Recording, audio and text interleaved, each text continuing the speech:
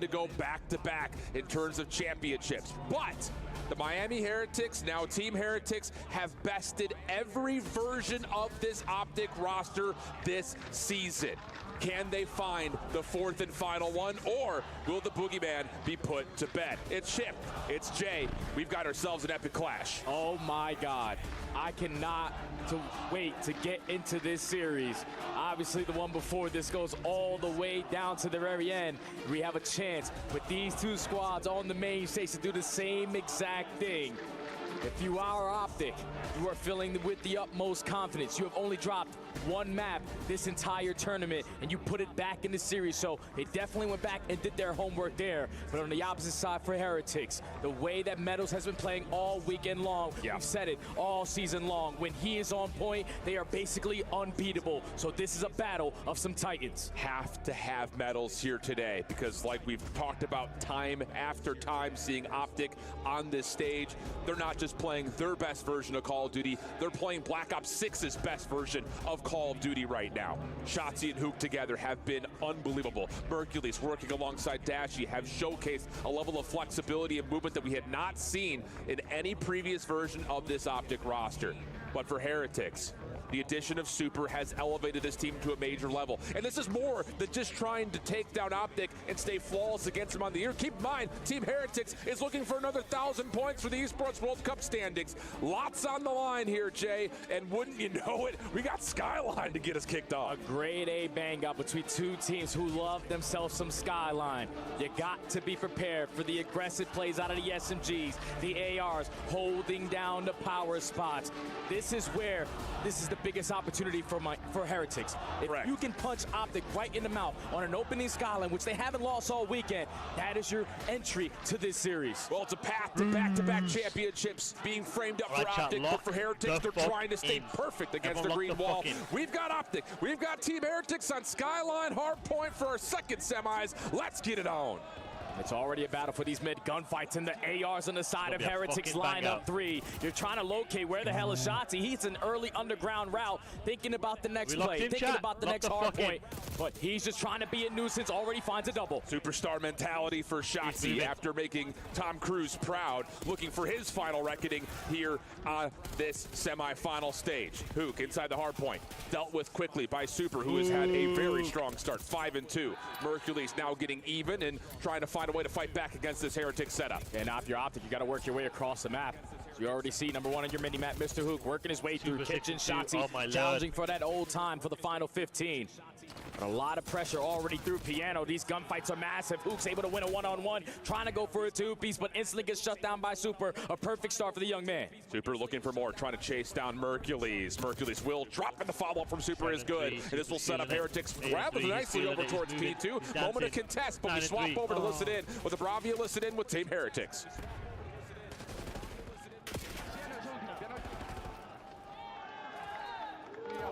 Hemos nacido bien, hemos nacido bien. Sí, per la mesa, está la mesa a la izquierda. Buena. Están en support. Piano muerto. Hay piano ya. Es el último, eso fue. Hago echar yo front. Piano, un tiro dashi, piano. Un tiro, una bala white, va para el siguiente cara, y otro más. Anterior es así, ¿vale? Sí, vale, otro más de cara, de cara. Sí, va a saltar otro más de cara. Fireplay, creo. Sí, Ander, Chema, va para el siguiente. Está al lado. Tú, va a pinchar el... Voy a abrir P1, ¿vale? Voy a abrir medio también. Cuidado que no se puse en la maceta. Estoy pinchando el... El Jim muerto. El Jim, una bala del Jim. Falta los del punto. Dos tiros. Rocas y barra. La nació piano, Vale. Una bala, muy tocado. Medio.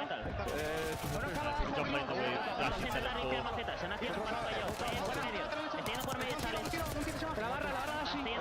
Y roca, se me punto y otro roca. Un segundo. Va de frente. De frente ya. Te tengo al medio. Te tengo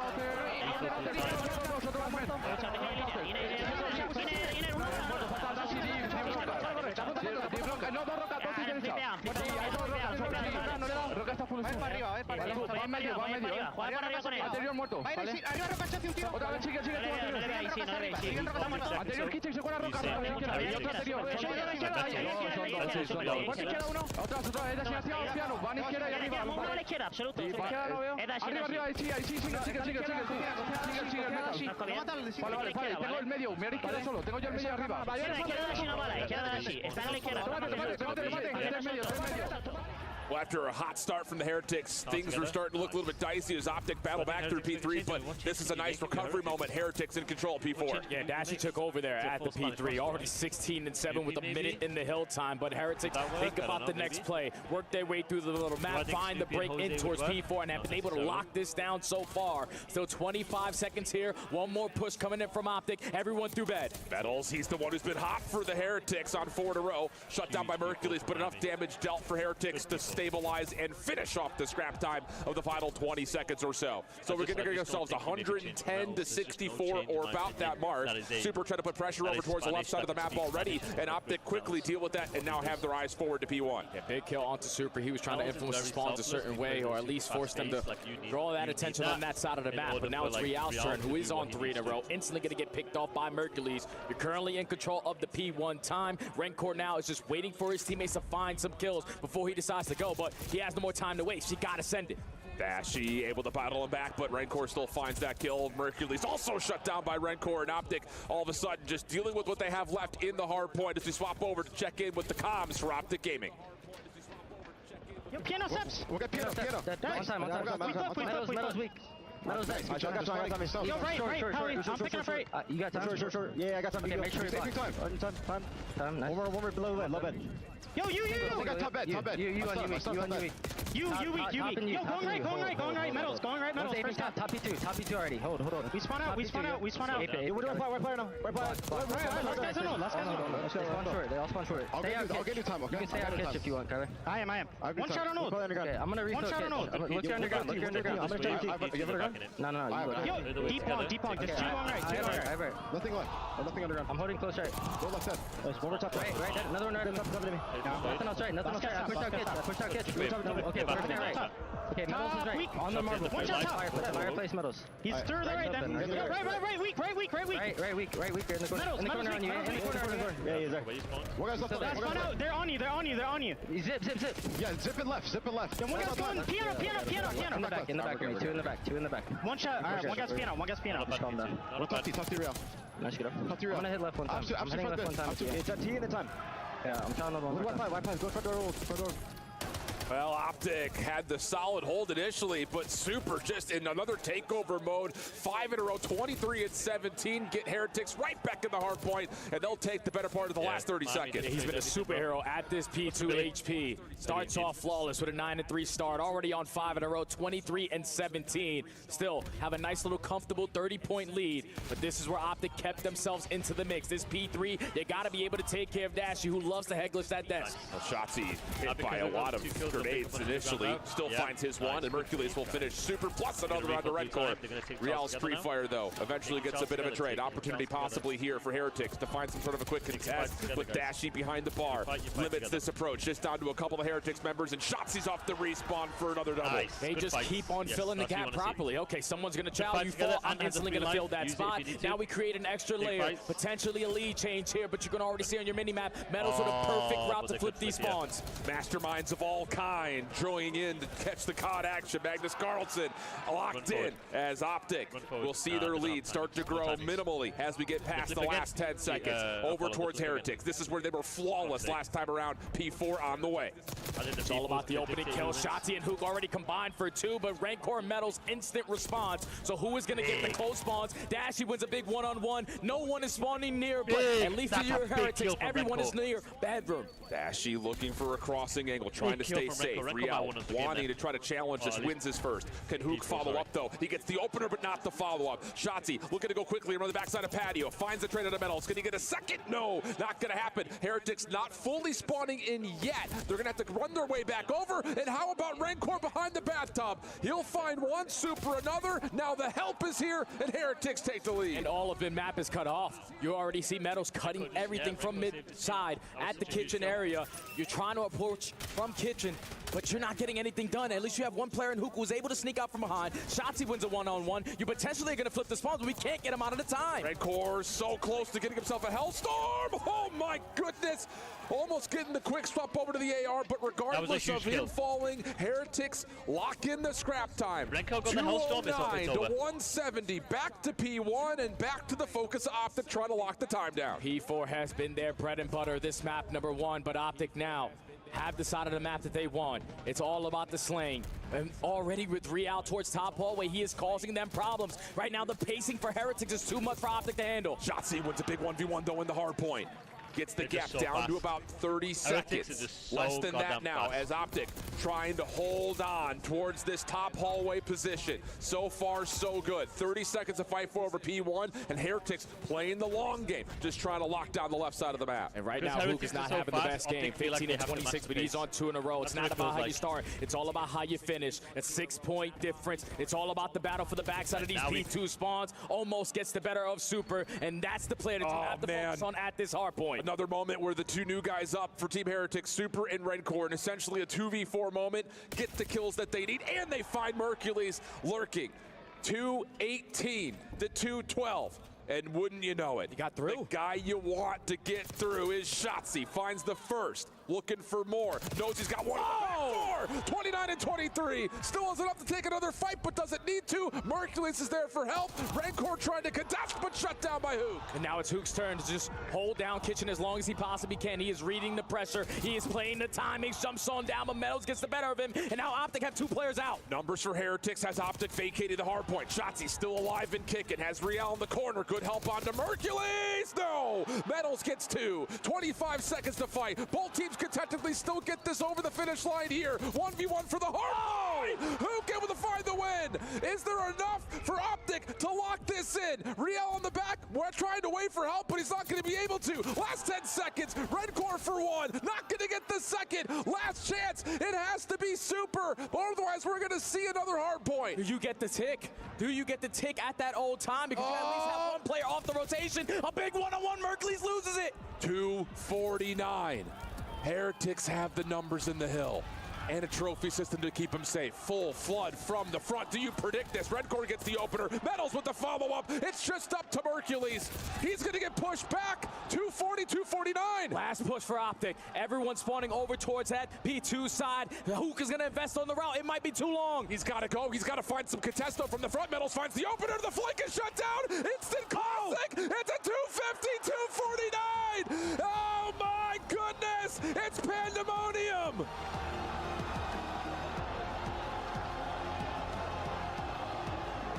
Super doing super powerful things, looking superhuman on the map, was the X factor in map number 1. Everything around P2, every time he needed to put in position to get a trade, he was able to get it done. And what an unbelievable finish to an opening map. Optic were fighting. They were fighting. They couldn't keep up with the pacing towards the very end, but they gave themselves a shot. I'm curious if that last contest at the very end causes them. But Heretics with the numbers, with the crossfires, and the teamwork secure it by 1 point. It's the thing about it, and what we don't see on the scoreboard and in the timer is that they technically get about half of that second to get 250. They don't get it because of that late contest, but then importantly, they're immediately contested as soon as P3 opens up. That last flood, you thought maybe? No, Rancor, Metals stepping up big. And here you're gonna see it, Super on the long play, able to shut down the flank and then over the top, letting Havoc reek over the bar. And Heretics take what would be a must-win map number 1, you think, and they do it in the narrowest of fashions. What an unbelievable performance from every single player on the Heretics. Super switching between the AR and the SMG, just adapting to the pressure on the map. Metals consistent with his aggression alongside Real.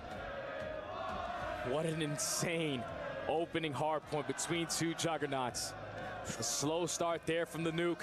He tried to pick it up towards the very end, but it doesn't even matter about the stats, man. No. 1 point game, it could have went either way. Correct. I think the one that really stands out to me, though, it's the 30 and 27 for Rancor. That's kind of whatever, but 23 non-traded, 4,100 damage, and a minute 42 in the hard point. Unbelievable stuff. Let's take a breath, because what are we talking about here? Rewind, search, and destroy. Coming up for map number 2. Give me the thoughts here, Jay. We saw Optic play this yesterday versus Thieves. They really struggled on their post-plan setups on the attack. They really struggled everything on the attacking side, even with numbers advantage. And what Miami were able to do yesterday versus Boston was absolutely stunning. Non-stop aggression, taking map control away. Metals having an unbelievable performance, dropping double digits. And with all the momentum on their side, I think if you're Optic, you got to shut them down early. Agreed. You got to force them to turtle up in their setups. The other thing that we really talked about a lot in that Thieves Optic matchup was that Mercules, on both sides of the bomb, was having a really tough time by himself playing over towards Burger Street. Well, Heretics kind of used that as a bit of extra information off the VOD review that I'm sure that they were able to put in and say, hey, if he's going to keep solo playing on the barrels either side of the street, maybe we could just bully him out like Thieves did, use that as, you know, a huge point of control on the map, and then just play retakes, essentially what Thieves had done, especially when they're on the defensive side, obviously. Strategies here. Need to be able to play your game. But when those mid-round adjustments come in, the adaptation needs to be on point. Real and Metals are going to do everything they can to dominate in towards mid DVDs. Rancor going to hold down the mid street, and Super's going to put himself in position to watch over that B site. This is where Shotzzy and Hook can set the tone early on. Forget about that map number 1. Indeed the case, and Shotzi's actually going to take an aggressive route off the rip over towards Burger, whereas Heretics immediately into Gens and threw it. Hook in the way, but immediately counteracted. No problems there. Just a couple more delayed nades and stuns, and Dashy will be affected by that. So Heretics going to rotate their efforts back to A. And now this is all on Shotzzy. Yeah. He's thinking that the play is going to be over towards B, but they are still playing it very patient. They know that he's going to try to make a play, and Real already opens up a 2. And now it's just down to the last 2 players, both holding ARs. Mercules, couple of shots, gives away his position over the top of B. Stun just to check to see if there's any sort of force towards the B point. Not going to happen. Real already in towards Shelf. Tag down to low HP. Trying to find a kill as Merc. He gets 1, gets 2. Oh, and he gets out of there. 2v2 situation. Bomb on the ground. Quickly recover, but 35 seconds. Got to make a play. And they're both just ready to go. They are waiting. They are pushing their way through mid street. The bomb goes down. Mercury's in the perfect position. The jump shot not good. The reach out not better. But it's a 1v2 now. And he sees Super over the top. Clean shots to the 1v1. 3 HP. He gets away and resets for the 1v2 and the ace.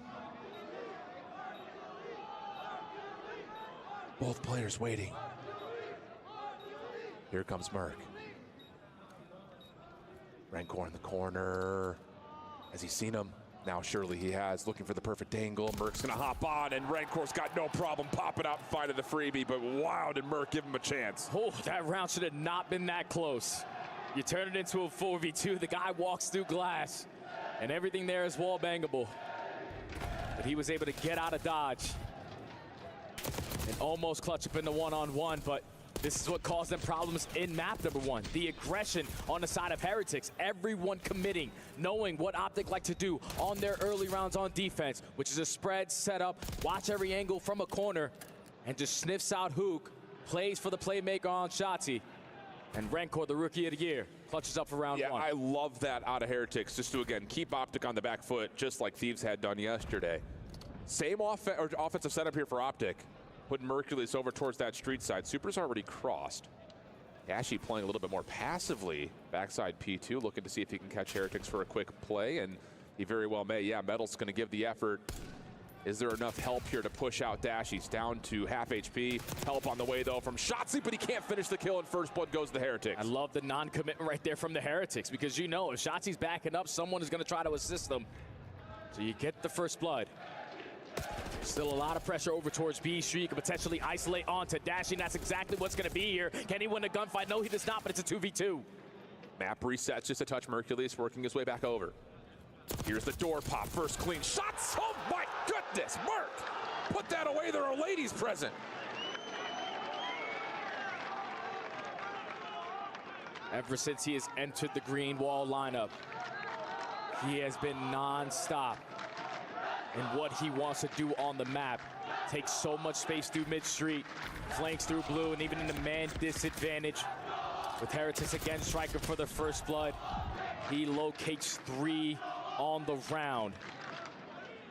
He is unbelievable, man. Yep. Gonna say that again. 6-1 start for Merc. Nades over the top towards courtyard here for the Heretics. Trophy system gets down to the place to keep the defense concealed. Shotzzy once again through street side. Merc peeking forward towards the front doors. Cheeky setup here for Optic's defense. Yeah, Shotzzy's taking a little page out of Scrap's book yesterday. He's going over towards Burger, watching that cross in towards blue. Force him to work through B Street. Metals is able to get out with 9 HP, and that forces now the repositioner for Mercules. Yeah, they know that Merc is playing forward here, so this may be a rotation over to Dashy's direction, which is exactly what Dashy wants. Finds the first blood for Optic. Riel throwing shoulders, trying to bait out some shots. Hasn't seen anything yet around A because Optic have bailed off, and again, are just waiting to see when Shotzzy can make his play. This is where you got to take the play to them. Try to work this objective. Keep your bomb carrier alive. Now with 45 seconds, Optic with the man up, potentially on the retake. They could smell each other. But again, like you're absolutely right. We're waiting to see how Shotzzy clears the back of this point. Hoop checks the corner, decent shots from Riel, but not enough. Now it's the 4v2. Mercules just trying to play the scout here, over the top through the cracked windows. Rencor underneath him. Metals close by as well, trying to play off the previous bomb plant. He finds the first, but does not get away. Just down to 1. It's got to be Rencor for the 1v3. First shots are clean. Looking for more. Does he get a look at another? But no, not going to happen. Hook right there to find the pinch. Plenty of time for the defuse. And a perfect tone setup, changeup right there from Optic. Wasn't a slow and steady approach from the courtyard side. This time we take DVD away from them. We force them to go over towards B Street, and that's what sets up Dashy to find that first blood. And then the patient approach on the retake. You know that someone is going to try to make a big-time play. Hook is able to catch Riel in the corner at glass. Ren corner 1v3, though. Just too many bodies to account for. Optic, take the advantage. Yeah. Crucial round coming up here just to try to establish some patterns, especially if you're Optic. You go up 3-1 here with Hook and Merc, really the playing the 2v4 right now. I mean, it's not. Shotzzy and Dashy have been a part of a lot of these plays, but just based on how the scoreboard reads. And how about this? We don't see this all that often. It's a 4-man hit from Optic. Stun will reveal this, though, as the defense will connect. And yeah, it's going to be a track backwards. They're not going to try to play for the pinch. They're going to try to rewrap this and try to contest the bomb plant. At least for Optic, they're trying to pull them on that side of the map so they can get a free roam in towards A. But Shotzzy walks right into 2 SMGs on that side. Gets picked off again. Now Hook thinks he has the opening, and he does. Guns the hell out of Rencor, 3v3. That is not the way that play was supposed to happen. That was supposed to be Optic thinking that Team Heretics were cutting back across courtyard. They weren't. Hook gets away with one, though. A tough gunfight evens the odds to a 3v3. Dashy just looking for any information. Metals, though, takes out his SMG counterpart in Hook. Follow-up, good from Riel, leaving it down to 1 Mercules tag, but resets 1v1 with Super. Battle of the rookies. Mercules is able to get out, but time is ticking. Only 30 seconds. Bomb going to be down right next to courtyard. And Super with the repositioning, you're not going to be able to count him. Oh, and he's getting proactive. Taking the space away. Super's got himself an SMG in the back pocket by the look of it. Merc up and over. Can he find the timing? He's able to find it. It just comes down to, does he get the gun up in time? And Mercules clutches up again for the 1v1. This guy is living for the moment. Whenever he needs to make a big play, he gets it, but that's such a big gunfight there from the nuke. Correct. He is supposed to fall. That's an AR versus an SMG, with Rencor most likely holding the pre-aim. But he has unbelievable gun skill to give his team a chance there. And you set up the rookie again, who makes another big-time play. That's a broken play from Optic. That's supposed to be Shotzzy and Hook swarming onto courtyard. Hook saves it, but another massive moment from Merc. So now 3-1 the count. Heretics on the attack. Shotzzy, messy over towards Steiner, but he's got help from Hook. and they will isolate, find first blood, and force Heretics to make some tough decisions. Now you have the cross. There's no need to rush anything. You've already been successful in a 4v3 retake, but now a 4v2 with Mercules picking off Real. You know that they're going to be in towards DVDs. Do they decide to send it with a 4v2, or they're just going to keep on valuing their life? Who gets picked off for free? Big pick from Super, quickly established. Metals off the regen. He's the one holding on to the bomb, as it's going to be Super looking for more intel first before they commit, and he's actually going to see a little bit of Shotzzy trying to get the isolation trophy system coming up clutch. And Metals once again has to hit the deck and play his life. 30 seconds remaining on the game clock. Eventually, we got to work the objective, and now Optic have them surrounded. Shotzzy choose the perfect timing. 1v3, I already saw you, buddy. And 3 rounds in a row now for the green wall. Momentum starting to get pulled on their side. What a turnaround from yesterday, too. Playing the map in a multitude of ways that we had not seen at all. Because if you think about the first blood with Rencor, it's usually a one-on-one fight towards Burger. Correct. Once he has Shotzzy super weak, he's not expecting him to slide out and go for the chow, but that's when the nuke is able to keep his duo alive. Gets the first blood, and then Shotzzy puts the finishing touches on the round. Heretics need to be able to stop the bleeding. They need to match the aggression towards mid. And that's exactly what we're going to get here, Jay. You call it like a prophet. Real finds the first. Shotzzy in some trouble. Looking for help, though, is Heretics. And Rencor will provide the trade, but he's by himself, and it's a quick round for Optic. Now on map point. It's insane how quick these adjustments are coming in, how fast they are getting a read of what is getting thrown at them. Even with the stun, you're still not able to take down Shotzzy. Trades galore on the side of the green wall. And then in the 1v2, you stand no chance. Optic, game point. Big bounce back. Yeah, give him some love. You'll see him here at the Esports World Cup next week if you're looking for some big brain action. If you don't know, well, you better find out. Currently, the masterminds, though, in this search and destroy is all Optic. Heretics looking to, again, just kind of throw the playbook out. Let's just run forward, see what we can create. This time, instead of someone getting picked off early, we're just going to instantly work the bomb plan and play for a 4v4 post plan. RCXD in the picture, though. That's looking to clear things out by here. Over towards street side. Uh-oh, that could be deadly. And yeah, Metals takes a brute force of the damage. Follow-up RC in the way. But the numbers with Optic. Nice team shots from Super and Real. Post plant starting to tick down. 23 seconds on the clock for the 3v3. Hook trying to re-wrap this, and well, Real's right there waiting for him.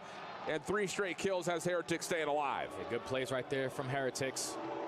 Even after getting first blooded, that was a beautiful team play from Optic. To use the RC car, blow him up, and then all the ARs just spray right through the shelf. Still does not matter. You switch up the guns in hand. Everyone prepared for long distance gunfights. The teamwork and the team shots are good enough to keep them alive a little bit longer. Is it enough, though, just to hit these hard, heavy attacks to change how this map has gone? You would think probably not, especially with Hook and Mercules just kind of outgunning Miami right now. But I don't know. Is it enough for EJ? We're about to find out. If it ain't broke, don't fix it. As Metals already takes a lot of space over towards top elephant, but every single player from Optic are waiting for them to run right into their crosshair. And this is another round where you've got Mercules for free through driveway. So now it's just down to bait and switch for me here, brother. There it is. Perfect. I mean, that's textbook. Put it in the thesaurus of how to play Call of Duty. That was beautiful. Trades are even, though, 2v2. Mercules does put down a couple shots, though, so Rencor knows at least the positioning of one player. And Dashy already finds a kill on the round, but instead of staying stagnant in his spawn, he's going to push through, and Mercules, unfortunately, couldn't make the right decision there. Big Brucey, the most clutch player that we've had in quite some time. Can he get this one done? Looking to get proactive here is Dashy. No, misses the timing as the playthrough laundry comes through, and the aggression from the Heretics starting to amount with a couple of rounds in a row. He's calculated the risk right now. The bait and switch for the first blow is great from Optic, but the instant response from Super and then Metals just sending it to make it a 2v2. Gives them another chance. 2 rounds in a row now for the Heretics. We know that they are a heavy momentum team. Yeah. You gotta try to slow them down if you're Optic. Got 4 in a row for Super. He's got an RCXD and he's cooking. Of course, potentially a Hellstorm. Quite a ways before we really bring that into the conversation, but for now, it is something to think about. Quick hit, once again, right over towards A. Optic gonna vacate the premise. And just again, playoff Shotzi over towards Burger. Mercules over the top, trying to find some sort of a peek, and wow, lots of damage comes through, but Dashy keeps him safe. That's Metals, the bomb carrier, down. Well, that's tough right there because I thought Mercules was gonna potentially get picked off there because Renskor was not gonna be able to spot him, but Dashy keeps him alive. And the bomb being down in that position is very, very bad. RC's gonna get invested. Just slow them down on the side of Miami. Shotzi takes so much space away from Burger, but he gets caught. Yeah, and you should know that Mercules is still playing somewhere through the middle of the map based on his position top windows. Stun checks over towards Burger, gets information onto 1. And Rencor is going to back away and reset this. And they're just going to leave Mercules alone. So you can stay there all you want. We're going to play for A. That's all about this timing on this bomb plant. Does Optic decide to send it in towards Courtyard or just wait? You have info onto Rencor, but 3v3, 40 seconds. Is this all ARs that are up right now? Sure feels that way for Heretics. They're backing up pretty deep. Mercules again through the middle map. Wow, that's a lot of clean shots. Pushes Real off. Rencor looking for a pitch. Shut down. Mercules gets the read on that as well. Unreal. So now to the 2v3. Last-ditch efforts here for Heretics. Real finds Dashy off screen. Hook trying to re-clear the site. Does not tally up Super in the corner, but it's Mercules to the 1v1. How does Super choose to play this? Mercules trying to hold, trying to stick. Super gets there in the nick of time. 2 battles so far between 2 rookies. First one goes to Merc. This one goes to Super. 3 rounds in a row now for the Heretics. As Mercules caught Rencor with his pants down, but you weren't expecting a second player to hit the same exact route. Ever since this young man has entered the lineup, he has changed the identity in this game mode. 6 in a row for Super.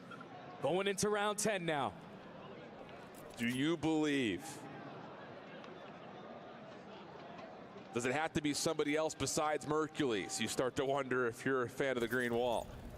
Different look here for Heretics. Not playing with the aggression through A, going to back off and stack at Courtyard and look to see if Super can catch information on the transfer around, but it's going to be a quick plant for Shotzi here at A. Yeah, hopefully Optic went back and did their homework on their post plant, but that's not going to help. Rencor with a car bomb onto Mercules, strikes for the first blood. Now it's on Shotzi, 22 HP. He's going to get chased down, 2v4. Dashy seen, dealt with quickly by Super, who's now on 7. Hook. Does he have it? For the 1v4, gets the first, but nothing more. You leave this diffuse for Super, and take a look at the streaks. He's got a Hellstorm going into round 11. This is unbelievable. Out of the Heretics, you were getting ran over in the first 6 rounds. But we changed up the pace, pulled out an extra AR, started playing our post pants a lot better, and having that clutch gene in our system. Super on 7 in a row. Cruise missile in the back pocket, and he's on attack. Might want to just go towards B. Yeah, may very well may be that. Optic stacked up. Should understand that the resources are going to be favored in Super, but you're absolutely right. They're going to step right on up.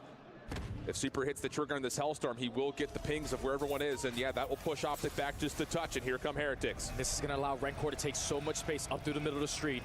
Everyone working over towards B, as Renkor's going to try to trap them on the backside of Courtyard. And it hits. Super opens up with the opening kill.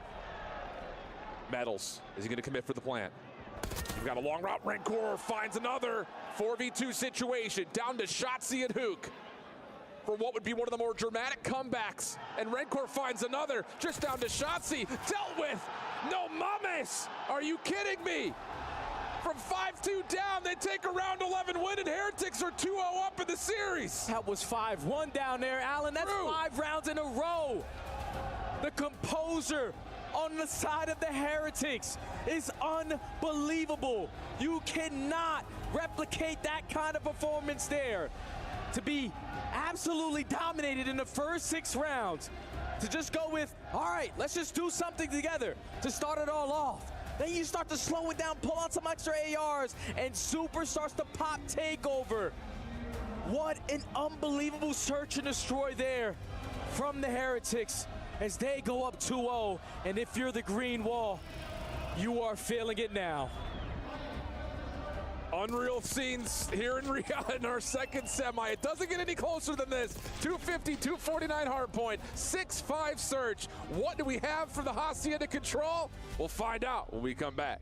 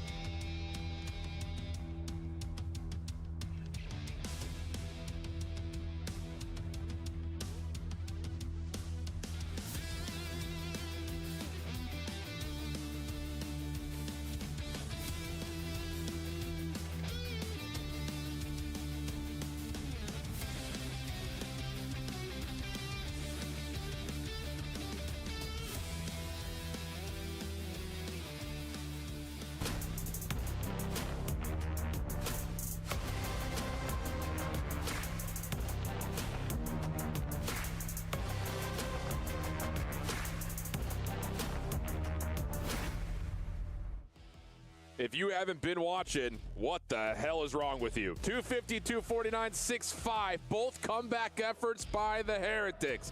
And now a chance to possibly send our champs home with a Hacienda Control coming up next. And I know you're going to say it, Jay. Optic is currently looking like the best control team in the game. However, this is no mode map combination that Heretics are unfamiliar with. They have looked good here this weekend. And they have all the momentum on their side, man. After a 5-1 comeback in S&D, you can feel like you can do no wrong. It's very devastating for all Greenwall fans and all 4 players that are sitting on that stage right now. The fact that they let that one go.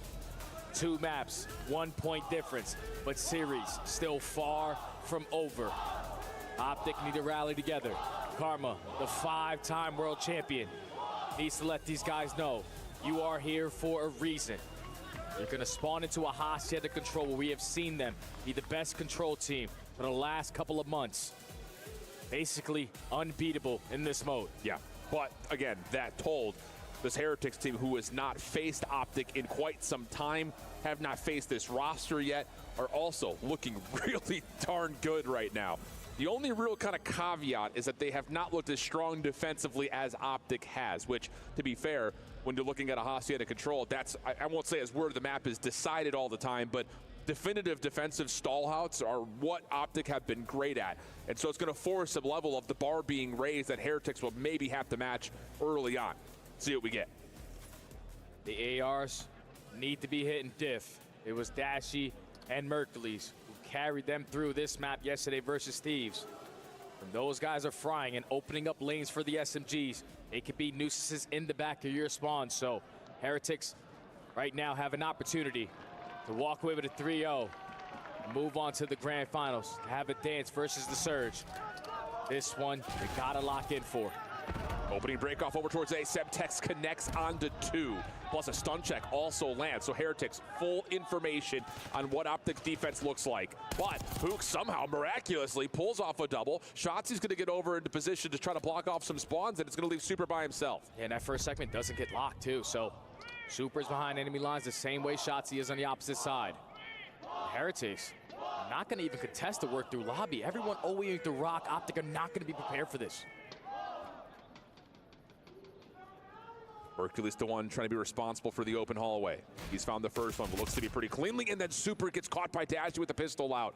Metals following up, has his trade. But the play from behind here for Heretics is limited. Just 2 players, and of course Optic know where they're at. Metals feels like he has to force himself into a gunfight, but then gets onto the zone. Stops the clock at 41 seconds. Dash, you have Spawn trying to challenge this, and there's really no help here for Metals. Hook follows up Optic defensively, keep the clock ticking. But Heretics are out of their spawn, so they have a lot of opportunities. You're trying to time this pinch if you are Rencor. One player coming out the respawn, but Mercules catches him off guard.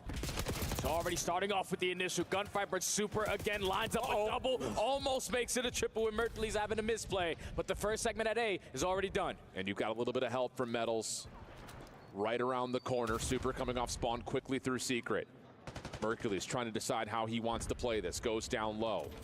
Doesn't need to get the angle over towards Riel. Instead has the perfect shots on the Metals. Following up off the spawn. Rencor right there. Damaged, and Mercules slides on forward to find the kill. Meanwhile, back over to A. Second tick of progress is locked, and Super continues to be in position to keep the clock paused potentially. That's all he wants to do.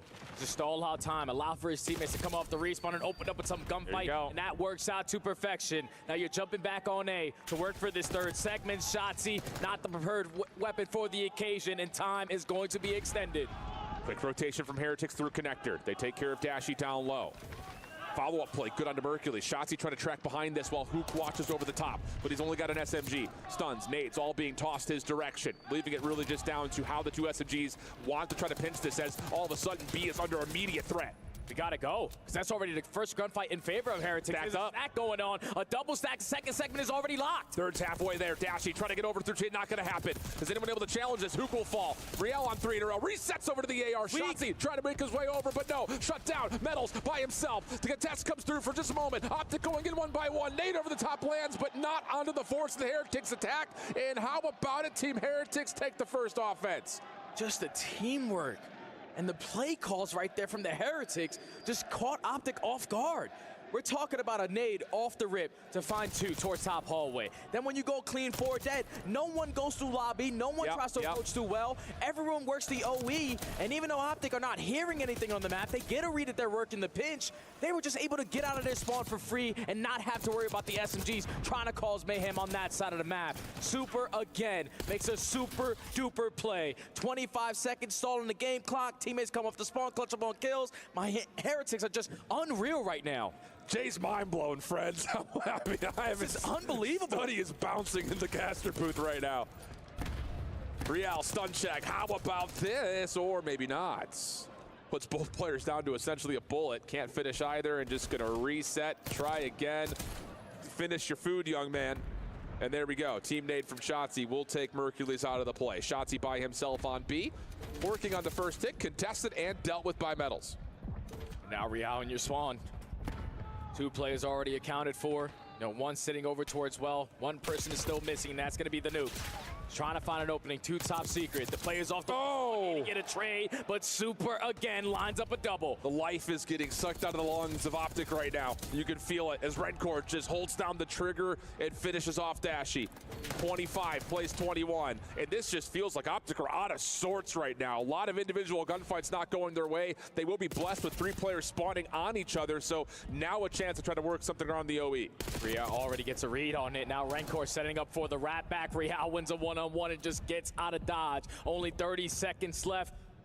You're gonna have Mercules hop on the objective, but the Nuke finding a double is gonna give them another opportunity here. Redcore trying to watch from window side, waiting to see when he wants to peek this. Stun check will reveal his position.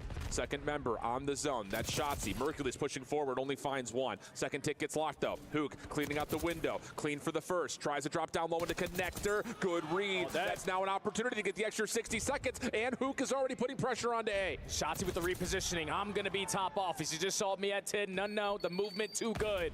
First segment about to be locked. It's a double stack. You're forcing the Heretics to work that OE, and Shotzzy has it cut off. He's playing CEO right now inside the office. Real and Metals able to find a couple to try to limit this Optic attack on A. It stops at a tick and change on this zone. Hook getting back to work again though on 3 in a row.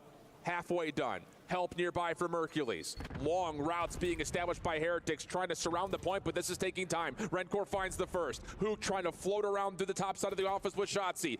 They will clear the zone, but the lives have come down to an even tally. Yeah, now Optic are trying to locate where they have gone, because it's been quite some time since anyone got a gunfight in their base, but Real and Metals were already pushed out behind enemy lines. Now going to be able to put the other 2 players on the side of Optic in a spawn trap, but Shotzzy trying to do it on his own on 5 in a row. Spawn traps on either side. Clean shots from Shotzzy on 6. Off the reload, has Redcore in front of him. Doesn't like the look of that gunfight and just gets out of dodge. He will survive. Here come Optic out of the spawn trap, immediately on towards A. They're gonna go for the stack, and no one's gonna get there in time. Huge call for Ant to wrap back, join the troops, and finish off the B zone. And it's all on the gunfight on Real. He was the guy that was the safety net, pushed out towards Spiral, but he loses the one-on-one battle. And then that's everyone from the Heretics coming off the respawn, not in the position to contest it. Optic just kept on chipping away at that final segment. SMG starting to get activated. Optic showing life. A little bit of a bless up that they all spawned in front of P2 together, because they were getting picked one by one until all 3 players pop up together. But making the most of it is Optic. Tie us up to essentially dead even tallies. Yeah, even looking at the kills right now, it's pretty much as even as it could possibly get. So next offensive effort for Heretics after their breakoff was super successful towards A. Do you stick with that again? Sure seems that based on how they're coming out of spawn. Everyone through mid fountain. Watch out for the nades, watch out for the AR presence, but all of the Heretics are being aggressive through top open. This is where we saw Mercules. Be aware, head on a swivel, knowing that the pressure is going to be on that side of the map. At least for now, the game clock is paused for the Heretics at B. It's a little bit of 2 things at once to certain regards as Heretics show force to A, but all of a sudden are contesting on to B. Shotzzy's in some trouble, but manages to find 1 nade over the top from Dashy, also lands. And Shotzzy, I don't believe he knows that Redcore is as close as he is, and Super will actually push over towards office side, not able to get the second. Dashy with the shutdown. More contesto down low on to B. First tick being worked down with the double stack, largely in play as Real works on the long route. Yeah, it's a bloodbath at this B site. All of the Heretics are just trying to stall a lot of time for Real to get into the play. You're not going to be able to read this if you're Optic. A freebie #1 for Real. He knows that they're also going to be a player sitting on the top side of Plat, but you don't have to commit. The stack is good enough to lock in this second segment. He's going to force it. He's going to force it. Able to find the first. There's a second one nearby and gets away. Redcore able to give him the support. That's going to be 3 down. Hook for 1, but does he even have a chance to contest this? Doesn't look like it, as Optic have spawned towards Boathouse. Nades will not get there in time. And honestly, it's just a couple extra kills that get tallied on either side, but Optic come out the benefit, finding Super. That will slow down the play towards A. Yeah, but now Redcore is already out. So now he's going to put himself in position to play for 1 kill. His teammates playing for the trade. They get it onto Shotzi. Rencor now comes to life. That's already 2 dead. Where the hell are the last 2 guys? Doesn't matter. Rencor playing for spawners. Then over the top, not going to land. First shots. Woof. Nearly gets smoked by Merc. Looking for the trade for a moment was Shotzi, and will find it. Optic now taking your focus. Back over to the front as Shotzi gets to work with the shiv. And Hook will just play kind of lineman here up top. Setting up Dashy, absolutely the case for another double, and we've got an even life count again. All tied up at 14. A minute and 10 on the game clock. Last time I caught you off guard when Heretics are gonna work this rock route, but you're not gonna be expecting Rencor to be swimming. Now if you're Heretics, you're gonna take your time on this approach. Allow Rencor to get behind enemy lines again. But Dashy, you can see him, number 4 in orange, is just scouting, trying to find if anyone had gotten through, but Rencor gets his kill, gets away, heads back over to the zone where Mercules is waiting for him. 13 plays 11, 43 in the clock. Super, seen up top at open. Has to keep his life, while on the other side, Real's getting to work playing over towards open, and he found a 2-piece. Now it's just down to, can these last 2 Optic defenders do enough damage over towards the spawn trap? And Mercules says absolutely. Yeah, he just has to stay alive because Shotzi's gonna fall. So Mercules, the only player pushed out. I love the play. Works his way around Garage. You're not gonna be able to read this if you're the Heretics, but the same thing could be said for Real on the opposite side. He wins one. 10v9, 23 seconds, the game is paused. And Mercules will drop. Shotzi would have to try to clear the zone out. Finds Rencor for free. That puts pressure onto the clock for a moment. 22 seconds is where it stops at. Who can find Super for free? Now it's just down to who can actually touch this. Metal's on the jump.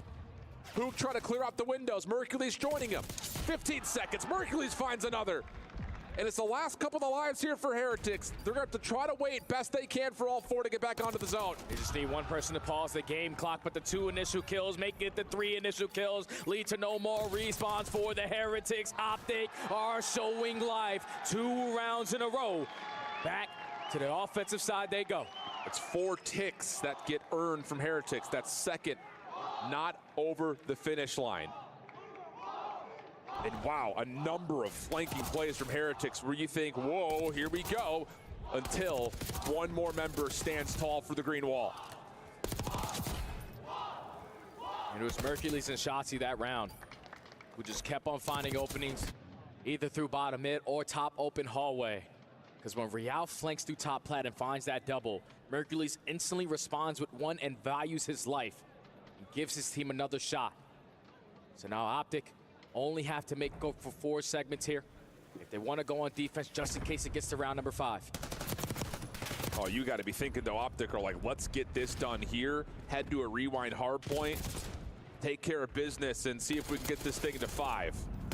Good start here for Optic as Mercules finishes off the kill through the wall.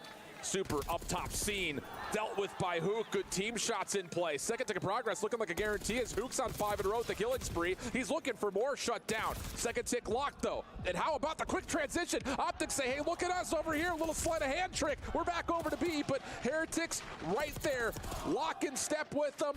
Find at least an opportunity to contest, but she's still alive on the point, trying to get the first tick done. Contest in, dealt with, and depletion will come through. That's already 2 segments locked on the side of Optic. Currently up by 2 lives. You still have players like Hook trying to put these players in hell in the spawn trap. Rencor's gonna win on one-on-one, stop the progression at A. You're finding trades in the kill feed, back and forth you go, but Optic are out at well. It's mixy, it's chaotic, but Rencor finds a little bit of damage, trying to make Metal's job a little bit easier over the top of the heady. That's clean, but Mercules able to find at least 1 trade. Keeps the Heretics back a touch from being able to establish any sort of a spawn trap. But Optic spawning well, will have to make a decision. Do we cut through connector to get A done, or we just head over to B? And that's a big win right there from Real. Now you have to put some focus on towards top secret window. He doesn't have a stunner or nade to assist his teammates in this engagement, but Rencor already opens up with 1. You pick up an AR, put down the pepper shots on the rest of them. And that's a clean 3 dead, and the last player already accounted for. 45 on the clock. 1 life advantage for Heretics defensively. Optic resetting their approach off this spawn. Two players up towards top spiral. Riel in the way. Metals also getting the job done down low. And that now all of a sudden has Optic reeling back in their spawn. And again, accounting for that fourth player, you know, all of Optic are basically in their spawn. Final 25 seconds. Oh, mercy. You need one more segment to guarantee yourself defense. Oh, what a look at this from our ops team with the free cam. Metals is just foaming at the mouth. He's found two. He's gone rabid.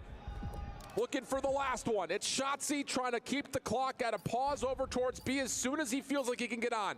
Metals in the corner, though. Oh, Metals! Are you kidding me? Almost leaves planet Earth with that last one. But Shotzzy stays alive. Contest is in. Heretics trying to survive through the side. Tick is locked. Shotzzy finds another. This isn't done yet. It's not done yet, but there's still two players from Miami who might have a say in this. Riel able to get one, but not the second onto Dashy. But Rencor and Superfly on in. You get that segment. Now it's all going to come down to the kills. Shotzzy's going to put the clock to one last pause. Doesn't win the 1v1, and that will do it.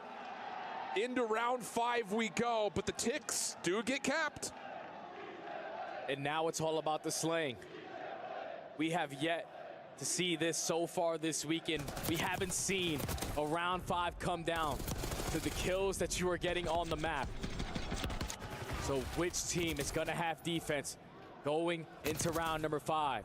Both teams have been successful on both sides. It's all about the slaying, and I think my Heretics might have a slight edge here. I think they might. Again, I'm no mathematics scientist. We'll let the game decide, but it does feel that way just kind of looking at the scoreboard, and that is indeed the case. Heretics on the defense. Optic had won their first offense. Can they find a way to take this one and extend the series? And what has been an instant classic, Dashy says, bet.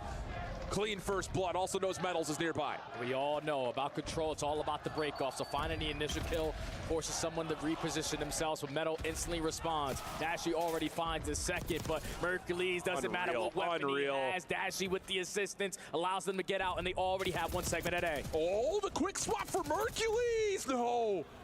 Almost as he finds a stray Jackal on the ground, but shut down by Rencor. Trades are even, though. Optic with the slight numbers advantage, heading back quickly over towards B. Metals up top, trying to work this pinch with Super. Riel doing what he can to contest for as long as humanly possible, and now the pinch is all of a sudden in play. Rencor cleaning things up, just down to Hook, who gets shut down by Rencor, and it's all 4 down. Super in the spawn. Super on 4 in a row, knows that everyone is going to walk right into his crosshair, makes it number 5, but instantly is going to get traded. Now Optic are going to waste a lot of time to work this OE. You got to clear out your spawn, be aware. Players potentially working on this pinch, because here comes Metal with another opportunity, but he's spotted. Shut down, Rencor corner, shut down, absolutely slammed. Now it's all of a sudden an opportunity for Optic to make a play forward. They hold the life edge, they hold the control over the top of the A zone. Dashy creating noise over towards the closed hallway. Looking like an extra 60 seconds should be good. But is there a chance for Heretics to still pinch this? Shotzzy shut down in the corner. They don't get the extra tick.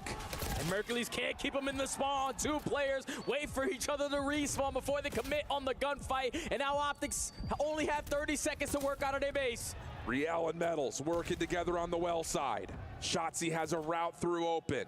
Super gets to work, depleting most of the progress on that 3rd tick at A. Mercules again gets shut down. Shotzzy can't finish off the first, but has a second chance at it. Super through the hallway, continues to get us in a back and forth. 16 v 13, 13 seconds on the clock. Here we go. We gotta pause the game clock. Dashy wins a one-on-one. Hook already is gonna be aware that someone knows his positioning, but Optic are winning gunfights through mid. You're gonna force Heretics to put a lot of focus on A because they need a slither to extend the time. Here they come for the stack. Riel, little firing range, but Mercules gets the point. It's all 4 dead, but an extra 60 seconds gives Optic one last chance. 8 v 14. They find the opening in their base. They're trying to bait and switch over towards the shack side at well. They're looking for an opportunity with a couple of kills in sync. Shotzzy's already cleared connector. Metals is seen up top. Look at the route from Shotzzy. Patience for Optic. Shotzzy has to clear off this backside defense, but he doesn't have a look at anybody. He's got eyes on Metals, but the clock is starting to tick in his ears.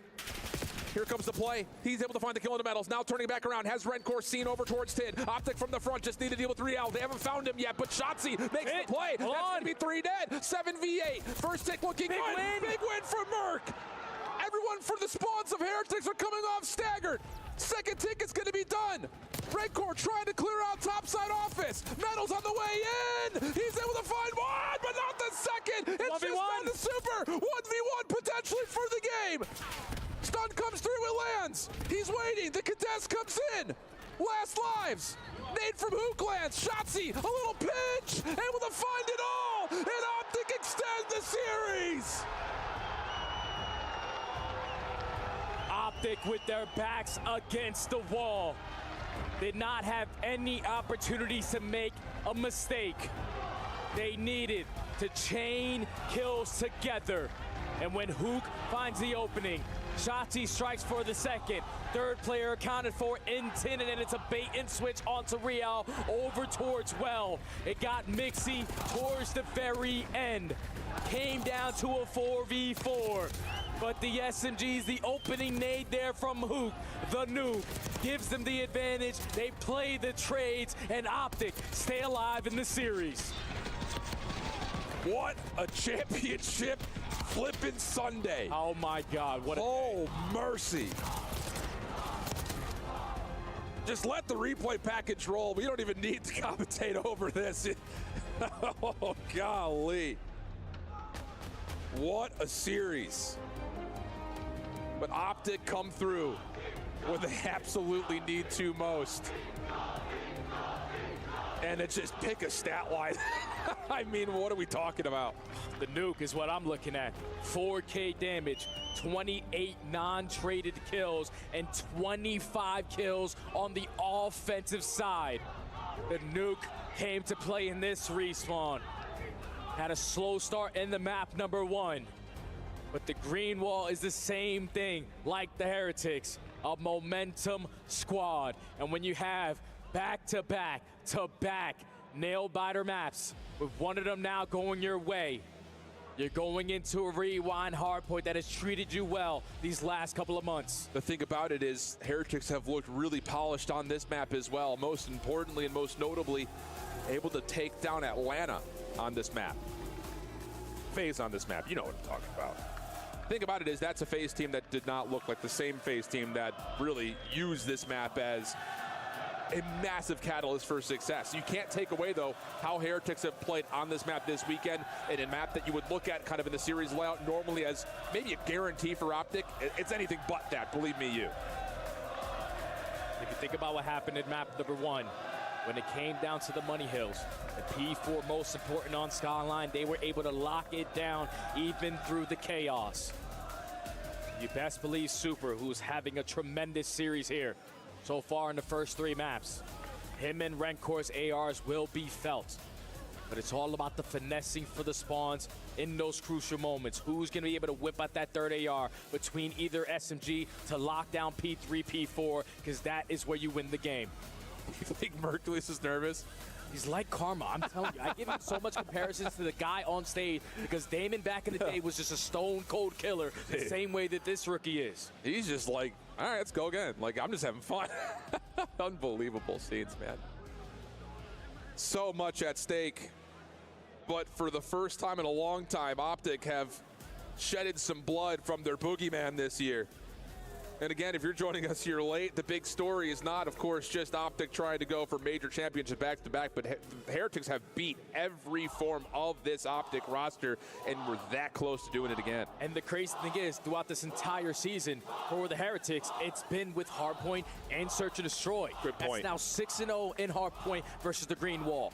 4-1 in S&D versus the Green Wall, but Control has always been a struggle. 1-3 in that mode versus the squad on the opposite side. But into the rewind hardpoint we go.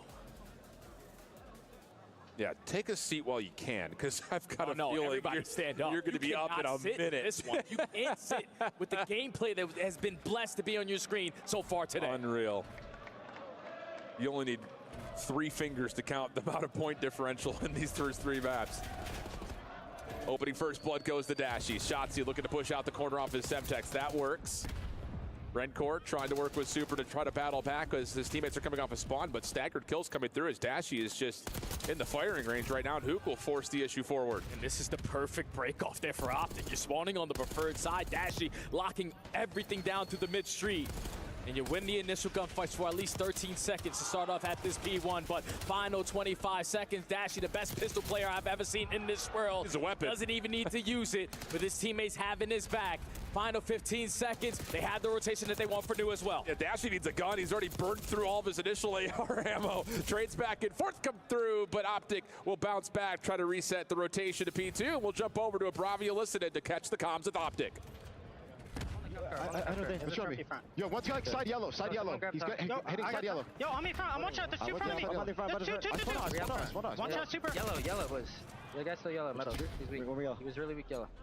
They're spawning on you. We're in the dump, Yo, in the dump, there's a close car in the back. I'm marking the back with you.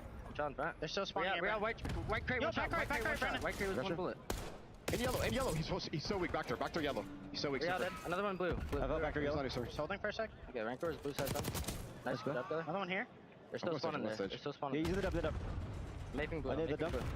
We start going? They might have spawned. Let's push the 3K metals. Green crate. Another one there, metals. Green crate still blue. Other guy's dump. He's not challenged. Yo, make sure you hold this, Brandon. One with blue. One blue. First guy blue. Alright, yo, pick up the right. I'm mid. Yeah, he's on me hole. He's on me hole. He's still there. He's 8 me. Metal settled. I don't see him. What's in blue? First guy's blue. Watch out mid. Shoot on me. Where? I don't know. P1's mid and one's P2. I'm We spawn out. Yeah. You gotta kill it mid. On me time. Yeah, 8 my time metals. That's him. In the dump and diner. trying to be his West. Yeah, try to be it. What's it glass? In glass. Glass right for. He's in diner. He's in diner and one's mid door. We're spawning. Watch out mid door. He's P1. Moments of heroic efforts over towards the backside of P2, but the rotation stifled as Heretics really start to awaken now. And now they're just trapping everybody else. They're not putting any focus on Shotzi. It's fine. You can stay alive on that side of the map. We've been able to soak up already 35 seconds at a hill that you're not supposed to get all this time on. Now the spawns flip. If you are Optic, you can flood your way back on in to try to contest this and not give up this full 60, but everyone falls at the wrong time. You gotta get aggressive if you're Heretics to block the spawns, but they don't. And now Optic still have a chance here at P4. But they're fighting with their backs up against the wall. Riel finds an opener outside street and is still taking a couple of shots. All those Elder Voice, but Super, little Omni movement showcase, gets shut down, leaving Riel essentially by himself, but Super spawns up. Oh my goodness. Optic don't get the benefit of staying around the hard point, leaving Mercules as the sole defender of the hill. But he's got himself a pretty decent position. Trades are awesome for the side of Optic, and a flip comes back, or does it? Riel still spawns close. Shotzi doesn't expect it, and now it's just down to how long can Riel stay alive. Hey, you got to play for him. Mercules, you cannot leave this guy here because your teammate is now going to spawn all the way across the map. Shotzi's giving you info. There's pressure through the mid side, and Mercules wins a big one-on-one. Almost finds a second, but the pitch is good enough for a slight break for the Heretics. Tug of war back and forth, 50-50 as Beepers continues to rage war. 18 seconds to scrap. Shotzi thinking about it, but backing away as Optic looked like they're going to chalk and rotate this over to P5. Got to give up this final 15. Whip out an extra SMG in towards the gens, so you can always find your trades. Heretics currently up by 50. They are filling themselves. Let's go for a listening. A Bravia listening with the Heretics. Tengo el patio pins yo. Voy a entrar, está una bala en punto. Tengo patio pins. Tiro punto. Tira también. Muerto. Otra vez. Entre medias y su lado. Dos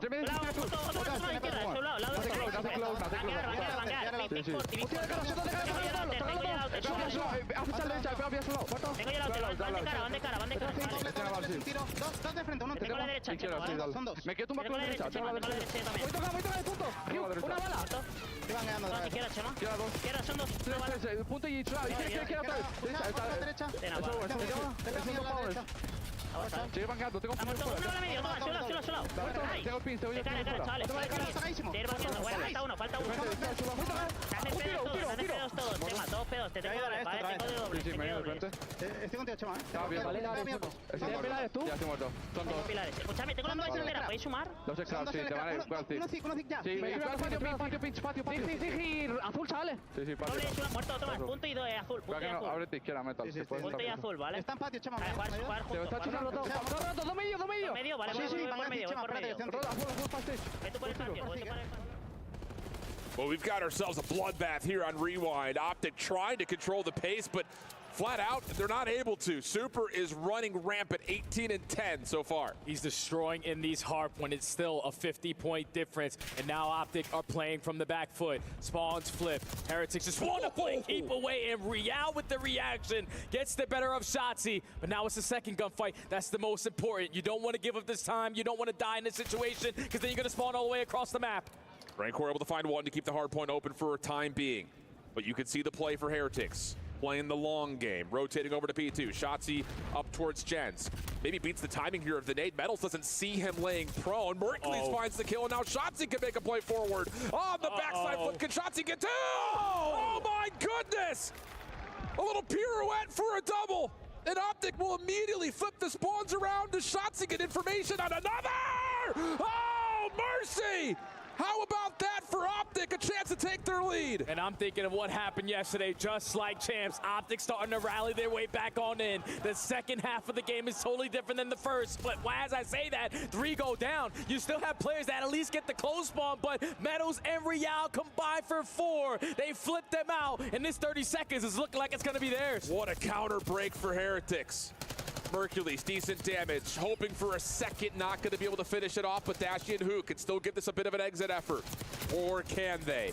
Heretics standing tall in the hard point. Hook forced to try to step forward. Shotzi just trying to contest everything, and apparently lightning strikes twice. Oh, don't do it to him. The stun comes out. Does he have the ammunition? Whoa! Bursts it into Mars, but as we look to back to orbit over to P3, it's going to be Optic who get there first. And Dashy with a big one-on-one gunfight to secure the back.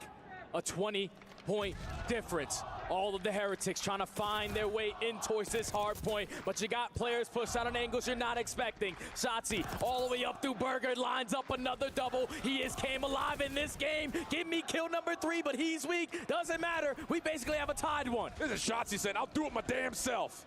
155 to 155. Heretics a bit split on the map right now, putting some focus on the hard point while also trying to get some rotational damage done. 2 kills come through, make it 3. That's all 4 dead. Spawns out for Optic. Oh, and this is a very crucial moment in the game. Heretics are going to lock in this final 15, and you're forcing all of Optic now to work that rotation. Shotzi, it's on you.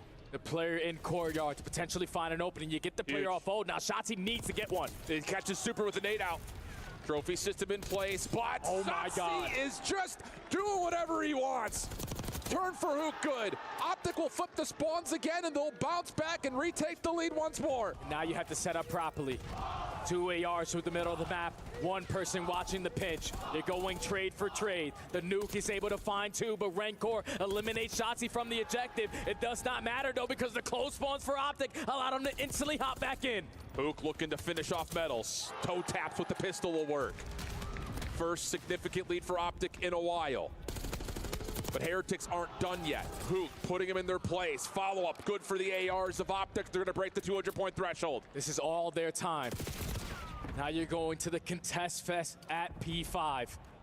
Heretics last time really couldn't make up in a difference. It was a 50-point lead when they left P4. It was a 50-point lead when they left P5.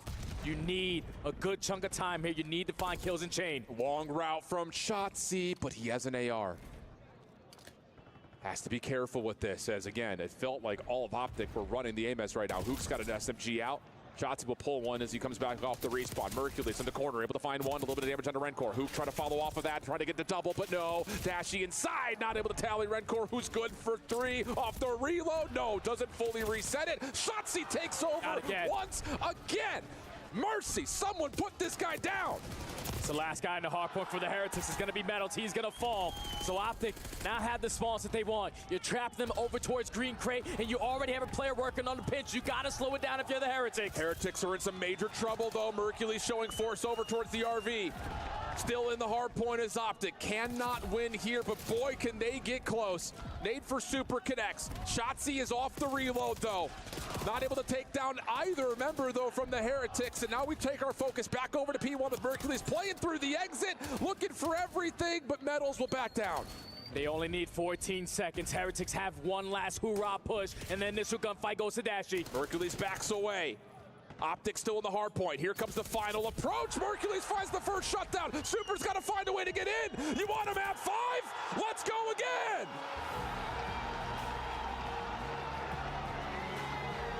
It doesn't matter how much Optic are down on Rewind HP. Just like champs, they continue to rally together. The P3, P4 on the second half of the game was the turning point. Miami had it. They had it. The Heretics got all 4 in the feed, but who was it once again to break them down? Shotzi, Shotzi, Shotzi forces the game 5. Oh, mercy me, what are we watching? What a display, though. You called it halfway through that game. It's another slow start for Optic. Things getting a little squirrely. And I wonder if it's Merc to come through at the comp like, yo, we're good. Let's just slow things down. Do it like we did at Champs and do it like we did yesterday. Shotzi just changing from this SMG to the AR. He understood we were getting outpaced. We were getting outgunned in long-distance gunfights. So for him to realize that in the moment, to go on streak after streak, he is probably the best player I have ever seen. With the movement, the gunny, and the map awareness of what he needs to get done, he allows his team to force a game 5.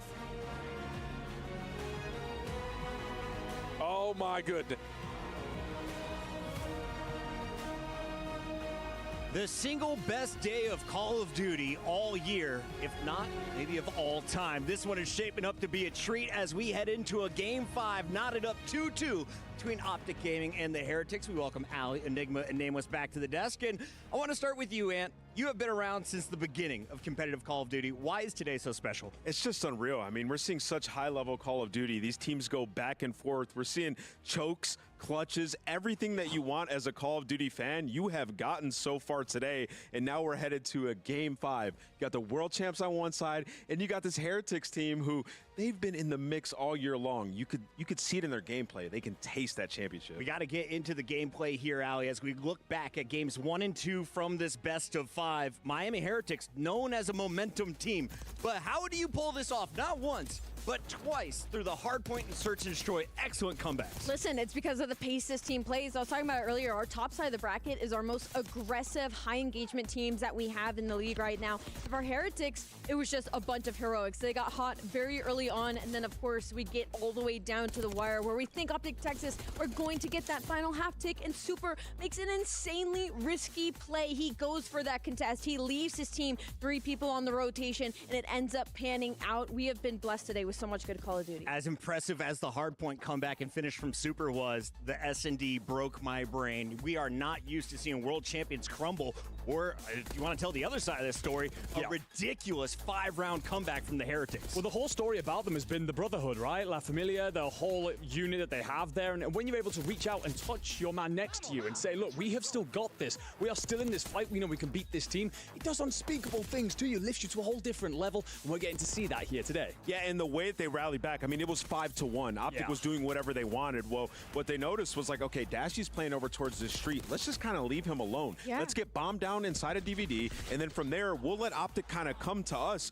You couple that with a few mistakes by Optic, and you find yourself in a 5-5 situation with the streak, and I don't even know if Optic knew that window was there. No. It was 1 round in search and destroy, 1 point in hard point, and 1 round in control. Shift said it best. You can count the points between these two teams on 3 fingers. As we went into that final game 4, though, who was the difference maker for Optic to get them to a game 5? Easy answer, Shotzi, obviously. I mean, the second he pops a 3, it's like it ignites something in the rest of the Optic camp, because once he does that, it's almost like we can't be leaving Ant to do all of the work anymore. Then you start seeing pieces from Dashy. Mercury starts to get going. Even Hook, and it wasn't even just in that one moment. Shotzi closed that game out. He called game to force that game number 5. Now we're going into a game 5, and if you've been watching the Heretics all season, this is a team that does not shy away from search and destroy. Optic, they've been hot or not in this game mode. If you look at their numbers so far this weekend, Heretics 8-9, Optic 5-5.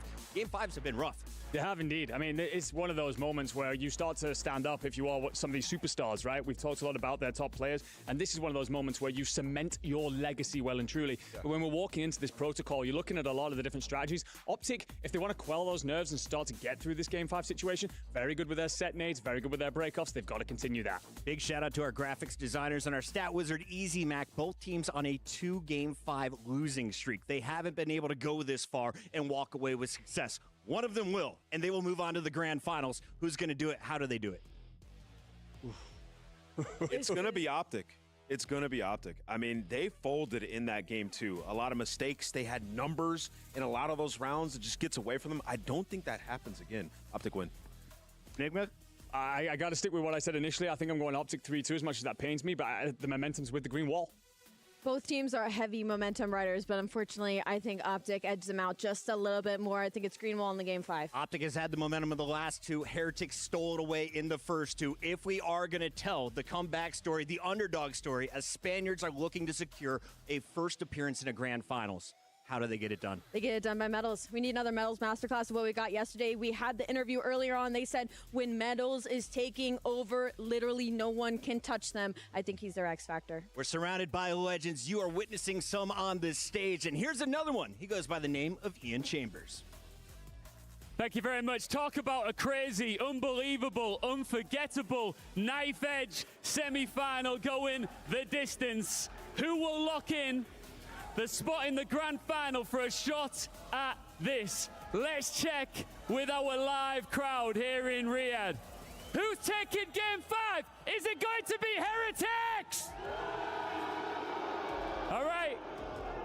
Is it going to be Optic? One more time. They can hear you. Heretics! Let them know, green wall. Optic! This is it. This is what we live for. Game 5 is right now with our casters. The motto of the entire event is nothing is granted, everything is earned. And we've got a map 5 in a series that, again, like Ian Chambers said, is on a knife's edge. Throw out the numbers, throw out the stats. This is flat out who wants it more. Pressure has never been at this level. You have yet to be tested in a Game 5 with Mercules on the lineup if you are Optic. But you bring in Super on the side of the Heretics for moments like this. Search and Destroy wins you championships, and it's one map, potentially standing between both of these young men. Everyone on that main stage have a dance in that grand finals. Well, here we go. It has been an instant classic of not just a series, but a day. So what do we get to try to elevate it to the next level with a protocol search and destroy map 5? Miami, a major comeback in map 1, a major comeback in map 2, but all of a sudden Optic come to life. Can they find a way to start us off with something hot? Map 5, here we go. Gotta believe that Optic have already been in a position like this. World champions across the stage. They already are the aggressor, setting the tone early on. Instant 4v4 post-plant setup here at A. Super had been a scene, I believe, over towards field side. Nades to clear out tower. Some of that actually lands onto Shotzi. And then Real gonna take a long route instead. Being watched by Dashy. Proactive play from Shotzi, finds the first. Help onto maybe a second as Rencor stuck over towards Spiral. You need Real. You need him right here, right now. He only finds one, though. And now the focus goes back over to Super. Only 20 seconds left. It's 2v3. Both players from the Heretics trying to work through big door. Shotzi's going to be out of the play. You have to contest these fights now. What a reset. Shotzi's way out. Can just come back over as soon as only 7.5 that are left, but Shotzi's able to find the first. No time to defuse. Super just playing for the final kills. Can't even get those. Optic strike first. I love the initial play call there from Optic. Even though they are feeling the pressure here in the Game 5. A tone-setting round to just instantly get the bomb plan at A and play their post-plan setup to perfection. But I also love the play call there from the Heretics. There was nobody on the bottom side of comms. They were banking on their stuns and nades to find an opening, but instead of them initiating the play, Shotzi says, no, I'm taking it into my own hands. He secures the opening round with 3 in the feed. Unbelievable calls on both teams. But here we go. Reset. Heretics, their first offense. A little bit more pause, a little bit more patience. A little bit of pre-fire coming through for Metals. And Shotzi is just saying, I want it. It will take over Elevator. That is a bold push through. It's going to work out nicely for the Optic defense. And now this is going to waste a lot of time for the Heretics. As the AR is watching across through the middle of the map. Making sure no one's going to edge out over towards that B site. A minute left to go. You get information onto Mercules, but the jump peak is good enough to spot the guy close mid. Yeah, he sees Riel down low. So mid-map will be open. Metal's able to find Dashy, and Mercules is in some trouble now as the B site is wide open. Shotzi also dealt with on the long play. So it's just up to Merc. Can he delay this plant a little while longer to get Hook into the play? Oh, find one. So still a 2v3. Bomb is going to get planted. He's Super. Trying to isolate onto Super, set up Hook potentially for this one. They know that Renkor's over towards Heli. Can't find him. Renkor finds the easy first, just down to Hook. Had to be a 1v3 in the ace, but Renkor just playing the spectator over all of this. A little bit of team fodder coming through. The team shot's perfect, and Heretics respond. Yeah, and that was the answer for them in the map number 2 comeback. Just slowing down the game. Playing for that opening kill, forcing the playmakers on Optic to think they found an opening.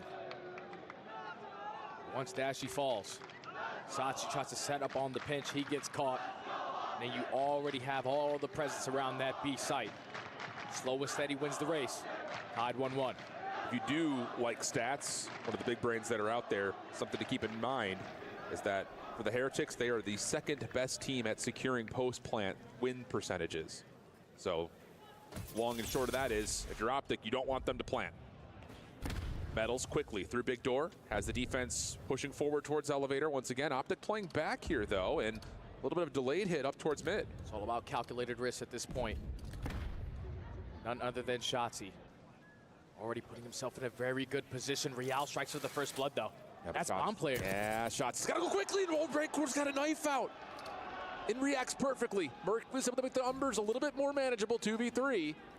And Dashy will collect the bomb. And maybe get to work over towards B, where it is relatively open at the moment.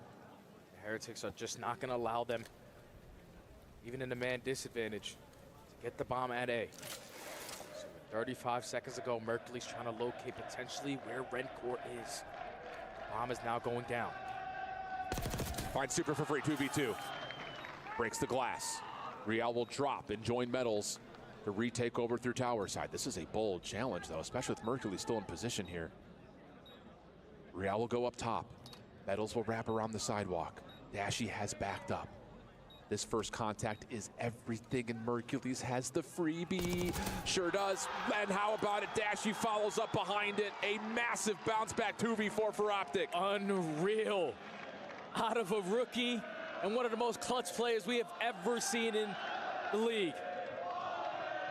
You just take your time on your approach. It's Mercules who finds a trade over towards tower. It's Mercules who finds a second kill as well. And then Mercules finds 3 on the round to set up Dashy for the final. A massive swing round there in favor of the green wall. Slight lead now.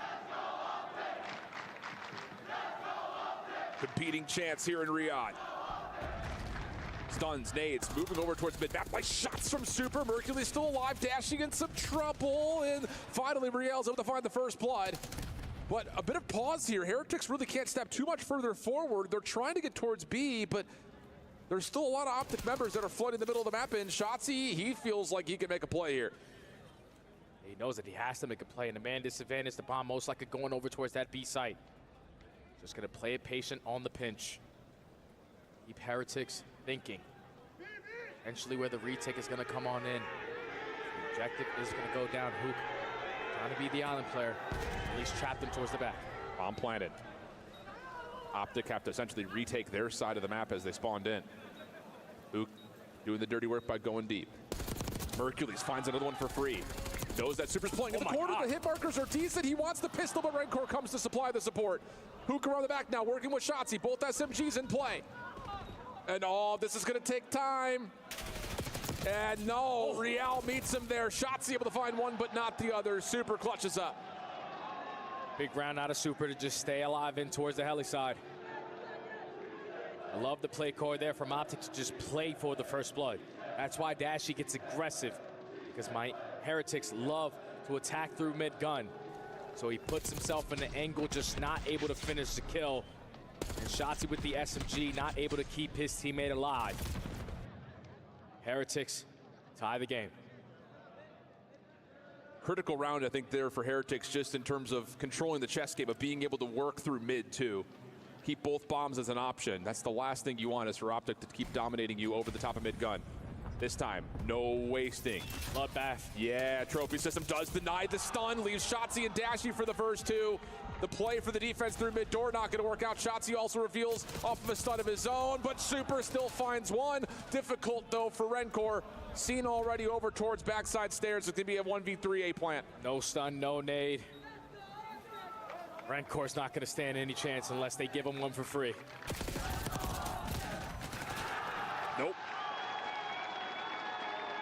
And it's just another one of those, all right, you're throwing a couple of jabs at us. Here's our haymaker. Hit him with a little bit of tempo, a little bit of speed. I think just most importantly, that's the value of getting the trophy system down immediately upon dropping into their elevator, because otherwise Heretics have all the perfect nades that they want, but none of them land. And a perfect play call to just match the aggression on the round. Inbound adjustments have been a difference so far in this series. Optic just one up them there. Again, up by one.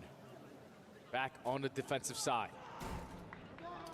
Not afford to give Heretics that first blood. Yeah, very similar offensive look here for Heretics, with Metals AR with the bomb. Trying to peek over through the bottom side of A, but Shotzi just gets isolation over towards the top side of the map. Hook was there to supply the support if there was an AR to check, and it's now all of a sudden an early 4v3 for Optic. Yeah, Real there was thinking that Super had his pinch. He had the tower control, but he was playing it real safe in the spawn, and now you got it here. Shotzi for a double.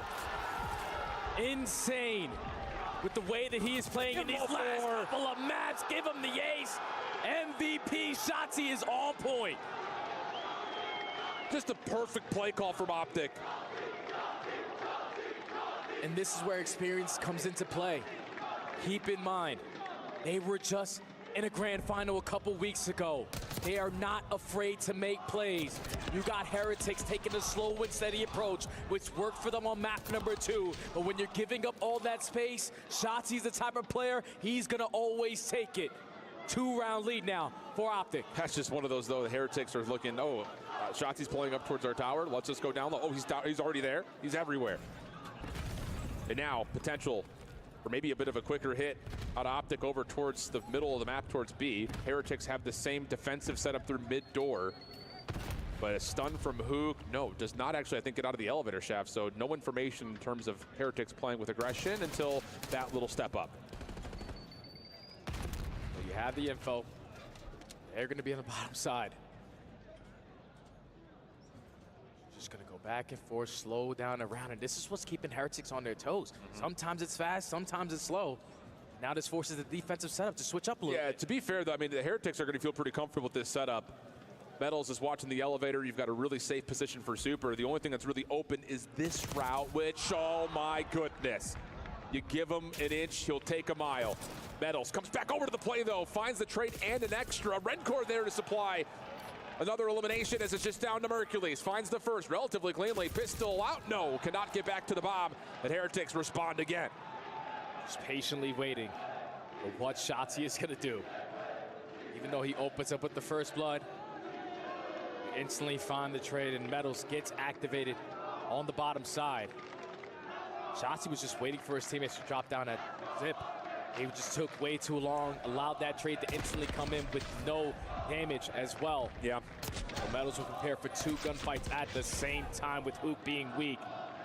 Stop the bleeding. Now we're going into the swing round. And just a good micro decision for Metals as well. As soon as you start to see that there is a little bit of action through mid-door, you got to get out of elevator. You don't want to put yourself in a spot to even go 1-for-1. Just keep your numbers. Well done. Defense for Optic. Going to pull a page out of the Heretics defensive playbook as they try to hit their big door. Super delayed play coming on the backside of it. Finds the first.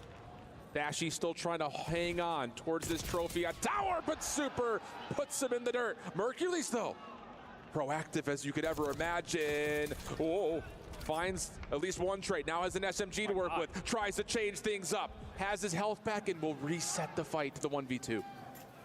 Head on a swivel now if you're the Heretics. The bomb is going to get plenty. Does the rookie have an insane momentum? Nade over the back. Not gonna tag. Has he beat the timing here? Finds the first, looking for the 1v1. Once again off the reset! Oh! A 1v3 for Hercules! Unbelievable! He does not shy away from the moment. He is here to be in it. A rookie who was added to the team a couple months ago, who put himself on the map a couple months ago, pulls off a 1v3 with the pressure at its highest. What an insane play. The way that he values his life, the way that he repositioned himself. Game point, Optic. What an absolute mental boon now for Heretics. It's the same setup. No trophy this time, though, for Optic. Stuns are going to land. Metal's trying to play a shoulder. AR's pushing him back, and Mercules continues where he left off with another first blood. 4 in a row. Shotzi weak, and Optic say, yo, back up. Let's play the numbers. Reset it. 4v3. No need to take any more risks. Rial already putting out shots against called by Shotzi. 4v2. Let's get an A. Absolutely the call. It's down to Super and Rencor, and how often have we said that? The two new guys in. The change in entire franchise. How do you work through this? With now 40 seconds that you have to try to battle against. Dashy, couple of shots, but Rencor's out. Follow up from Super, just trying to make some noise over towards Big Door, but these are both players using ARs, if I'm not mistaken, and Shotzi's got the freedom to make a route happen. 28 on the clock. Super and Rencor trying to work their way together. Hook finds the first. Rencor shut down. And Optic have a chance for glory twice over.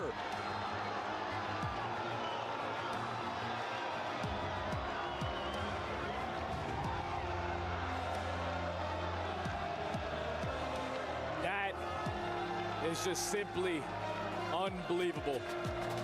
Optic were at their backs against the wall.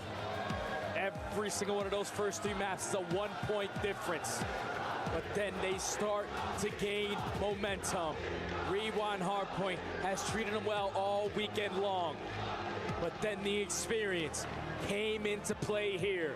A 2v4 clutch, a 1v3 from a rookie is the difference. And Optic move on to another grand finals. Heretics will still have one more chance in the 3rd place matchup. Not just for a benefit of an extra boost into the pockets, but of course the organization is still looking for points for the Esports World Cup. But that feels like a footnote right now, as Optic are looking to do the unthinkable. After at one point of the season being 0-18 in map count, to once again surprise the world of the World Championship, and now a chance for a rookie to have one of the most dominant career stories in the history of Call of Duty. And wouldn't you know it, it's Mercules on stage with the one and only Ian Chambers. Wow, what a semi-final, what a championship Sunday this is turning out to be. Mercules standing by, Team Optic booked their spot in the grand final. We've got an epic rematch on our hands, Mercules. That was one hell of a fight. Talk us through it from your perspective. Hardpoint, brutal, S&D, they push back, and then you get to control and you rebuild the green wall, and from there, you maintain composure and you clutch up. Yeah, map 1, my settings were wrong. I was AFK for 30 seconds trying to fix my settings, still couldn't fix them. So that was kind of a checkout, so I just told the boys, stay composed, you know. And then map 2, we broke down 0-2, but we got that reverse sweep easy. Easy. Easy. You make it look easy at times, but it feels like when you and your roster have momentum on your side, it's game over for the opposition. Do you feel that collectively as a team? Oh yeah, no. When all of us are on and firing, there's no one that can even come close. One more step ahead. A rematch from champs, Vancouver Surge. Why do you have their number again? We're just better. Simple as that. You want to crush another key? I'm down. All right, let's go. He's down. He's down. We're heading over once again to the Key Crusher. Hercules has done this before. He knows exactly how this works and shakes out. I'm going to leave him to it. Your grand finalists, Optic, after a battle for the ages. But their opponents, what a team. Fighters to the very end. But for now, it's adios, Team Heretics.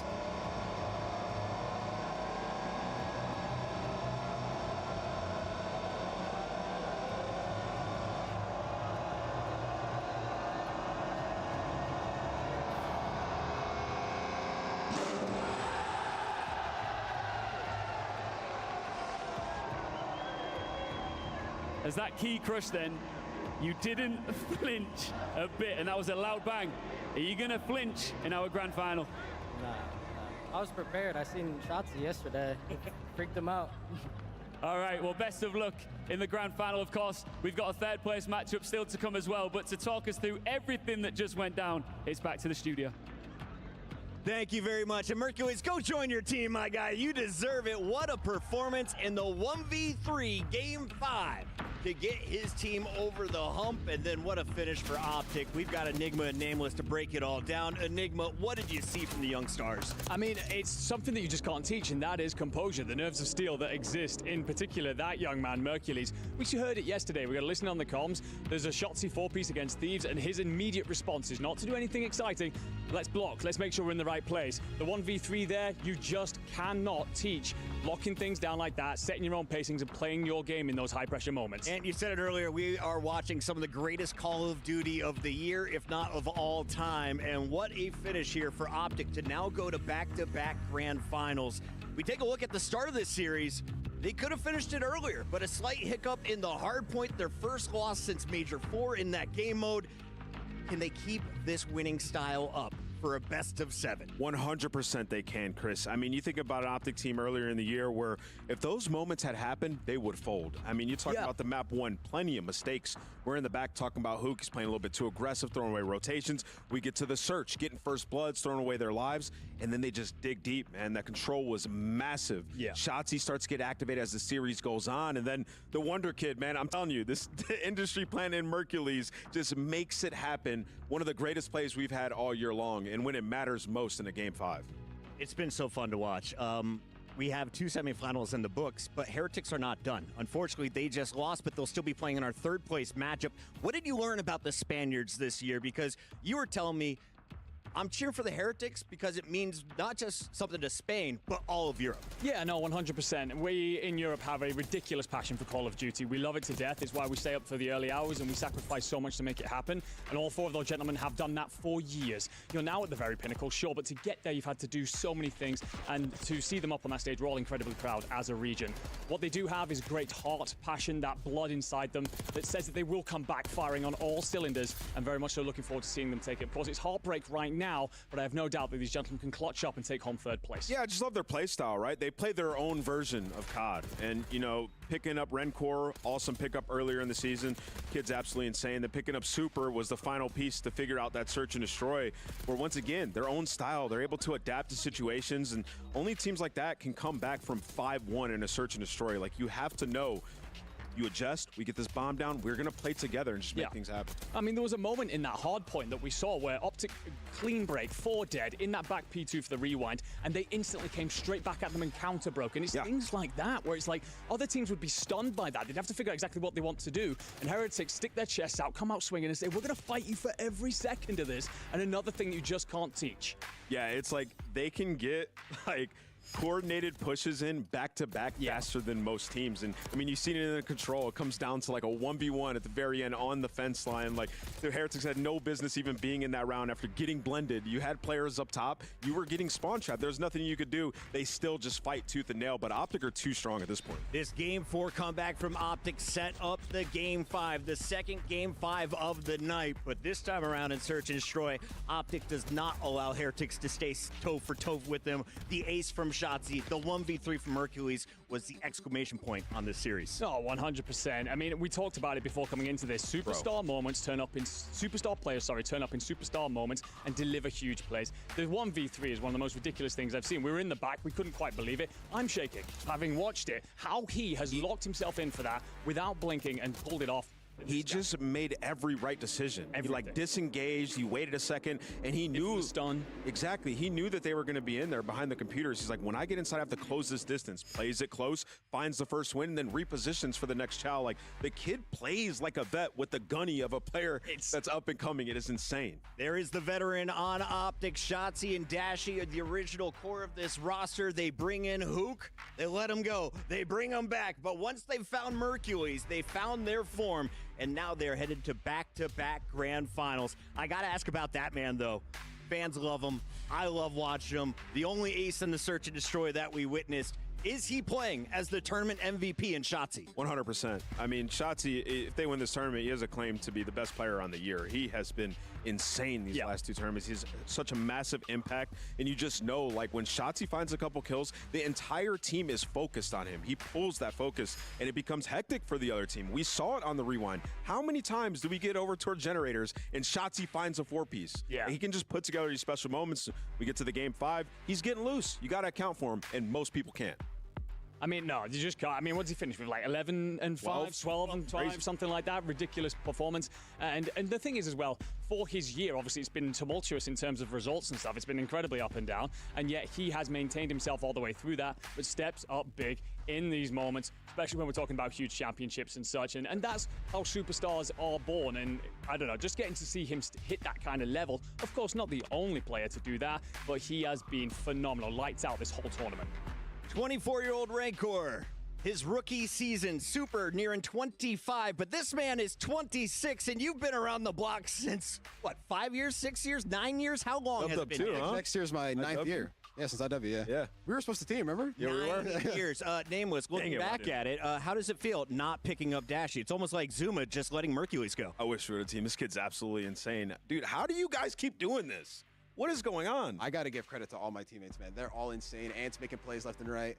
Mason's 1v3ing like he's in the Matrix, you know what I mean? And Kyler's just full control of the game. I mean, it's insane just to... I mean, that series was it didn't even feel real. It felt like a movie series. We're choking map 1 and 2, and then third map we stayed resilient, and then obviously just map 4 and 5 we won, so pretty crazy. I mean, you go in 2 down. You've lost in the round 11. You've lost by 1 point in the hard point. What the hell do you say to each other to bounce back like that? I mean, it's definitely tough in the moment to just be like, put those 2 maps behind us because we know that we should have won both of them. You know what I mean? Right. But you really have no other choice. You kind of just have to just play in the moment and then just put the maps behind you and then just proud of the boys for staying resilient. Bruce, keep it real with me, though, because in the past, Optic would be in these situations and fold. You guys would just not come back. What is different now? Is it a different voice? Is it having a coach behind you? What helped you guys stay locked through that game 3 and game 4? Because those were brutal fights as well. Yeah, I think it's just experience. Like over the years, you kind of understand that it's just Call of Duty. Like you're going to lose maps you're supposed to win. You're going to win maps you're supposed to lose. You just got to kind of just move on from it. And also helps to having a DB5 behind this. You know what I mean? DB5 is always good. Definitely helps.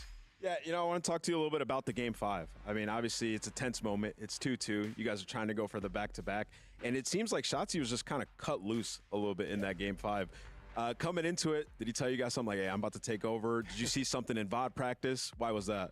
I mean, Ant's like the best playmaker in the world. So it's kind of just, if he sees an opening, what's up? Bring that mic a little closer. Oh, yeah, my bad. But Ant, anyways, he's the best playmaker in the world. If he sees a gap, he's going to take it. And yeah, we have full confidence in him. He doesn't really say anything because he's just like, we kind of expect it from him. You know what I mean? He's Shotzi, so yeah, that's kind of what he does. Let me ask you about you a little bit. How has your role changed since bringing in Mercules? Obviously, you know, when you first bring him in, you got to see how he plays and adjust a little bit. So how's that been for you, and what have you changed, if anything? Maybe just focus a little bit more on my slang a little bit, just because I understand now that, I mean, all 3 of my teammates are legit insane. So yeah, just soaking up hills, capturing points, whatever they need me to do. If I got to pull out a 4 sub on Proto, you know, get in the mix, get active, then I'll do that. I mean, there was a moment of course, that 1v3 from Merc. Yeah.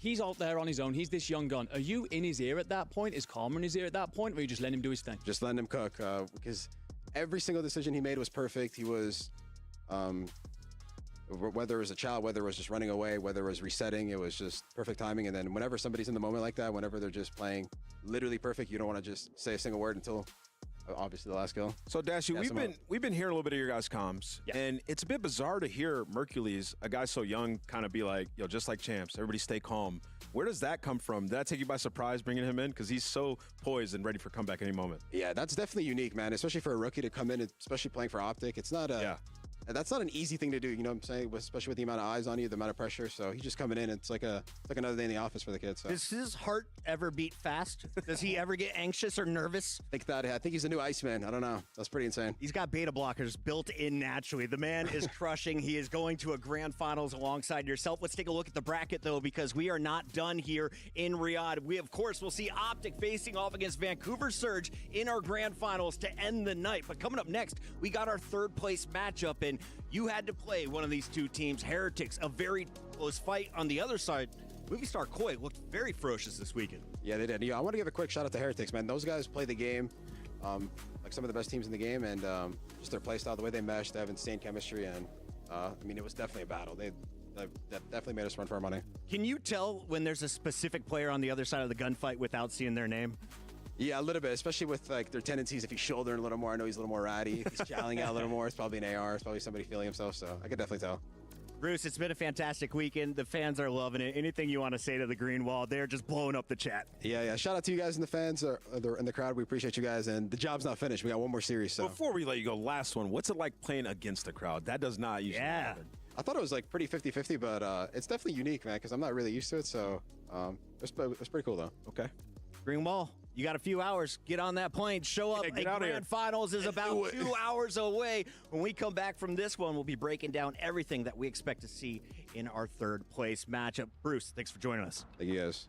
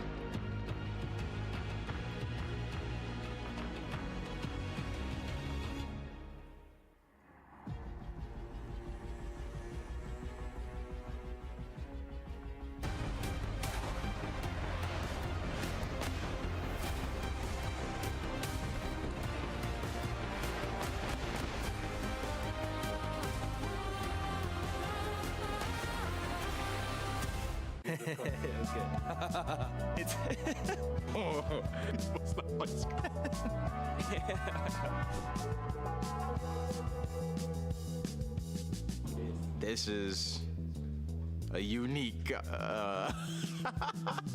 is that? That's not a person. That can't be. That is insane. That can't be real. Now that is Xnid and wow, who is that? Xnid and wow, this is a hard one. Neptune? Yes, because I saw him in the lobby, so I was like, wait, you kind of. Okay, Ghosty for sure. Oh, Ghosty and Abuza. I can tell by the glasses. Oh, that's Abuza and my boy Dan Ghosty. Wow, wow, Abuza makes his face look really small. Okay, this one is Abuza and Ghosty. It's Ghosty and someone else, man. I gotta give up on this one. Oh, that's Ghosty and Abuza. Okay, so this is Scrap and Celium. Don't ever think about this haircut. I don't know if I like that. It's Celium and Scrap. That's my AR duo with someone I don't with, so. Scrap and Celium. That's a good look. Scrap, listen, Scrap, if you want to have this hairstyle, I'm for it. I'm so there, but this is Celium and Scrap. Oh, this is Scrap and Celium. Honestly, maybe if he got a little perm, he could probably pull it off for sure, but it would just be blonde, which I honestly think it won't be that bad, honestly. Okay, I'm not gonna lie. Is this me and Sid? Kenny and Sid? Yeah, that jaw is crazy. Dashy. Oh, Dashy and Kismet. Dashy and Kismet. Wow. That looks like what Celium looks like now. Hi everyone, Ginny here. I'm Quickshot. And we're at the Boulevard in Riyadh for the Esports World Cup, where there is so much to do more than just video games. More than video games, more than tournaments, more than just the EWC. This is like a theme park for nerds. There are activations from WWE. There is an anime park. There's a retro gaming park. Wow. There's a VR thing. There's carnival games. I mean, and there's go-karting. There's go-karting? There's go-karting. Can we go go-karting? Yeah, Let's absolutely. go go-karting. Oh, wait, come here, this way.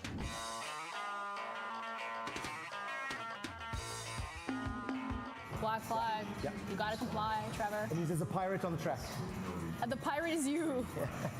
You're so excited, man. I'm over the moon. Like, I cannot tell you how hyped I am. I'm getting kind of nervous, I'm not gonna lie. I wasn't nervous ladies 2 first. minutes ago. Ladies Now I'm first. nervous. Let's go. It's my first time. Any advice?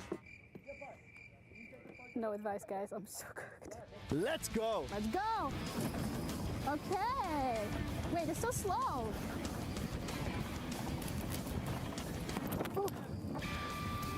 Yes, let's go.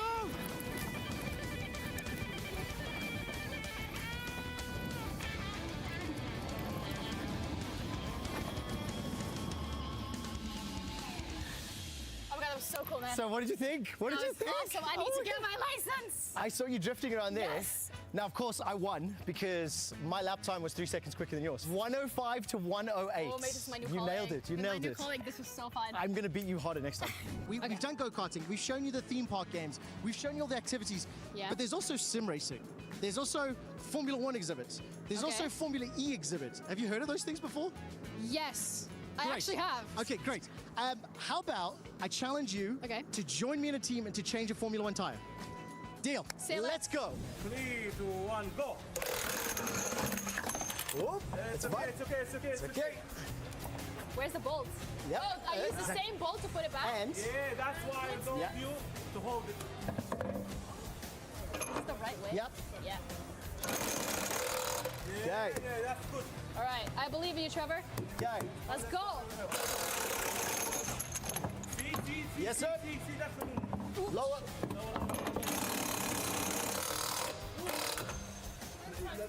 Got it. 3, 2, 1. Yeah, faster. Oop, too much.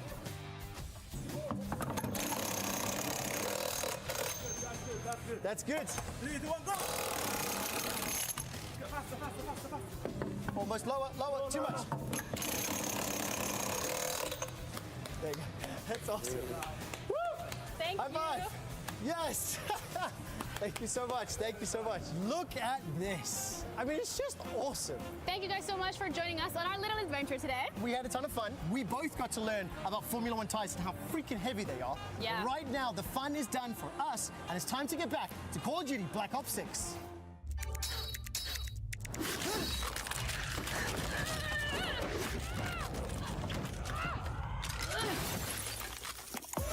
Reach your impossible. Lenovo Legion.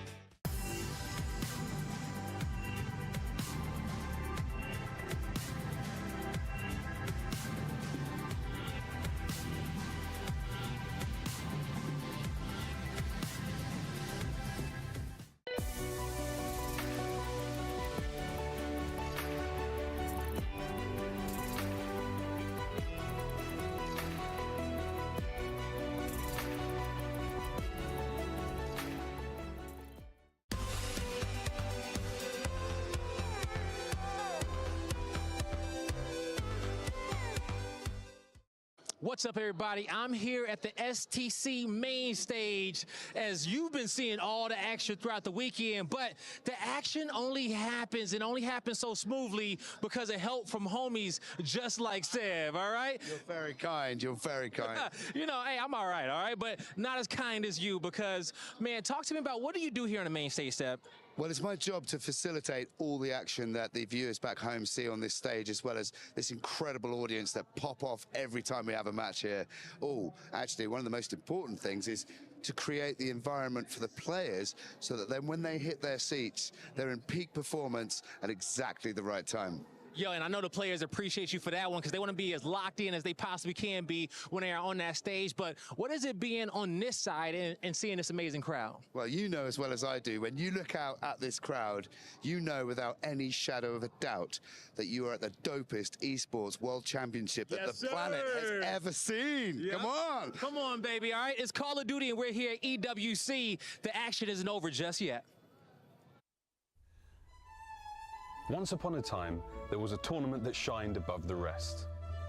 It was a spectacle to all who had witnessed its glory. Players such as Mamba with an unbelievable clutch, Andy and Brack, veterans in their own right. The guy with the glasses, and that guy with the hair. The matches would demand utmost clarity from the minds of the participants. I'm natural, I don't want to play. What's the point? They would shout powerful words of affirmation.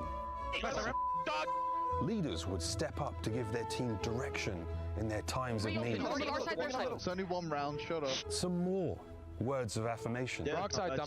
Carson, come on. I have a card too. I promise you they just want to get off the stage, I promise you. Their cries of victory could be heard around the globe. This is absurd. I can't get a kill. And again, some more words of affirmation. Feels better than any of you guys. Because everyone loves me. I want to play with you, bro.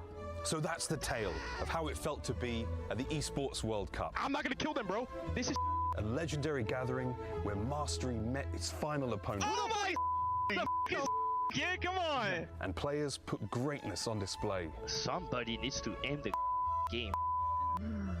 And if you're lucky, you can still hear the voices of passion echoing forever in eternity. The end.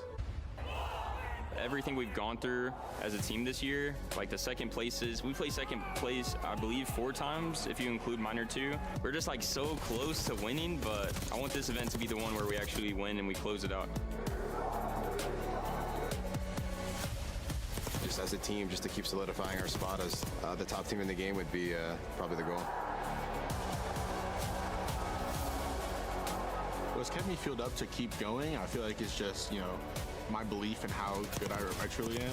You know, I truly think I'm one of the best players in the game. The only person I care about proving myself to at this tournament is my dad. No matter what, I'm always trying to stay disciplined and just remember who I'm doing this for. Yeah, getting second definitely, you know, like kind of pushes that even more. I truly do enjoy this event. I love coming to this event, so winning here would be insane to me. Just 2 matches remain here in Black Ops 6, and if you smell that, we got a fresh aroma in the studio. Welcome, my guy. You arrived as the movie star Koi. We love the jersey, and as one of the brand ambassadors, what has it been like here in Riyadh so far? So this is my first time. I didn't get to come last year, but wow, it is insane. Like this whole experience, I've been through every single inch of the place, and it's just crazy. Now, I know you've been hosting a lot of watch parties. You guys have been tuning in all season long. What has it been like following your squad, and how do you feel you guys stack up with Abe now in the lineup? It's been heartbreak after heartbreak, to be honest, and it's over and over again to Surge. So it's been another domino in that. I really feel like with another sort of month with Abe, it would be a completely different story. I really feel like they kind of, I mean, they'll say it themselves that they probably choked that series themselves. So they got another chance to bounce back and to hopefully lock in third for the event. Absolutely. I mean, I know that you have obviously a lot of love for Koi, but we've kind of, you know, I've known you for years now, having played in challenges and cast over you, but it's a case of you've played with Abe, you've played with Merc, you've played against all of the Spanish lads. It's a case of, what does it mean to you to see those players get through the pipeline and up towards playing in tournaments like this?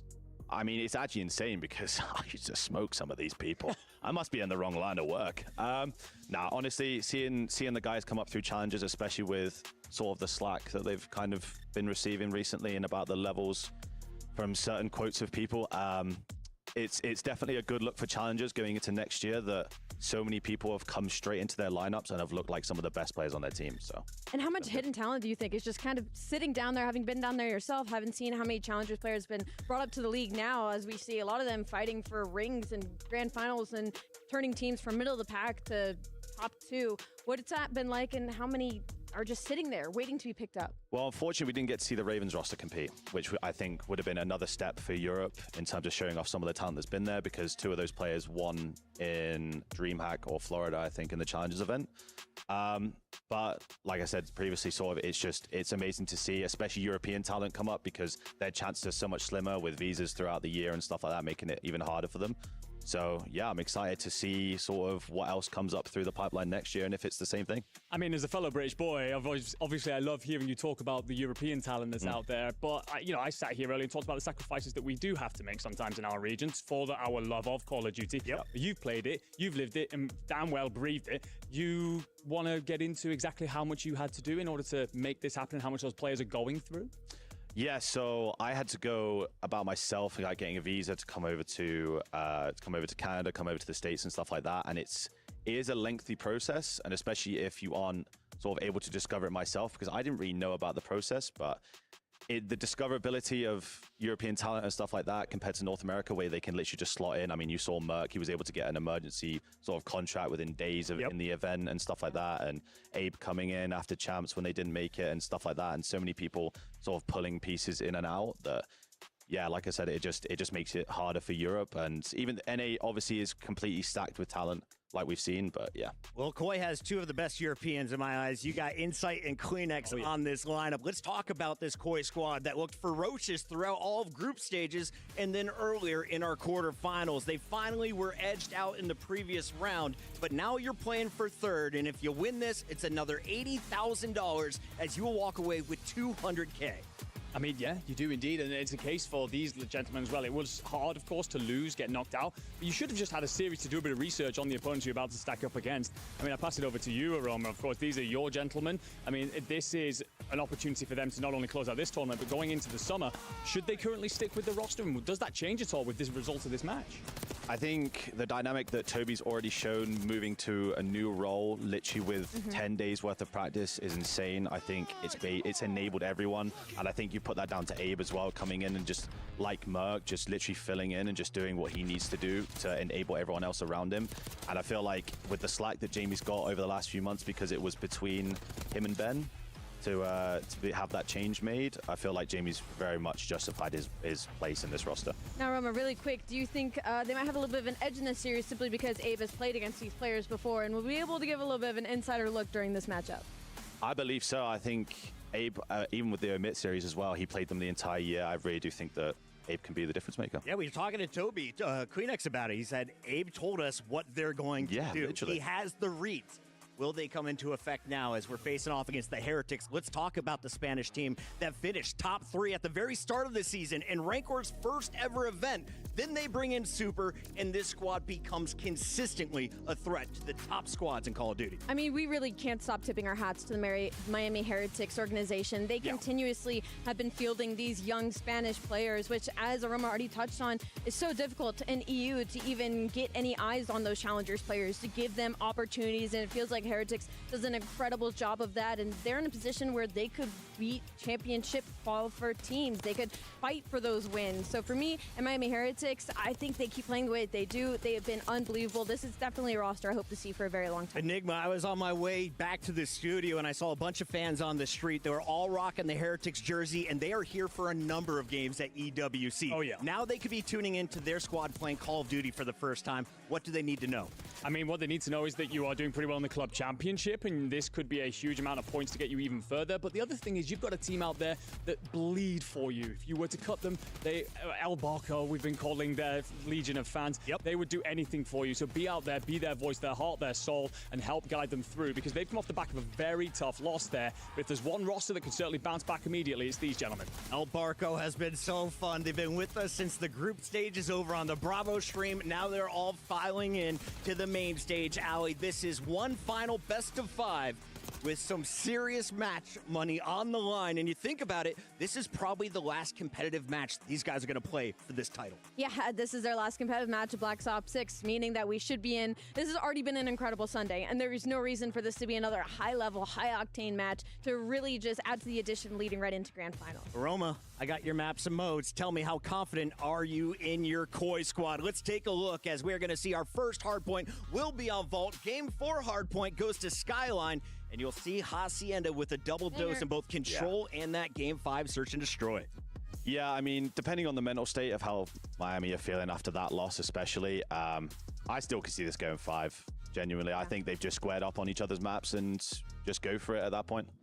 It's an interesting one, really, with two Haciendas in here. I become a little bit concerned for the Spaniards, but we've seen them multiple times on some of the other maps, especially that Skyline. And even though it's close, every time they eke it out. So if they're going to get off to that hot start, can see them closing it in 4. Yeah, I think 1, 2, and 4 is great for the side of Miami Heretics. I think they love Vault. They could love to get comfortable earlier. We saw them in Skyline earlier and how close they were able to play Optic Texas and able to steal that away. So I think for Miami Heretics, they love this. But for Toronto Ultra, when we talk about the history between these two teams, I mean, simply in the head-to-head, it's been Movistar Core that edges them out just a little bit. And that's because they are incredibly good at starting. They are great at map 1s versus Miami Heretics, and they're incredibly icy at closing. They're also undefeated in Game 5s versus the Heretics. Look at that difference in margin, though. I'm looking at a 81.8 for Movistar Koi to 13.3. Is that a testament to the competition they played, or just how tight the Heretics games have been? It's a very fair question, because Koi did arguably have an easier run into this portion of the tournament, but I think a big factor in it is Joe deceives. Like that, I don't know if that guy's doing a double espresso before walking out the series or what, but he's frying map 1. 40 bombs.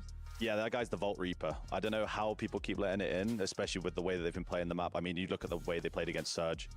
That map was a bit close, and then it just wasn't. So I'm very surprised that I know Miami do like this map. The second and fourth best KDs in the entire tournament going toe-to-toe, Rancor versus Joe Deceives. Allie, your heart's got to be torn in this fight. It is fairly torn, but I actually might have a slight hot take. I think we need to see something from Real in this series. I think he needs to match pace with Joe. I think we were treated to a couple of insane series from Real in the past year, and we haven't seen too much of it in Respawn this weekend, so hoping to see more out of him. Aroma, clearly Koi wins this. How many games does it take him? I'm going to go in 4. I think it it favors them, the map set, and yeah. Enigma, 5 seconds. Heretics in 4. Koi in 4. Queen X goes AP. Koi it's in time. 5. Let's send it to the stage.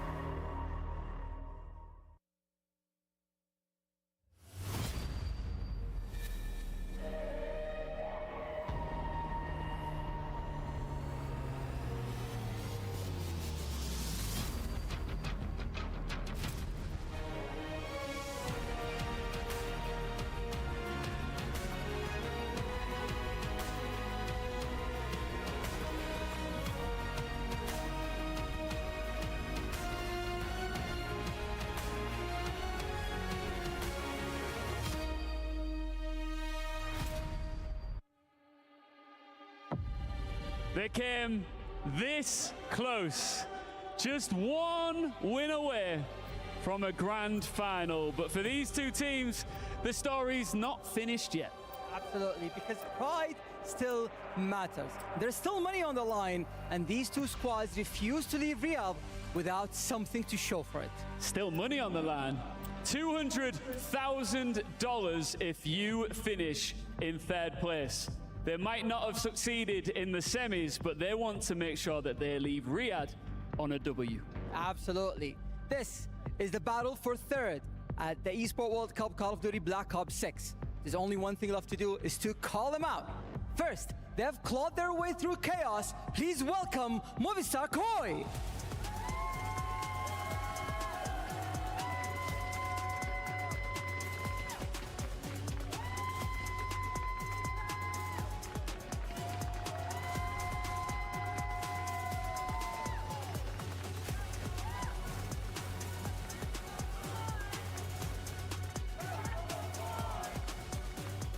Their opponents just pushed the champs to the absolute limit.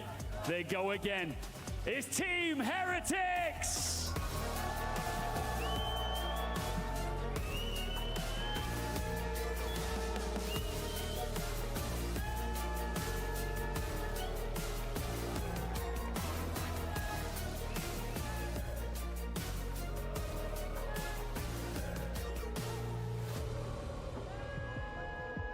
It's a fight for redemption. and an absolutely monstrous payday. Who's finishing on the podium? Let's find out. Shift with you again, this time with Mr. Christopher James Dunn. Is that your middle name? That is. Was that a guess? It was a complete blind guess. Ow! You're frying. Let's get it, baby. It's going to be hard to match the energy of what we've had in the first two series, but the thing about it is, again, there are storylines in play here for the side of Movie Star Koi. It's about, again, getting the young gun of Abe something formidable. Get him to a podium in his first ever event. We're on the other side for Heretics. They're trying to reach a podium of their own, not just here in Black Ops 6. There are some critical Esports World Cup points available for the organization as well as the cast that's here on stage. Yeah, that would be massive for the side of Heretics specifically to get those points. They are very much in the running. Plenty of teams in other games. The points will be important, but pride is very much on the line for one of these two teams. And, well, quite a fair chunk of change as well. Yeah, absolutely the case. The biggest question mark is, has the time in that last best of 5 allowed this Koi team to kind of reset after an emotional series of their own? Whereas for the Miami Heretics, with the Heretics here, it's just about how quickly can you wipe that mental slate and get right back into business? You've got all the crowd here with you, giving you all the chance, all the energy. You need to feast off that, I think, if you're Heretics. Yeah, I think it's a mental battle for both of them, right? I mean, one of them went out on a game 5 round 11, one of them just got reverse swept by Optic. That is, well, the ultimate time to try and regain. As mentioned, a lot of money on the line for both these two squads, and that is something that has to be relevant, right? And I think as well, for both these two teams, a top 4 finish was, well, at least where we probably would have put Heretics. I think with Movie Star Koi, you know, they question marks. Yeah, no, there would have been question marks, but it's not a surprise either at the same time. So for both of them, one step further would be quite lovely. Exactly the case. And no, you're absolutely right. I think, you know, you label out how this tournament was going to go. There was kind of a question mark for teams like how good were FaZe going to be, how good were Thieves going to be, how good would this Koi team be with a recent addition of Abe. Like, there was just so many things, especially in the format of a single elimination. You just never know what you're going to get. But regardless, these two teams will share the stage once more with still lots on the line before we get into our grand finals. Movie Star Koi and Team Heretics battling for a spot on the podium. And like we continue to talk about, there's a lot of money on the line still. Well, here we go into our map set. Vault Hardpoint is where we will be kicking things off. We had a couple of good Vault Hardpoints today, haven't we? Yeah, 1 or 2. Yeah, there's been a couple of good games, and hopefully a couple of more. Very well may have it. Again, this is all about trying to get the energy right back up, I think, for both these two squads. So let's see if they can provide it. It's your 3rd place match here at the Esports World Cup featuring Black Ops 6. We've got Movie Star Koi. We've got Team Heretics. Let's get it on. Let's see how things are going to go down. Last time around when these two teams did play each other, we went all the way to a map number 5. Well, Vault was, well, very much in it. And Metals, are we actually in this game? Oh, it looks unlikely by the sounds of things. Sure does. Heretics have been on the backside of a couple of resets in the last couple of days. Well, let's talk a little bit more about this map set here just kind of briefly because, as you mentioned, we just got off seeing Vault very tight, about as tight as it could possibly get. Dealership search and destroy in the middle, which, again, it kind of brings up a little bit of trauma, I think, for those Movie Star Koi fans that have seen their squad really struggle here. However, and it is a big however, it's been a really solid map for them as of earlier today. So seems to have figured it out quite a bit when it comes down to trying to counteract some of the aggression that Vancouver were throwing their way. And you have to assume that Heretics are going to do a lot of the same, which that was one of the things when the dealership got into the pool. Heretics showed us very early on how to play that map quickly. Quick little reset, yeah. We've got things rolling. No play into the Vault again.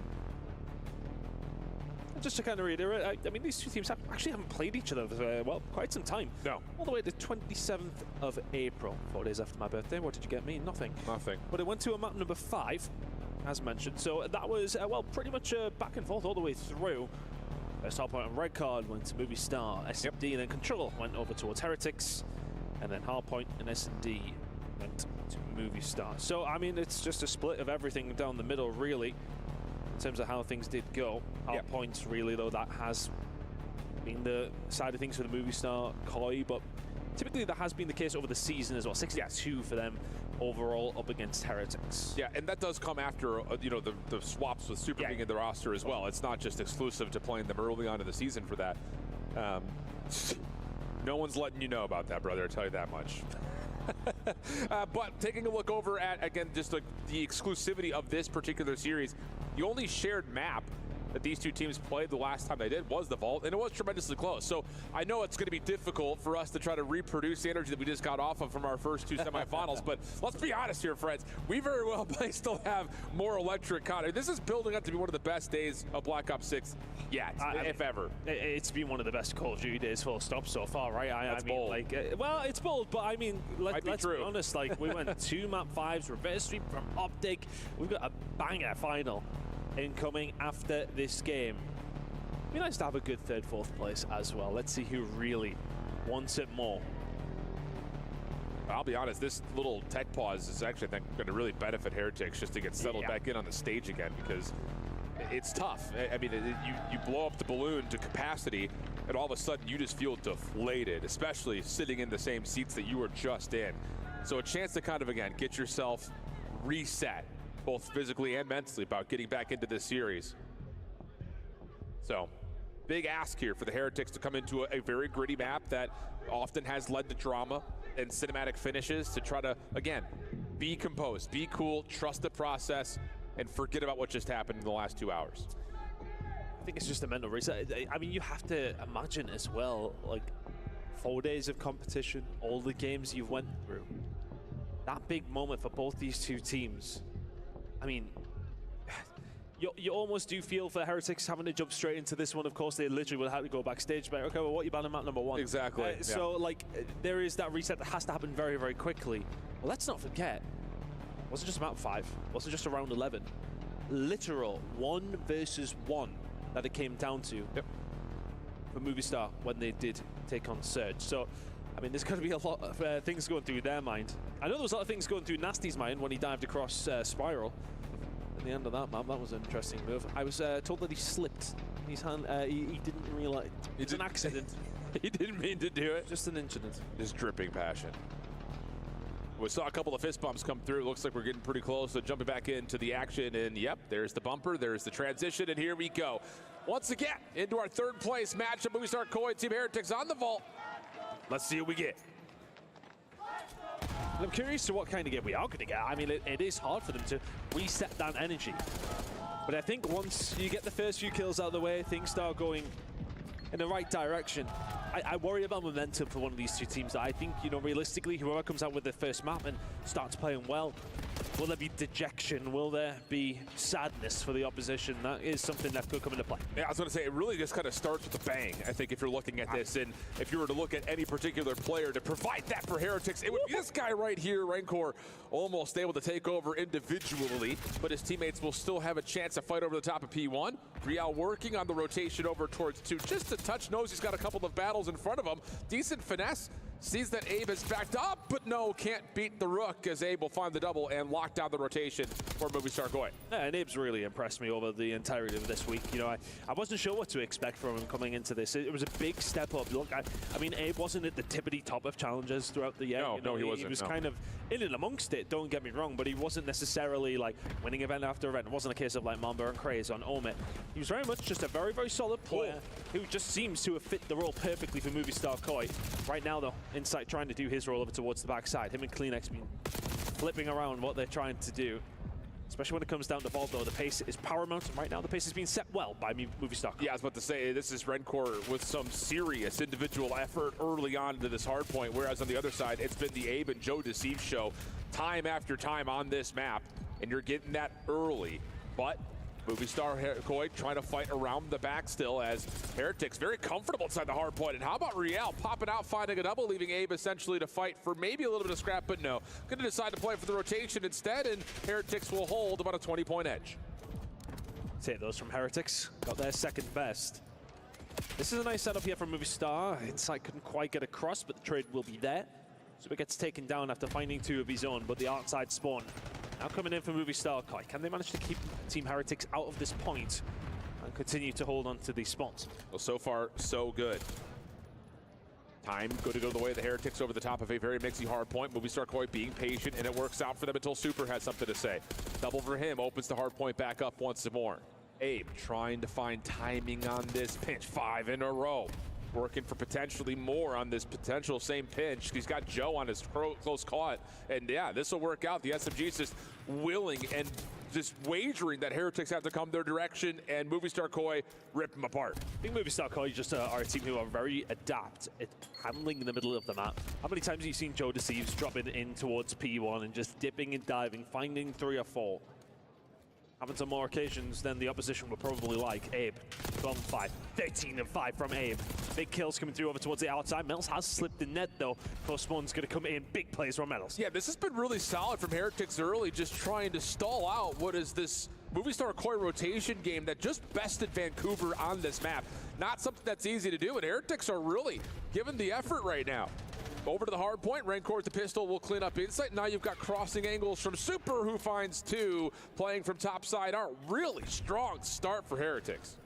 Now it didn't look like a rotation that was really going to go in their favor whatsoever. Metal slips around the back, gets 1. And there was only that one player actually over towards the point. Everybody else kind of in that line, but when Metals gets through, he continues to get the spawn up for his team, and right now they're continuing to soak those points up as well. 5 in a row from Metals. It's about to be 6. Incredible work from him and the team, and that is a massive, massive haul. But as mentioned, I just want to quickly get in. Yeah. Joe Deceives over towards P1 and Movie Star Koi over towards P1 have been quite successful this week.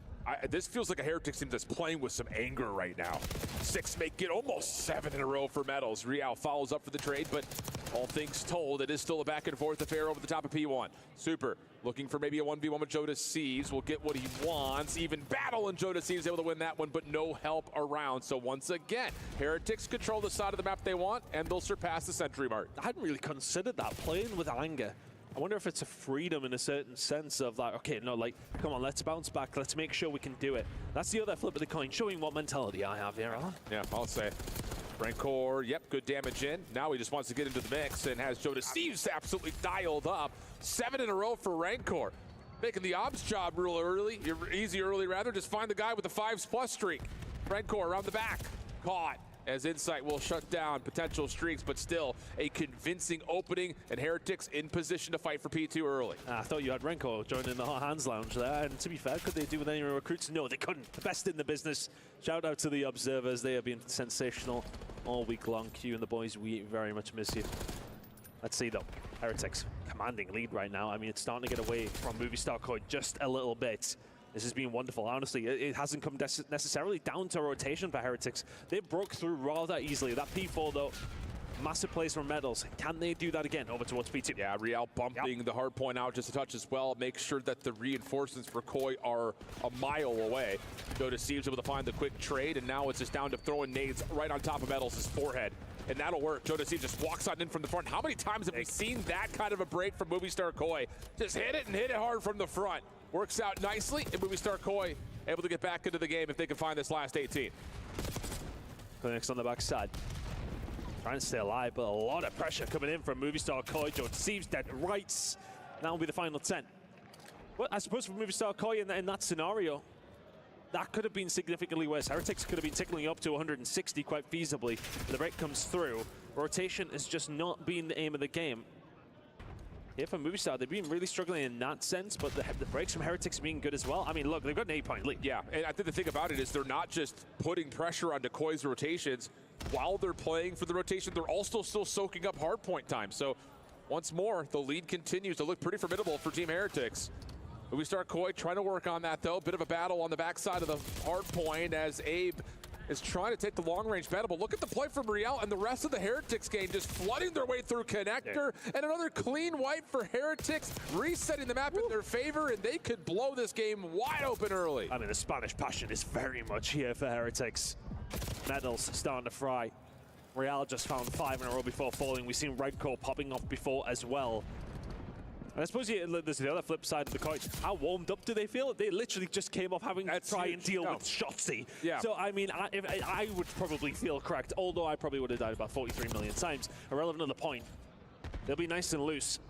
Feels that way, that Movie Star Koi maybe just coming in this one a little bit cold. Yeah, Metals 20 and 14. What a play off of his stun to get another and lock down the spawns. Rancor able to support from inside the hard point, and now Metals will get to work right again on the cross. Unsure if anyone had slipped around the back. Not the case. So a momentary pause as Real's nade just kind of Jengas around the back door. Rancor trying to find some sort of a contest from the front, but with that little team nade, Movistar Koi will find themselves benefiting in the hill. Yeah, and this is crucial time for them. They haven't really had too many opportunities to get a good chunk. Mel's going to call in this Hellstorm, not going to be finding a great deal. Yeah, that was probably a little bit preemptive before Abe did find 2. Another kill will come in. That will be the final 15 going over towards the side of Movistar Koi. And that's a really nice break to have. Yeah. They don't find that. I mean, they could be, well, 100 points behind. That's a lifeline to be sure, especially considering that the dynamic duo of Insight and Kleenex have been relatively silent to this point. 22 and 40 between the two of them in the KD department. Meanwhile, the rest of Heretics very comfortably holding positive KD. Super getting to work. Another double for him. He is just a walking multi-kill, it feels like. But Kleenex and Joe Deceives clear things out. Hardpoint stays open. We continue to be at a 30-point deficit. Blow for blow over towards P1, and that's some good kills coming through for side of Team Heretics. P2 spawns belong to them. That's popping in 30.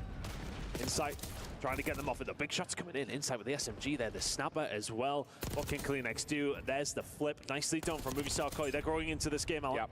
But you have to hold on to this setup for the next 20 or 30 seconds or so.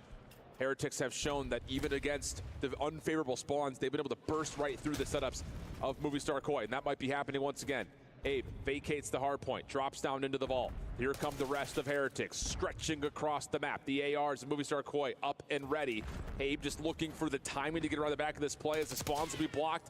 Unless Joe Deceives wins a couple of the gunfights, but he's gonna actually find the first, almost get the second. Good help for Kleenex, and Koi will stabilize. Yeah, that's a big kill coming in from Joe. An unlikely one at that. The pressure's starting to come in pretty quickly. Rancor now will call the Hellstorm missile in. A couple of players actually managing to find kills already. Insight and Joe Deceives have done well. It's getting called in and lands. Rancor finds 2, but the rest of his team then get the spawn. Yeah. Oh, that is rough. That is extremely rough. It looked like that was going to end up being essentially a mitigated play thanks to the push out for Movistar Koi, but the spawns for Heretics have them looking to fight over this last 23 seconds. Movistar Koi right at the front door, but Metals able to find a couple, including a teammate. Not done yet, looking for the quad feed. Oh, Metals! What a weekend from him. 30 and 22. Knock him down and set up the rotation to do. And the teammate alongside of it will take all 5. Let's have number 6. He's still going. Joe Deceives will take him down, but Metals really has, for me, been the MVP of Heretics this week. I think, like, just based on the series we've seen previously, a really, really good performance. 31 and 23. That's some big time now for Heretics, heading over towards P3 now. Rotation for P4 is very much there, as is the gunning from Kleenex. Going to try and find their way through over towards this odd side, but it's a healthy lead for Heretics. Yeah, and again, it's another situation, though, as we start to look over towards the minimap. Movistar Koi in position of control of the map, but they have to have this.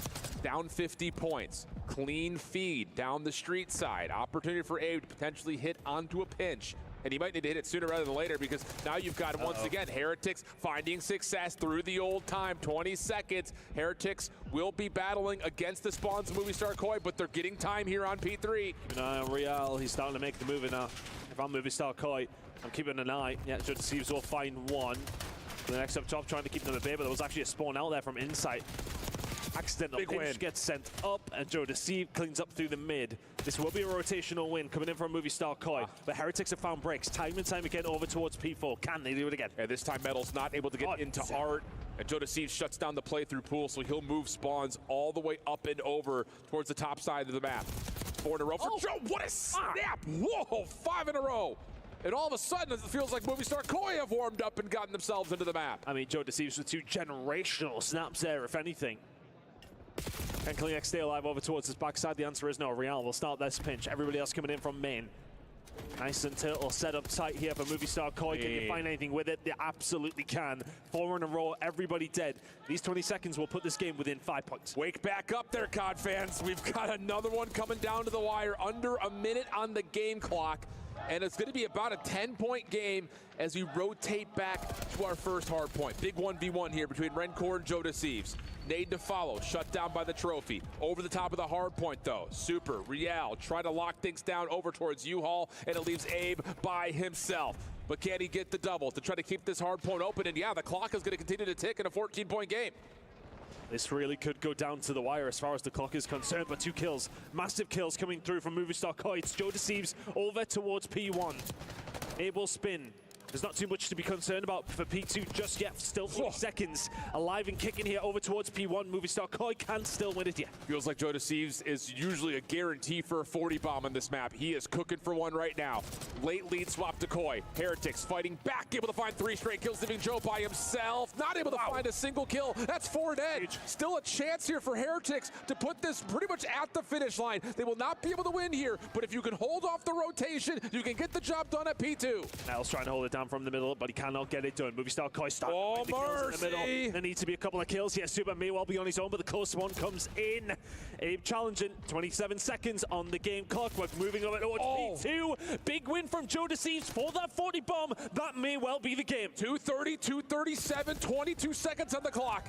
Inside, over the top of Joe Deceives, keeps him safe. Now turns his attention to the back door. Late lead swap for Koi. One chance. Heretics are stacked up, trying to find something from Super on the pitch. Good first blood there for Metals. Joe in some trouble. Here comes the dive into the hard point. 2:37, 2:45. Metals catches another double. Heretics are in the hill, and they wipe things from the front, leaving Abe by himself. One more chance here for the side of Movie Star Koi. Can you find a way in? Heretics have to hold. It's open for now. Heretics still spawning relatively closely. You got to find a way to get in, though, and Red Koi will not be able to.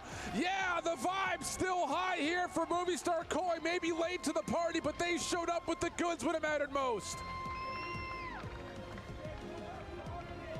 What an ending.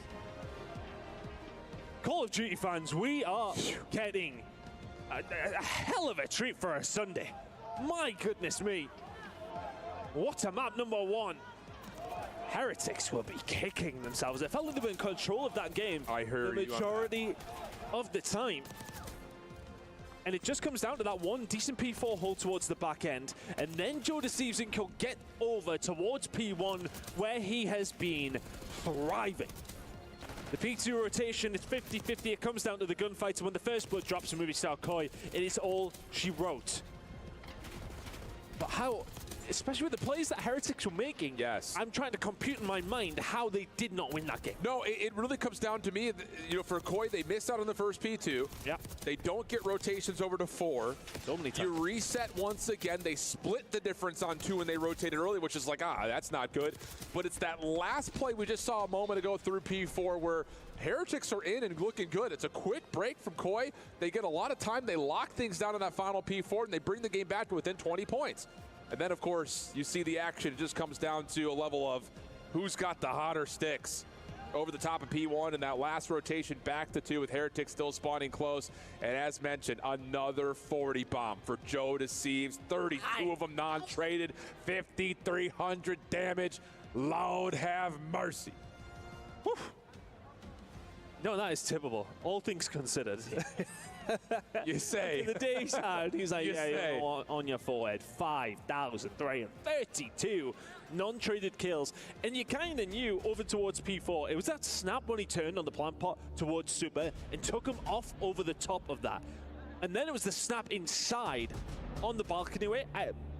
It was question. Put it this way, if I'm looking at certain YouTubers, they'd be looking at that and saying, hold on a second. It looked crazy.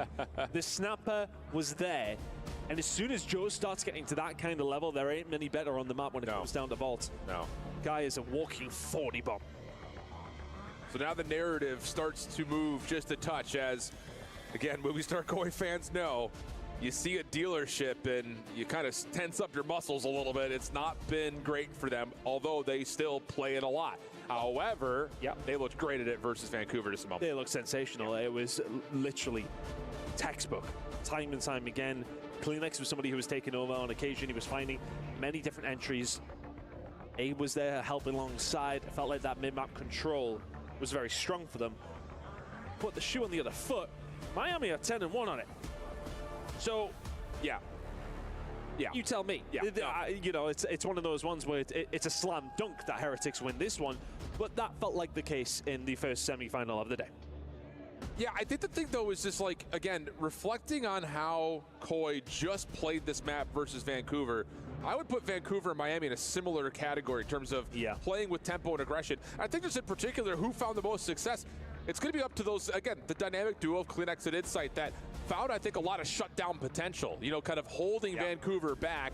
and just kind of speak to that a little bit more. I mean, just on the search and destroy through the weekend, Clinics has been great. And again, that comes with the roll swap that's in the mix. He's finding a ton of average damage per round. His open duel percentage is high. And of course, the KD is really galactic levels, 1.43. I mean, that's over 4 days of competition. That is extremely typical. Considering some of the teams they'd be going up against as well, it's not been an easy run. And well, it doesn't get any easier either. We've got these boys in focus, Heretics, trying to turn this one around. Well, that's like apples to pincushions. Like those, that's not even apples to oranges right there. Pincushions is quite a random one to pull out of the brain. I don't know. Yeah. It's been a day, brother. Yeah, it has. It's been a long day. I know. For us two specifically, but that's besides. No, we're chilling. Not hot in here. Well, it's actually really hot in here. But I think the thing here is, the other side of this, how much more heartbreak can the Heretics face, right? I mean, you're up and chilling. It feels like throughout the majority of that vault, and then all of a sudden 1P4 goes against you, and you're like, oh, wait a second. We got to regroup again after having a hot start. Again, it feels like they're playing with a little bit of anger. But at a certain point, you have to just get back to playing good fundamental Call of Duty too. I mean, it felt like they were skipping through Vault, right? Agreed. It was a gentle stroll to a 1-0 lead. That turned into, well, a bit of a nightmare. Kleenex is, as mentioned, somebody who we're going to keep an eye out here in this search and destroy. Fist bumps on your screen. I'll tell you one thing. We're heading in.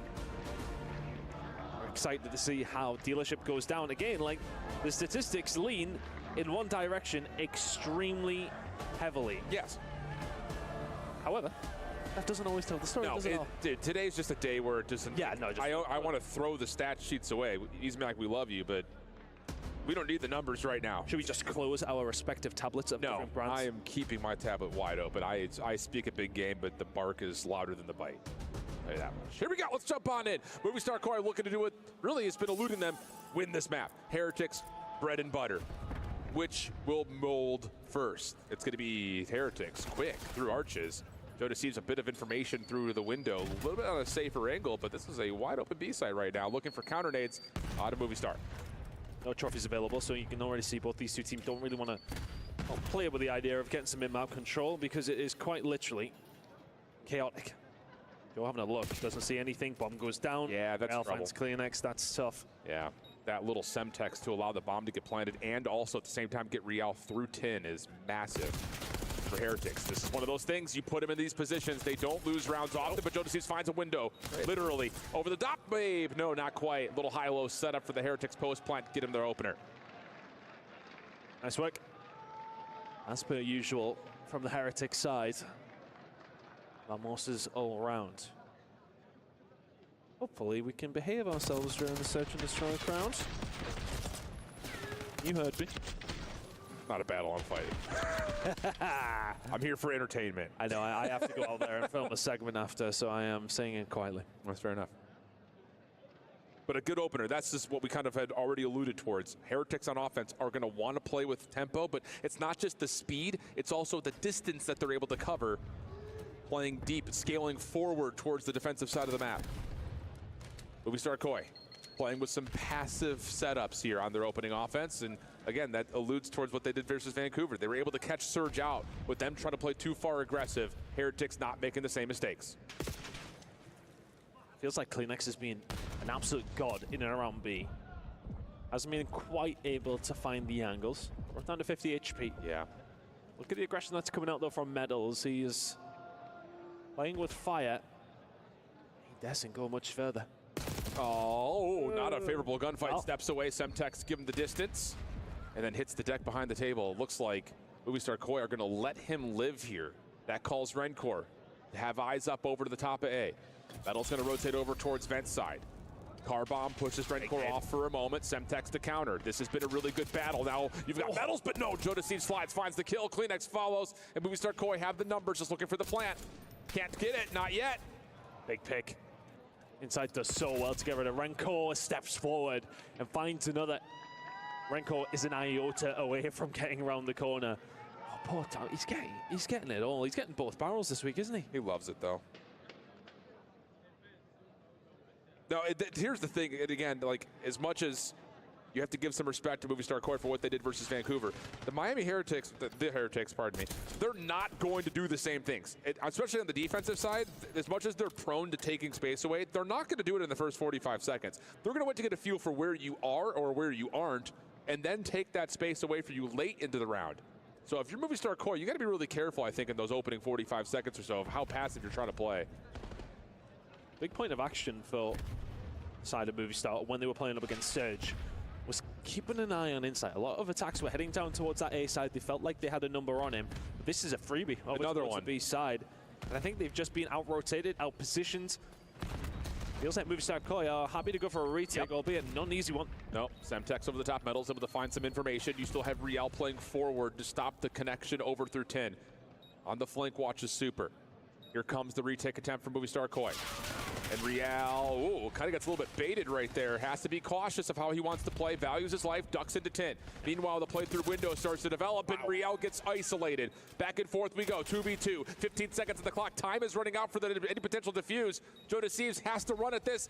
Metal's going to back away and then check it once it's at 7.5. No chance for a defuse to come through, and that's just another round where Heretics take away too much space for Koi to retract from. And I want to say incredible discipline from Real as well. Not to go chasing that one. He was in good position where he initially got those bullets through.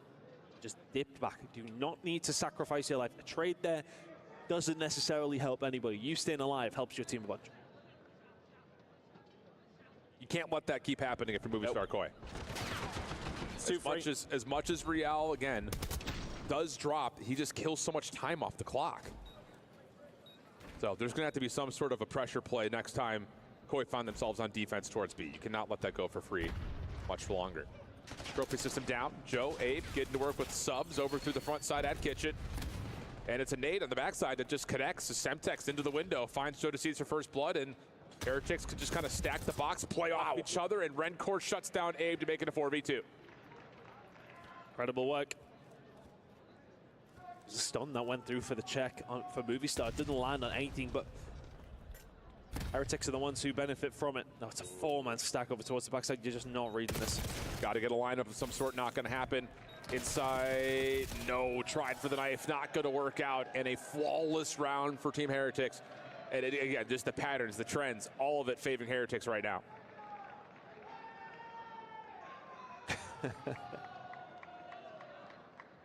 My captain, oh my captain. It's been incredible to see the support that Heretics have had out yet. It's not too bad of a jaunt over from Europe.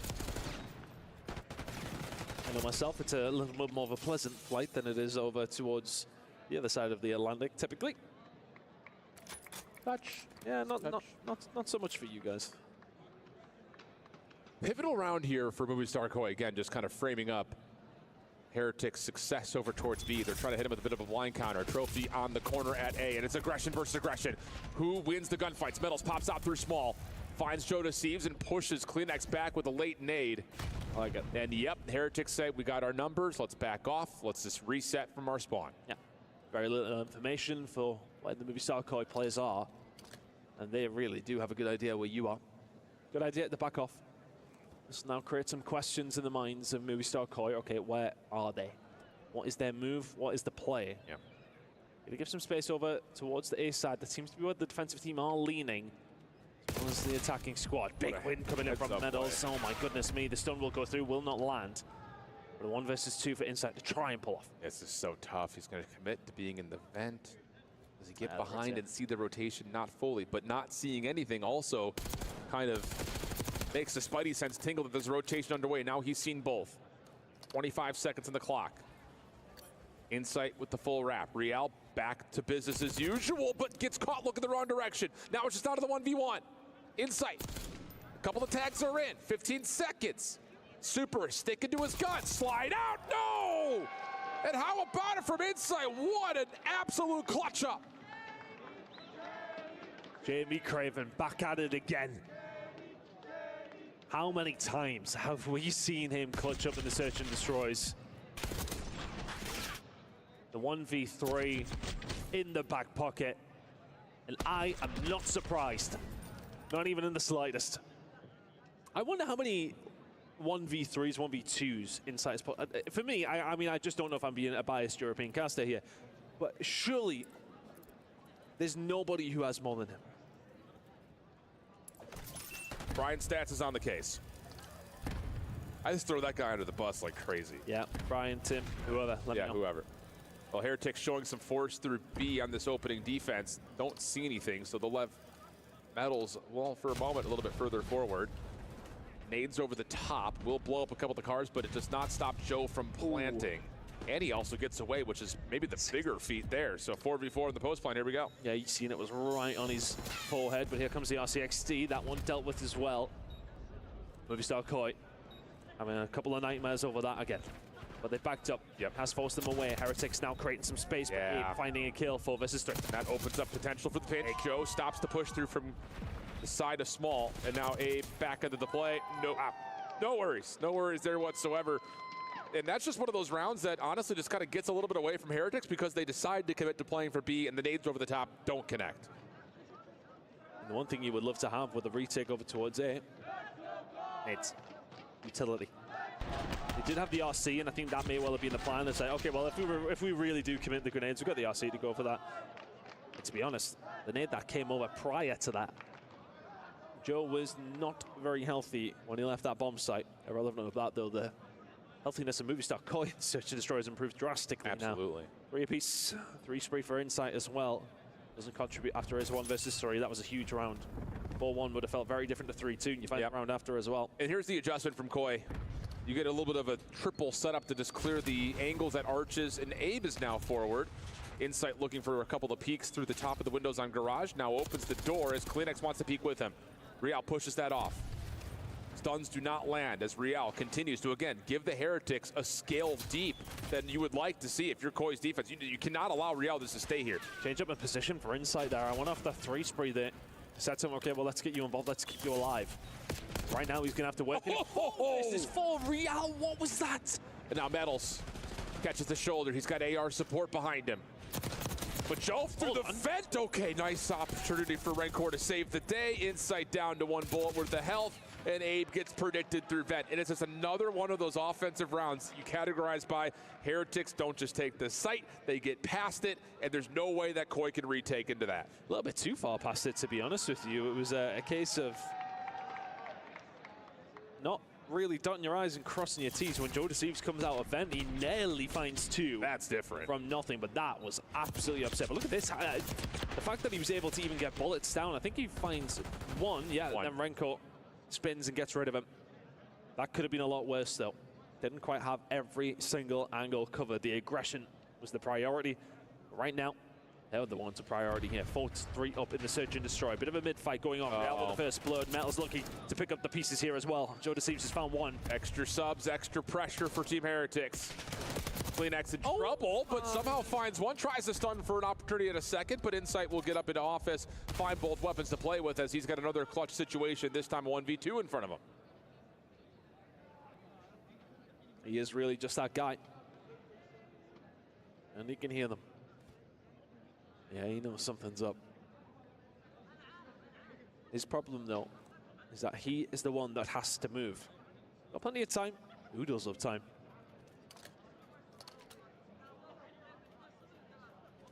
Has not been seen yet. Maybe there. Yeah, looks like Rancor may have seen him, and that's absolutely the case. Lines it up perfectly, no worries. And Heretics find themselves on map point, going into a side of the map that they have been nearly flawless on. Smashing work from Heretics. Be thinking to themselves, how are we not 1 round away from being 2-0 up here? In the back of their mind, they'll probably think to themselves, how are we even playing this game and not in the grand final?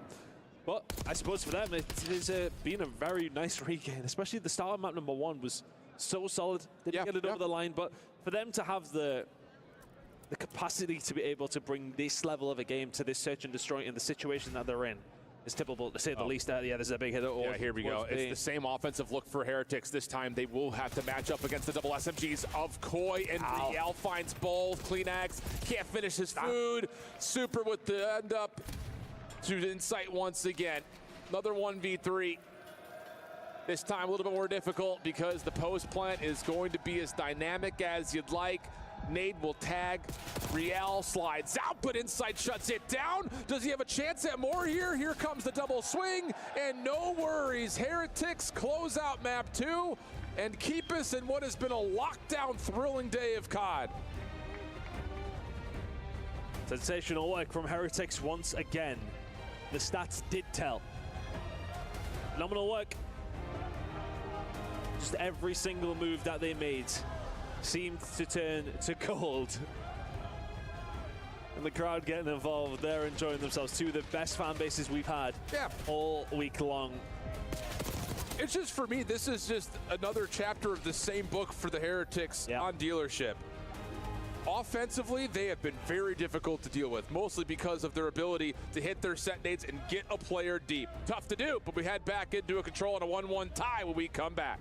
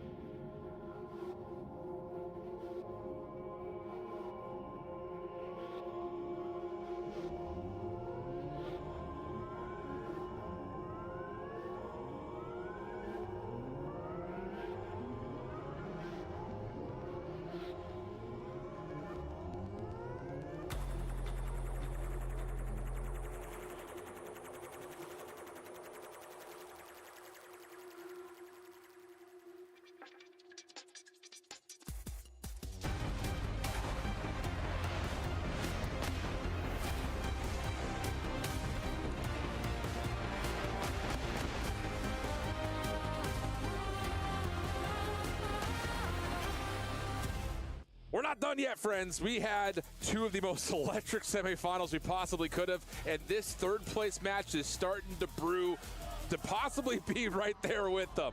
A 5-point hard point. A really In-depth game of search and destroy. We split the difference, and now we start to consider control, and wouldn't you know it, we're on Hacienda again. Over the Hacienda, which has been a catalyst for some absolute corkers this week, specifically today. And Heretics, I checked the screenshot before, we're 3 seconds away from 3-0ing Optic. Yeah. 3 seconds. As it goes, yeah, they are now fighting for third. So don't let that list, affect you in the PTSD department, because, again, both of these two squads have been really good in control. It's actually been kind of like the mode that's determined the majority of this tournament. And for both these two teams, outside of just barely not able to get over the hurdle of their previous adversaries, they still rank third and second in overall offense, which, especially on this map, is a major difference maker. Ticks per attack is high. Average life margin is high. All this is framing up is that between the two squads, it's going to be a square up. So maybe we take the conversation back to the individuals again, because it feels like it's been a day determined by heroes. Who are you looking at? I mean, you have to kind of look at Kleenex and what he's been able to do for the side of Movistar Koi. He's been bringing it to the table consistently. And it's always been about the pace change-up. That has been the narrative around this Movistar Koi roster. That's why Abe came in. Beans was a relatively slow AR in a certain sense, and him and Insight didn't really gel together. Whereas Kleenex now in that role has slot in because of the position that Abe is able to take up as an SMG entry. It is working for them right now. And is this going to be the map where he can take over again? We'll find out. These next two maps are a wash for me. Oh, either one same. of them could go either way. We're squaring up on Skyline after this, where both these two teams are two of the best in the game at it. I'm all for it. Yeah, get locked in here, friends. We're going to be here for a minute, and I'm happy to say that out loud. Rancor for first blood. Real in some trouble here through Secret, as Koi's defense will take over that part of the map. Rancor on the hard point with help from Metals. We'll get the first tick immediately, though. Koi a little bit late to respond off these pinches, and eventually Heretics will be bounced off, but not before that first segment is locked. I'll dance around. And really this whole year in Control has just been about those players who can finesse, who can stay alive. Specifically with Hacienda, you're talking about this mid-map control, staying in that moment, staying in a position where you can hurt the defensive team. Real is doing a sensational job of that. 13 HP in a dream, but continues to survive. In some trouble, though, can't really survive on the point. He does have Rancor nearby. Kleenex going from window to window, finding the perfect angle, and as Abe gets to work playing over towards the other side of the map, now all of a sudden you've got Koi in your spawn if you're the Heretics. Not what you want, especially if Joe deceives on 3. Nice shots from Super. Has Joe down to essentially a bullet worth of health. Finessing, though, gets his life back up and over trying for it, but no cheekiness there, leaving Abe to pick up where he had left off, and things continue to feel pretty darn controlled for Koi with only 22 seconds left to play. Yeah, Abe being in this position is going to be a right pain. We talked about Real trying to get behind the defensive line. That's behind the attacking line. That can cause a lot of issue as well. Inside, nade out, trying to slow them down. Big gunfight win coming in from Super. Needs to stay alive, but they only have 17 seconds to get something done. That 17 seconds has been stopped. And that's Metals for a moment on the B point. Need to win this. Close to the second tick, but not able to get it down. So now Real diving forward. Joe not able to contest in time to stop that second tick, but could potentially still win the round from this position. Trophy system to deny the incoming nades. Joe only gets one. The double slide comes through. Abe trying to double down, but no. Metals has the last word. Stack up is here. Kleenex trying to challenge, but no. Extra 60 on the clock. 1 life difference, and all of a sudden, Heretics are already on A. Very seamless transition as well. If you're Heretics, you've got a really big chance. Movistar Koi, you need to find a gunfight. Rancor in some trouble. Can't quite slip out the windows. Metals still on the zone. Second tick locked in. 1 life edge for Heretics. Kleenex able to take 1 out of the point, but not everybody. You got to find these kills all of a sudden. If you're Koi and Abe Insight, they will just narrowly save the zone and get just a touch of depletion on that third tick. 9 versus 9 here in round number 1. Could it come down to the wire again? Joe Deceives trying to slow things down. Rancor's found 1, gets caught in no man's land. That's 2, nearly 3, 4 kills coming through for Heretics now. Metals left on his own. Has to be Insight, though. He's got 2 players looking right at him, and that's going to be the wash. Heretics down to 15 seconds, and Koi in their spawn, able to break through it, get the extra 60, and then the biggest part, the quick transition to immediately throw force onto A. It's just a big moment. It was, I think it was Real who found 2 over towards the B side, solidified it, and it was just so well worked because Movistar Koi kind of do a bit of Hail Mary just to try and get them off, and they really did force. And then, as you can see, it's the transition to A, and it's that relentless pressure that they keep on. There's always somebody left alive. There's always somebody pushing you back. And when those 4 players can jump on A so quickly, 2 ticks are gone in the blink of an eye. Absolutely. Okay. Heck of a first round. Opportunity to respond if you're Movistar Koi. Again, the stat line before this map started. Both teams exquisite on the offense and control. Kleenex looking for Rencor. Not quite able to find him, and actually Abe tries to commit forward, but Rencor still somehow takes down 2. Joe deceives. All clean shots to Super. Not able to finish off one, but then turns to find Real instead. And the finesse for JD now starts to come through as Rencor finally gets the trade. And meanwhile, the rest of the Heretics are putting pressure on Koi Spawn. The more I watch some of these young kids, I just realized that Call of Duty is leveling up every single year. You watch Joe Deceives now. Incredible player. And then you just watch another gunfight on the other side of things, and it's Heretics doing the same back. Back and forth we go through this mid-map control. Rencor with a nice kill. Can he find a second? They're going to wrap back around to try and get rid of him. But staying alive. Yep. Staying composed. The life lead for Heretics up to 4. 33 seconds on the clock. Koi have not really seen a zone in the last minute. Able to get out of the spawn for now, but what are the designs in terms of trying to get onto a point? Insight provides you 2, but this is still less than comfortable to stay on to A. 22 seconds where the clock stops. Gotta make their move. Real chipping away. Abe will find Metals, and they will be able to stop that time with a push over towards A. Super is there to pick up the pieces. If he can continue to survive, yeah, it'll keep them at bay. 17 seconds. This will take a big roll of the dice from Movistar Koi. Yeah, Super just in and out of the windows. Abe rotating over to B. Seen by Super, but Kleenex saves the day for maybe a moment. Double for Kleenex. Opportunity to stay on towards the safe zone, and Kleenex is not done. He's going to find himself 3. Rencor in a spot of trouble. Who is it? It's Kleenex, but Abe steals the kill away. Second tick of progress. Looking good for Joe and the rest of Koi as they try to join him for the extra 60 seconds, and Kleenex is on a killing spree. He stepped it up just in some kind of way. And there's it gone. Oh, nightmare fuel for Team Heretics. Unreal. 6 in a row from Kleenex.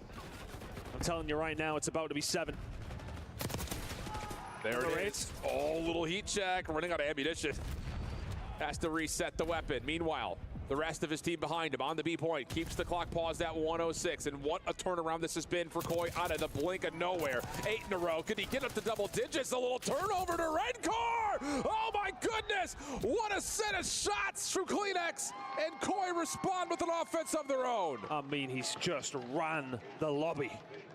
9 in a row to find the breakover towards top side, clears out window, and all of a sudden A is wide open. And they transition through office up to top plat, controls their spawn. Heretics never clear him out. And he wreaks absolute havoc. It is just the way that he not just manipulates the map on his own, but he's playing off of his teammates to 5 HP. Allow them to make a play forward, and you're not kidding. Unreal scenes. And so we go into round 3 with back-to-back offenses and a hellstorm to boot now for Kleenex. 9 in a row. Well done, Team Heretics, though. There's been so many of these defenses where they've done everything right for 90% of it. That final 10%, that's why control can be so frustrating. You can do right for the majority of the round, it may well not matter. And that's just Hacienda in particular. Yeah. Quick play over towards B for the Heretics as Kleenex gets the double-digit streaks. Looking for the record. Almost able to find one more, but there was support there from Rencor. Insight trying to challenge, taking away some of the angles. Riel up to office. Looking good here for Heretics to get the extra 60. And yeah, Joe just kind of runs forward like a lemming. Not much he can do from that position. And it's a lot of time on the clock here as Heretics have only dropped 2 lives. And once again, quickly transition back to A. These attacks flowing like water between these 2 squads. You mentioned it. 2 of the best attacking teams, if not the 2 best attacking teams in the game. When it comes down to Hacienda, A may well be gone. Maybe one more stab here for the side of Movistar. And we're talking about 3 kills up until that wipe right there for Koi. Just we're not able to find gunfights, but as they do, look how quickly the map starts to change. All of a sudden, some spiral control develops for Movistar. Abe on 3 in a row. It's been a little bit quiet, but that's one way to turn up the volume. 15 and 15. Gets over towards P2, manipulates the spawns to Kleenex direction, and you know how hot of a hand he has. Back to a 4-life gap, but there's still tons of time on the clock. Yeah, Renko has managed to find a way through. Oh, Abe, a little bit of bad timing. 4 kills in a row from him did slow them down, but now all of a sudden, Movistar starting to give lives away one by one by one. And Heretics in a good spot to maybe get something done. Abe nearly gets spun on. Metals will be there to pick up the pieces. Insight from Double Doors is trying to slow things down.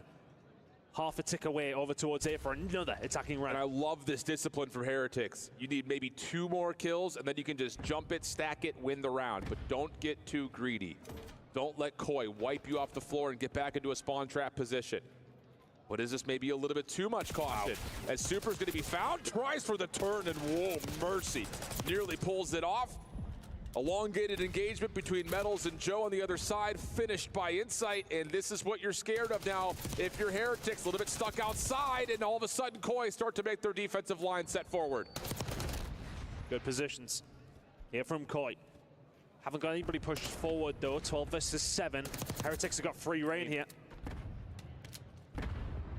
Back over towards Secret. Kleenex, no. Camera broken. Follow-up from Abe, looking for the double. In some trouble. Wow, just gets out of the window, but Super eventually able to find him. Does that stick? No, it does not. Rancor avoids it. Insight, trigger discipline. Is it maybe a little bit too disciplined? No. Finds the kill cleanly, and a big win from Kleenex. Now a 7v4, and the clock is becoming an ally all of a sudden for Koi. Can they hold? Abe looking to keep them at bay. No lives remaining. Can Heretics find a way through? There's Insight dealt with. 2 players remain, and they've just ran out of lives. Unless Joe Deceives can do something here. Oh, they get it by ticks. But they get it by the ticks, and that's important. Yeah.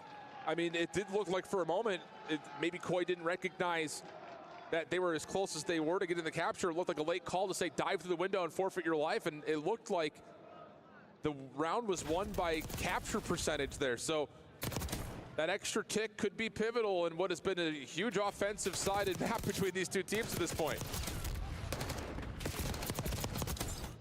Abe was doing a really good job, and again, felt like around that Movistar Koi would be disappointed to lose. I felt like they had a couple of good control moments, but the Heretics just breezed through them, never let that control back. That's the thing, when you do get pushed up way past that halfway line as a defensive team, you have to make a count, especially in the lives point. They got back to the halfway lines at Heretics. They broke out of their spawn trap with a life lead. Can't let it happen if you Movistar Koi. Wow. Heretics 1 away. Good first blood from Riel.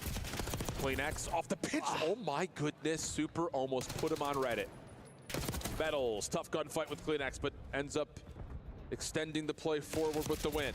Riel in some trouble though on the site, and honestly, Metals may need to consider about if he needs to come back to help this or not. Teammates able to come through Tin, say don't worry about it, keep doing what you're doing, and Insight says, well, no, you're not doing that no more. And it's instead going to be Joe Deceives putting a bit of distraction over towards A while the rest of Koi try to come off spawn. Trying to get their way out. Big snap from Super once again. Joe on the flank though, so the map balance is very much in the balance, I should say. It's now Team Heretics starting to get a little bit of mid-map control. Movistar Koi trying to find a way through here, but they're really struggling. Yeah. It's just the positioning coming through from Heretics is frustrating them. Timing. Wow. Big win from Super once again. Keeps the defense very safe through the middle of the map and keeps more guns up over here at B.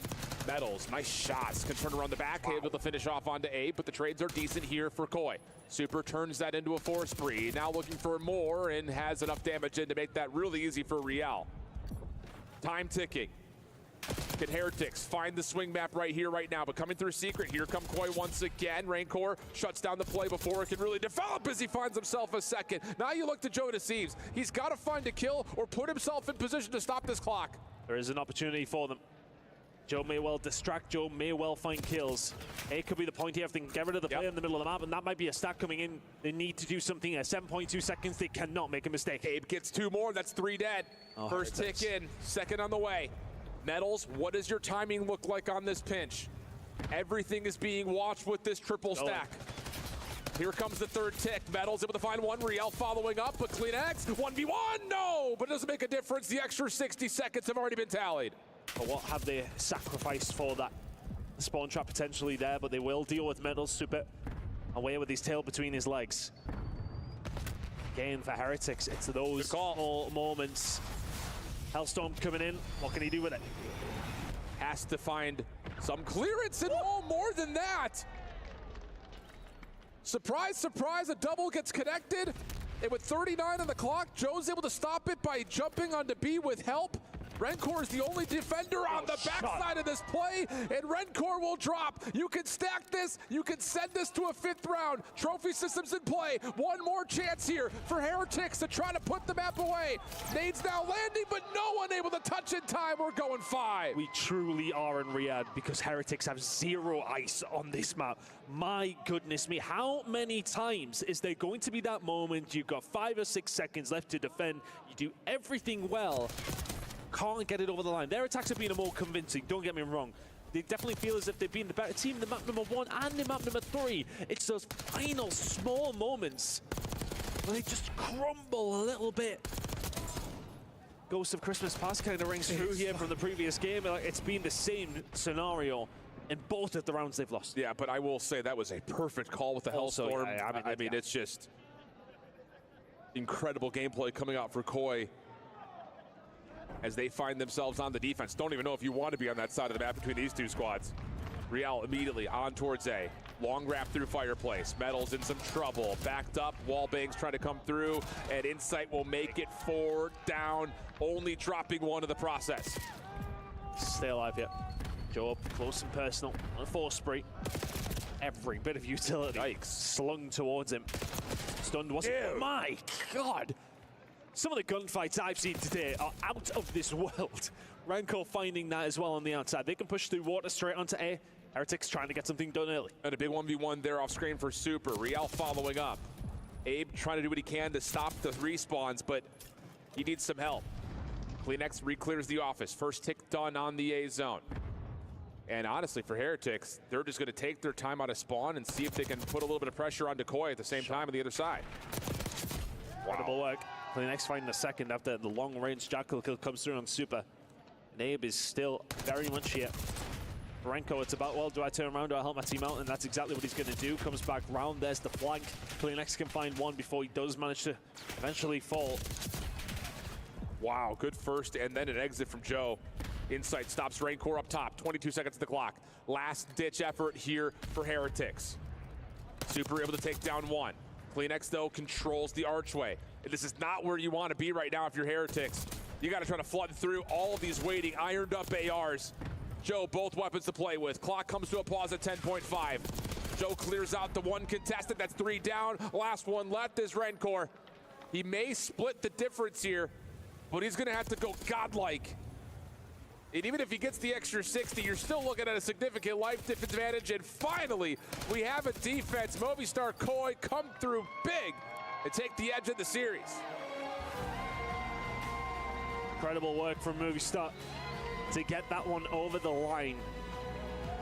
But a couple of different rounds from the Heretics boys that you're questioning, how did they not get over the line? I mean, look, yeah, the Hellstorm, 1,000,000%. was perfection from Kleenex. And that's the reward you get from going, what was just like 3 and 15 to 15 and 15. Correct. Went crazy. Yeah. And all of a sudden, Heretics think they've got it in the bag. But I want to say that is like 4 or 5 rounds of Ansi under control within the last 2 hours. They think they probably could have won. No, absolutely. I mean, again, it's just, as said before, how much more heartbreak can Heretics take?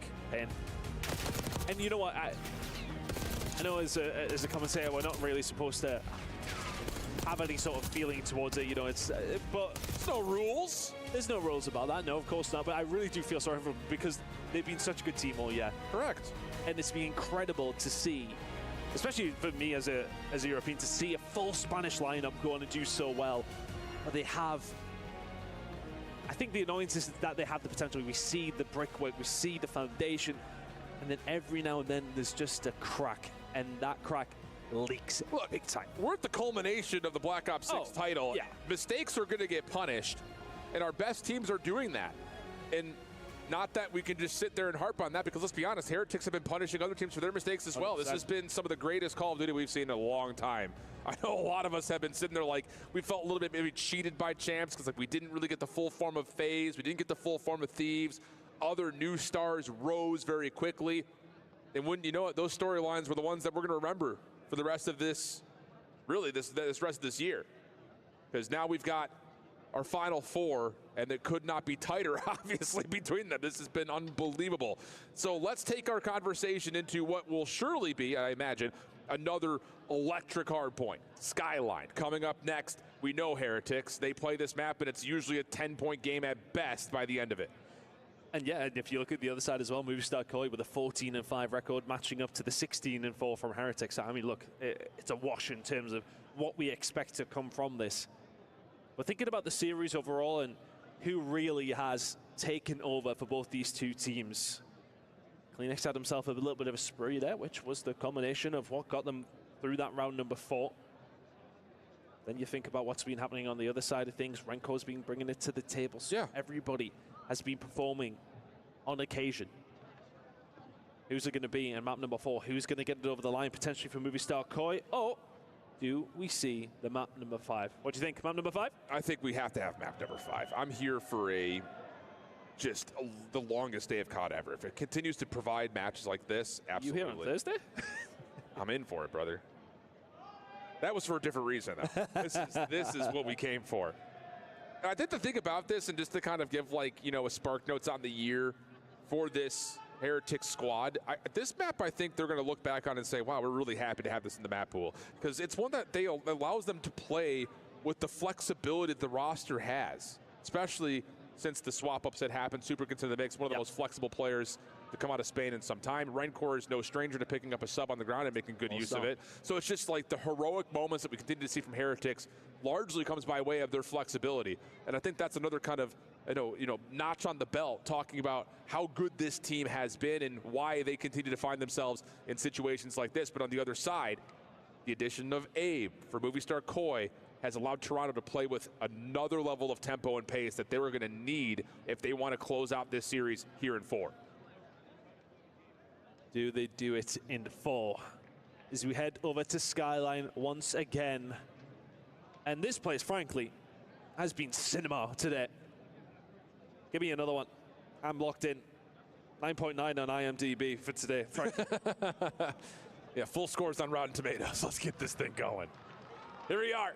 It's going to be Movistar Koi on the left-hand side of the map in the orange. Heretics in the blue, trying to cut across the map and will automatically be into P1. I'll tell you, this Heretics team, one of the best P1 squads on Skyline this year, and you're seeing exactly why. First blood and a lot of opening time.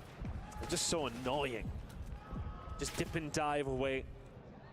Hide on the point. Wait until you make a move, and then they know exactly where you are. They played so cleanly. And as you can see, Movistar Koi, one death, one death, one death, one death. Everybody slayed off the map entirely. Renko's the only one who didn't get involved until then. Dead. I mean, it's a spicy meatball. Team Heretics perfect so far. And now they're going to get a flip of the map as well. CleanX seen in the corner. What are you doing? Brielle on 3 in a row. I mean, everyone's on streaks right now on 3 in a row. A single kill through a minute of gameplay for Movistar Koi. Hello? They eventually get there. They eventually get a minor amount of control. I suppose when you do get slammed off P1, okay, well, we're still technically only 50 behind, but the map started 60 seconds ago. Yes, exactly the case. Spawns will be blocked, though, by this little play around the back. Brielle able to find 2. Super trying to find the rest of the Movistar Koi roster and is able to absolutely barrel stuff Abe. Now it's just down to finding the players up and around the hard point. No problems there. Real's on 5-0. We're only got 4 total kills for Movistar Koi. Someone check their PCs if they're on. Insight dead. Real eventually does fall. Abe, the one trying to get something going. I mean, what is combined 6 kills between Movistar Koi right now. Metals has that on his own. What are we talking about? It's 70-3. Rotate. I guess. Oh my goodness. Heretics in firm control. Super shut down from taking an extended round.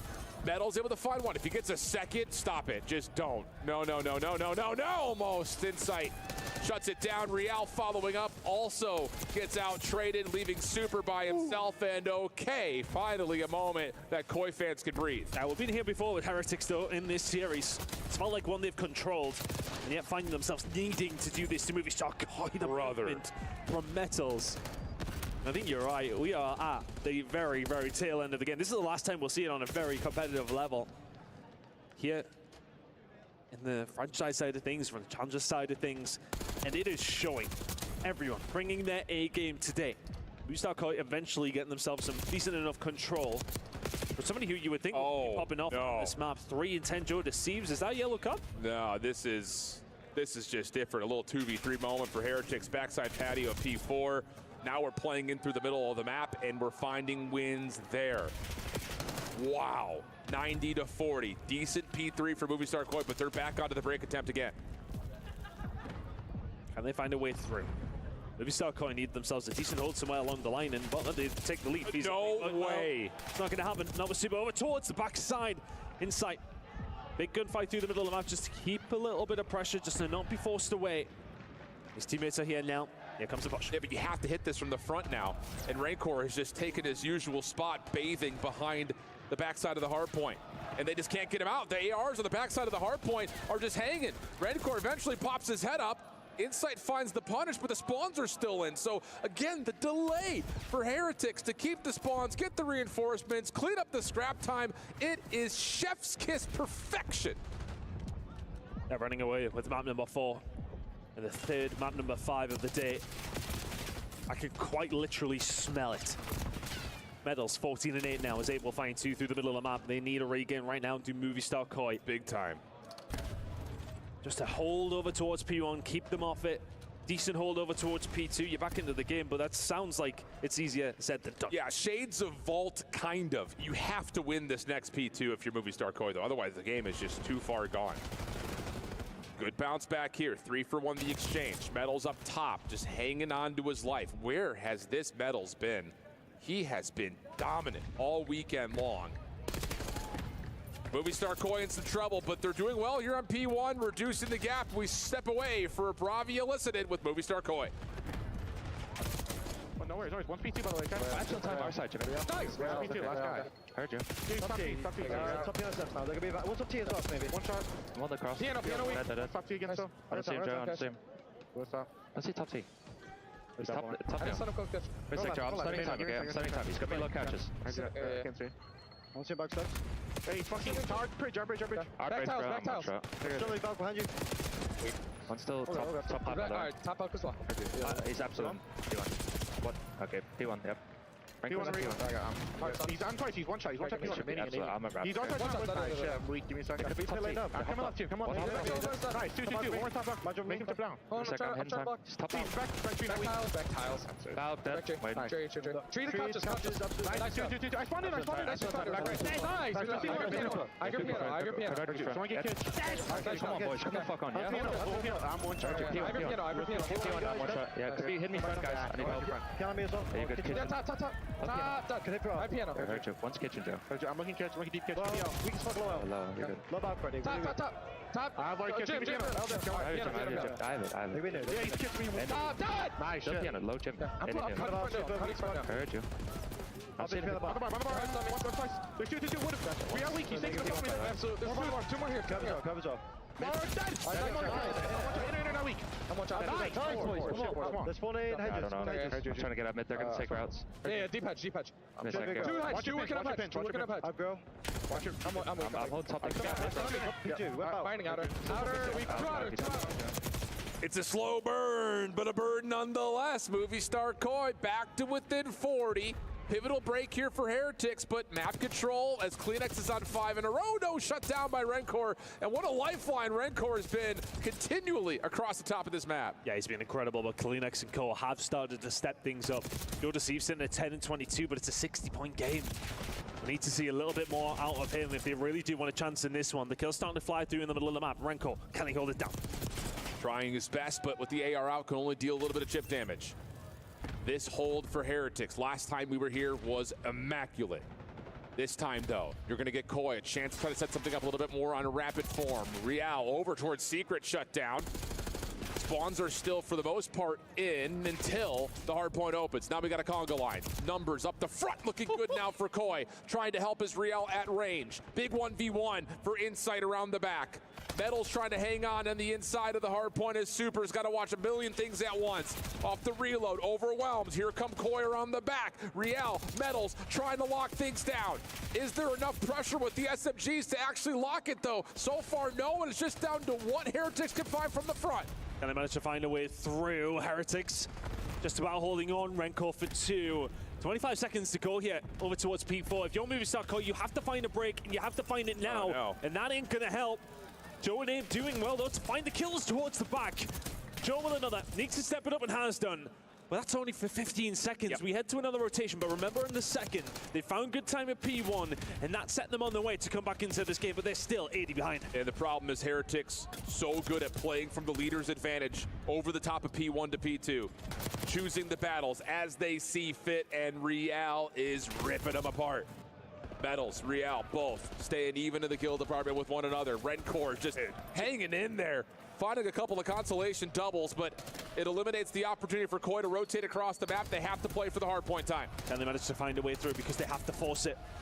They have to get onto the point, and Joe Deceives will do that. They will soak that time, and they will wait for their opportunity, but they may well not be one because Metals up the top rope. Kleenex can find one, but they get rid of it. Good route right there to keep Heretics in control, forcing this Koi roster to move around into some treacherous grounds. Can win it here. Sure can.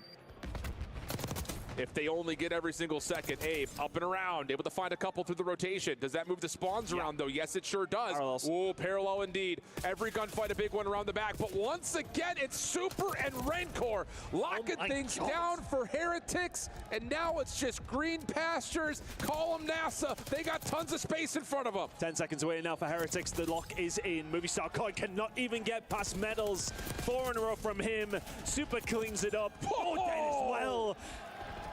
It will fall. Heretics will send us to our third map 5 of the day. Unbelievable scenes. You can't write a better story than this. And let's be candid, we came into this best of 5 series questioning if the energy was going to be there for both of these two teams, in particular the Heretics. And they said, shut your damn mouth. Of course we do. Cállate. Let's get this thing on the road. And wow, what a start onto this skyline. Never giving Koi a chance to even shoot back. And that gap, too much to overcome. Oh, I mean, absolutely slammed across the board. Sensational work from Heretics. Sent us to that moment number 5. All right, down to the studio to give us their thoughts and breakdown for our 15th map of the day. Don't go far. Studio's got us covered.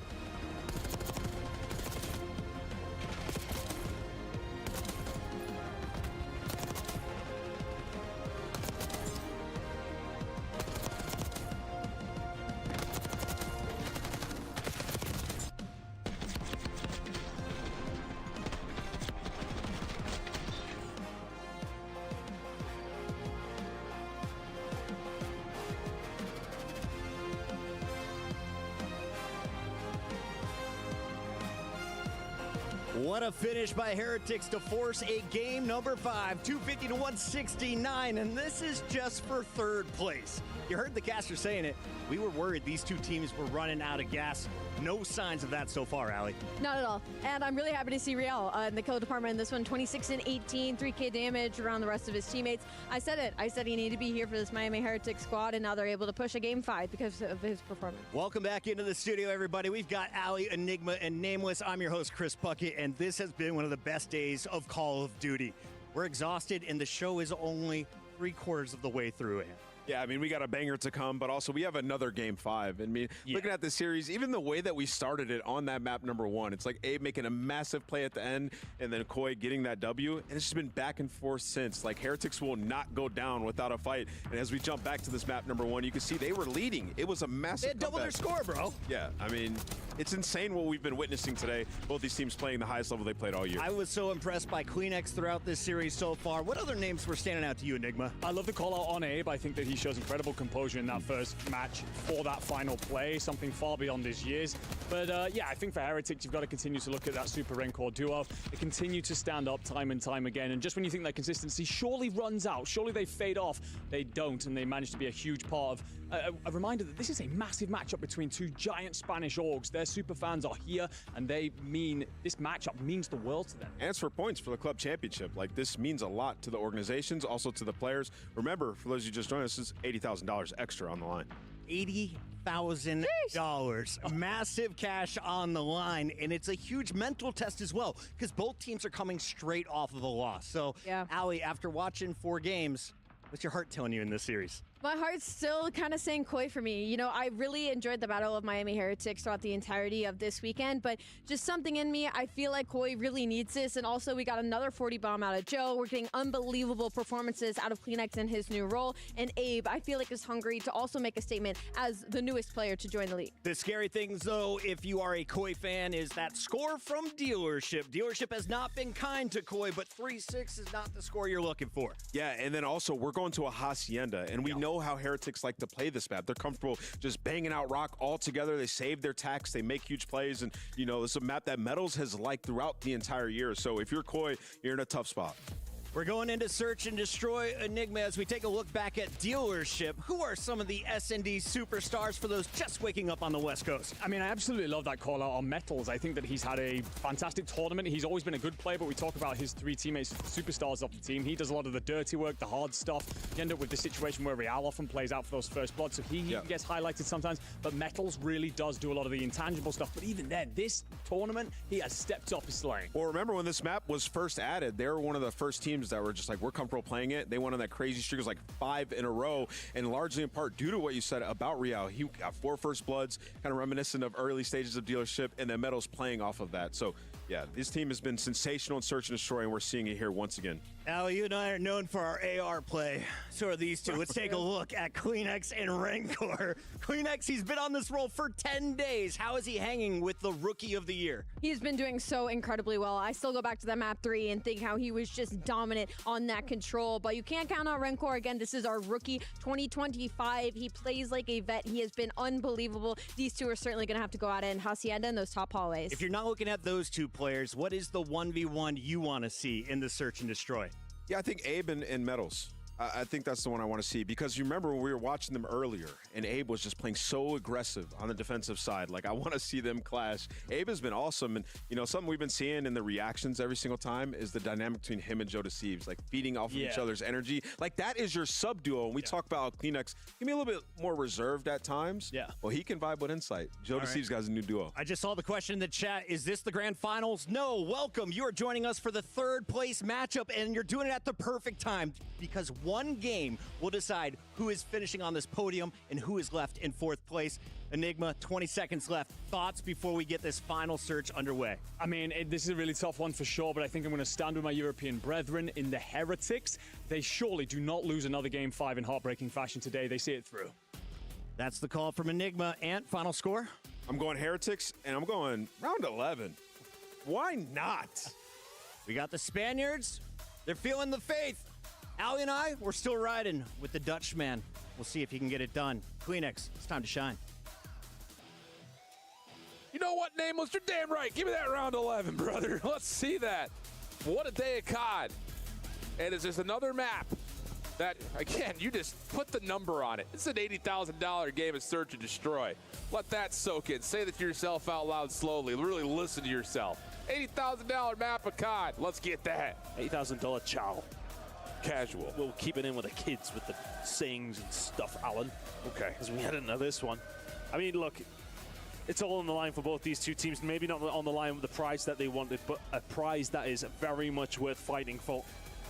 $80,000 in the 3rd place of this year's EWC Black Ops 6.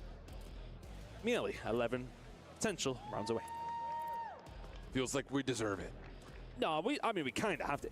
I'd argue it would be rude if we didn't. I know it. Well, here we go. Again, 3rd place matchup. Map number 5. Movie Star Koi and Team Heretics to a Hacienda Search. Both teams played it once this weekend. Surviving in around 11 is Movie Star Koi. Team Heretics bested by FaZe. see how things go this time around. And Movistar Koi taking a page out of the Heretics book, just right through Rock. Thank you for the freebie plan. So we'll go down. 3v4 scenario. Joe can get a bit further forward. Just play the credit corner. I like it. He can pop up and try to play a bit of a flank here. Just comes down to this gunfight that's happening over the middle of the map potentially. We've got Riel looking to play off the pinch. Joe, is he counting toes? No, he can't even see it from his position. Just waiting to know when he needs to pop up. Here comes the play. Has both players in front. Can't finish the first cleanly though. Follow up good from Abe. Looking for the double down, not gonna happen. A 1v1 in the first round of map 5. Insight versus Riel. An absolute laser beam. And Heretics get the opener. As an AR player, we are living in an SMG world. That is incredible. What on earth was that? I hope we got the replay from his angle. Back and forth, trades across the board, pretty standard.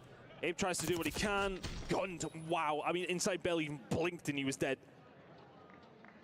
And I will say that was an impressive reaction from Super. Yeah. Not just to get the turn and stop the flank, but to also finish off the low health pool in front of him. So 3 in the round for Super, but a laser out of Riel.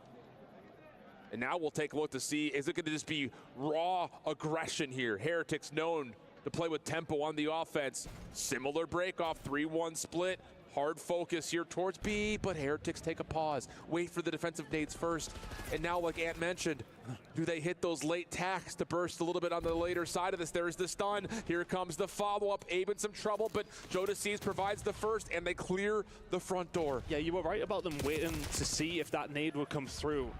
And then Renko spraying away from the side of Garage. So I wonder if they're just thinking that he's just trying to distract, but the close fights come through, and Jodaseize winning a massive 1v1.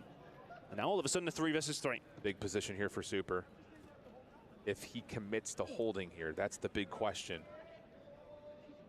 The route, very respectful here for Koi, playing off the low ground.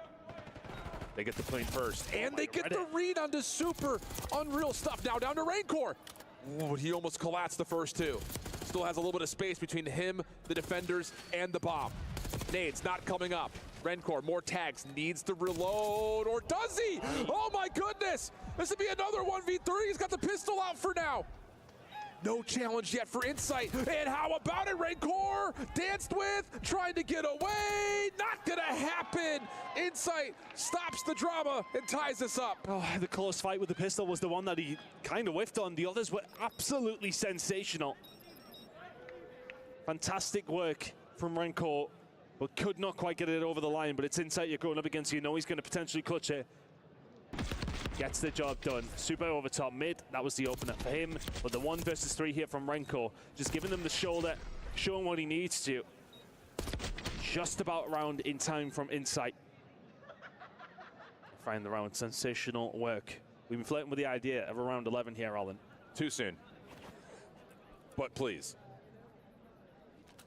Koi switching up their offense. 3-1 split the other direction. Whereas for Heretics, all 4 members playing window to window with, yep, a little peek down towards Fountain. Riel seeing that he's been seen. We'll back off, and now we're just going to contest over the top of the bomb site. Jodaseize will get the plant down, but can he get an exit? The trophy doing the job it was designed for, but this is a lot of damage, and yeah, Koi are wasting no time as Jodaseize is in trouble, and Heretics will have a 3v1. Next on the worst of positions. Do they have eyes up? Well, yeah, they do. There you go. Rencor will find him. Back and forth we go. Bringing both blow for blow right now. It's difficult, isn't it? Because both these 2 teams are kind of throwing everything at it. It's aggressive. Yep. It's kind of curveballs as well, though. They've been taking their time, waiting for the stuns, waiting for the utility to get out of the way, and then maybe making the move. It's not necessarily being standard across the board. Correct. It's aggressive, but it's not out of control. Yeah. I'll put it that way. I think even just to kind of highlight that, it's again, Heretics looking for a window battle with all their ARs, but Riel, knowing he's got a check connector, doesn't overchallenge anything. He's been seen. Don't bother with the push through. Just reset with your squad. Give yourself the numbers. So good stuff there. Similar idea. Window to window. This time, Joe's down low. Today, expected to be a second player. May not make a difference. Rencor in Nettles clean things up in the low ground. Now just looking for the window. Fights, and Kleenex connects through the wall. So all of a sudden, in the first 20 seconds, we've got a 2v2 bomb down. Just connected from inside of the wall over towards the top left-hand side, and it's already down low near Archers. They'll have zero read on this. They'll think it probably up high. Insight. I'm not quite sure where Insight is going here, but irrelevant to that, he's positioned himself way out in the water. Can help over towards B. Just resetting to catch a long angle in case there is some sort of a wrap back. Bomb collected. Corner of connector being held by Kleenex. Insight still lurking with his toes in the water. Super Metals making their play over towards A. And they're going to have to commit to this with the clock ticking away. Next is going to be here. Sees the activity. What gets timing. The timing. Gets out as well. The chase is in. And if you're Metals, you kind of knew you had to go for that. You'll have no line on Insight. Oh my God. Never mind. Deleted. 1v1. 10 seconds of the clock. He's able to find him. Oh, one more bullet. Unbelievable. A last second 1v2. And it's just clutch after clutch here in map 5. I mean, the snap onto Insight is absolutely absurd. How on earth has he managed that one? And then the second, he's just caught him napping. I mean, I don't think there's a world where Kleenex thinks he's flying out of top mid against me here. And then he gets the cover. Kleenex in no man's land. Heretics up. What more could you ask for? 1v3s, 1v2s. Heretics clutch up with Metals and now up 3-1. Metals, ooh, the reticle may have actually blocked the cross. He sees Insight, but I don't know if he knows how many players had already moved past that window. It may not make much of a difference as Koi have reset this play and are just going to get Kleenex deep and allow him to stay there. Bit of posturing from both these two squads. Neither want to make a slip up here. When we start thinking about a plan over towards this A side, by the looks of things, they're heavily stacked. A line of Team Heretics players across the map. Yeah, they're just here though. They're trying to show force, so Kleenex can maybe get a round underway.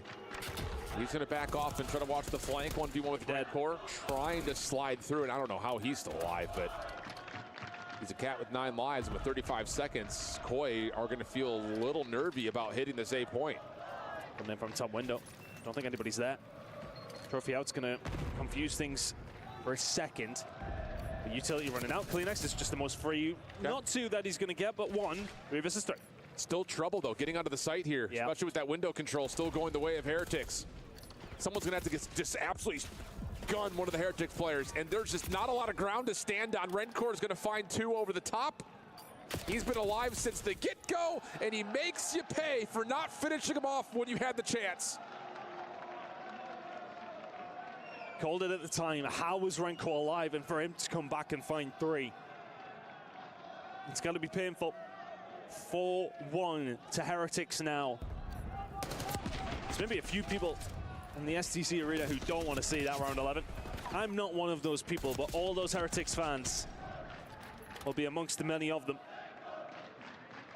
Or do they want the drama? Do they want it as well? Yeah. But obviously with the win. I mean, the thing about this, and I think if you're looking at this from the mentality of Koi, is like, we just don't get clutched on 2 different times, and we're in the lead. But this is going to feel like a must-win round on the offense. Different look here for Koi. 1-2-1 split. Metals is trying to feel things out, and oh, it's dicey.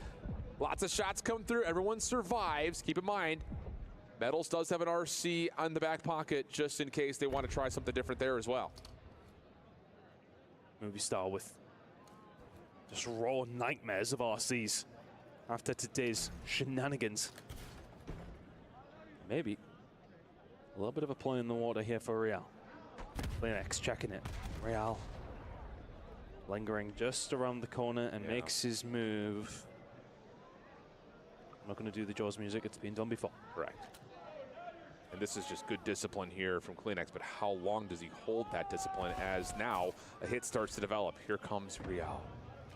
Kleenex backs off, though. Gives away that space. They're in trouble. Yeah, they sure are, because the timing of the pinch looks pretty flawless. Real for the first freebie. Rencore over the top, though, shut down. And this is just Koi sending it forward, trying to stop the bomb from ever being planted. We don't care about the flank. We'll just take you off the site. Just down to Real. 1v2. Not going to happen inside of the corner. What a call from Koi. You've been pinched from 2 different ways, just forced through 1. And it's sheer brute force that gets them through. They take rock control after what is a brilliant play from Real, to be honest with you. As you said, the perfection of this pinch could not be understated. But then Joan called like, yeah, okay, well, there's somebody behind us. Yeah, let's just kill the rest of them. No problem. Insight finds the end of the round. And a lifeline for Koi. Unbelievable stuff. And you have to give credit to someone who barely even showed up from the kill feed there. Abe putting the pressure in their open hall makes Heretics feel really nervy about backing all the way up past Rock because you just don't know where the challenge is going to come from. So mind games coming through nicely. And how about this, speaking of mind games, Heretics, a 4-man push on the defense, up and over towards A. They don't see what they like, so they back away, but they're going to be late to the party here at B. Yeah, Insight gets the information. They're becoming a lot of stuns, a lot of nades, a couple of bullets. Nobody at B. Bomb goes down. 4v4 retake. The only person who's not really in charge here is Insight. He needs to get over pretty quickly. Yeah, he's flank watch though, and if there's any noise that gets created through mid, he can watch on the cross or take a late play over towards Office. Here comes Heretics, 4-man flood from the front. Kleenex, Abe getting affected by these stuns and nades. Real for the opener. Does he get a second? Yes, he does, but Insight now on that pinch has an angle over the top. It's a 1v2 for Insight. Can't fully see the bomb though. Headshots lined up. Oh my goodness. Metals, Insight, 1v1. Insight tried to get there. Oh! It gets diffused. Massive round as Insight tries to get the angle. He made the play you said when he pushed through Office, but the bomb's planted for the other side. It must be so close. But this from Real gets round 1, 2. Abe not quick enough to turn around. Joe Deceived is there for the trades. But that is so close. Insight on a 5 spree and they lose the round. Do or die. Have to have 4 in a row. Patience for Heretics on this offense. Joe already getting an early look over towards topside spiral, sees nothing. And Movie Star Koi just kind of back up and say, have we missed something? No, they haven't. Heretics are just playing very patient. A nervy affair. To be expected. Heretics 1 round away from securing an extra $80,000. The timing for Joe just does not land. The player gets across, Metals puts the bullets in. Joe has to back down. That's a little bit of room now for the side of Team Heretics down near side. In particular, Super just needs to make a little bit of noise because Real's hitting a bit of a pinch. Super's going to do more than make some noise, but Abe, big 1v1 win. Now, I was going to say, look to your focus on Real, but he gets shut down on the flank, and somehow Movie Star Koi come away with a flawless round. He did really well considering the timing on fences that Joe did not get. Not necessarily a breakdown by any sense of the imagination, but gives the room. Heretics push forward. I would have put my mortgage on Super winning that gunfight from that position. Abe maybe just lands a couple more, gets some coverage from the side of the door, and it's a big win to find. Because they lose window control, it all falls apart. Absolutely. 6 in a row for Insight. Very close to a Hellstorm. And if this little comeback effort continues, that Hellstorm could be a big difference maker. Trophy system towards Archway. That's just Insight by himself trying to create a little bit of noise. No one home here, though, for Heretics. And Koi, yep, they need to get a read on that. Late stun. Affects Insight. He backs up, needs to value his life. Tough battle with Metals. Both players survive, though. I felt like Insight sold the bait, and then the rotation came from Movistar Koi back over towards A, and it's allowed a lot of room like this for Heretics to try and gain. But there's some information gained from Insight himself. Does not necessarily have too much backup. And Heretics are pushed way up. Movistar Koi have got a lot of map control they need to regain. You have to expect this, though, if you're Koi. Rancor will still hold very near to the A site. Super. He's got full reign at the top hallway. Here comes the ISO. Well done. Crossing T's, dotting I's. Rancor trying to rotate over, trying to catch timing of his own right. This is bold if he commits to playing on this flank. He may not have time, though. Real drops, and now the play starts to develop towards B. Rancor has to find something through P2, and Insight has that covered as well. Oh, my goodness. Back-to-back flawless rounds for Koi. Insight finding another is massive as well. Heretics fans starting to look a little nervier than they were 5 minutes ago. Guy players, you're supposed to be impartial.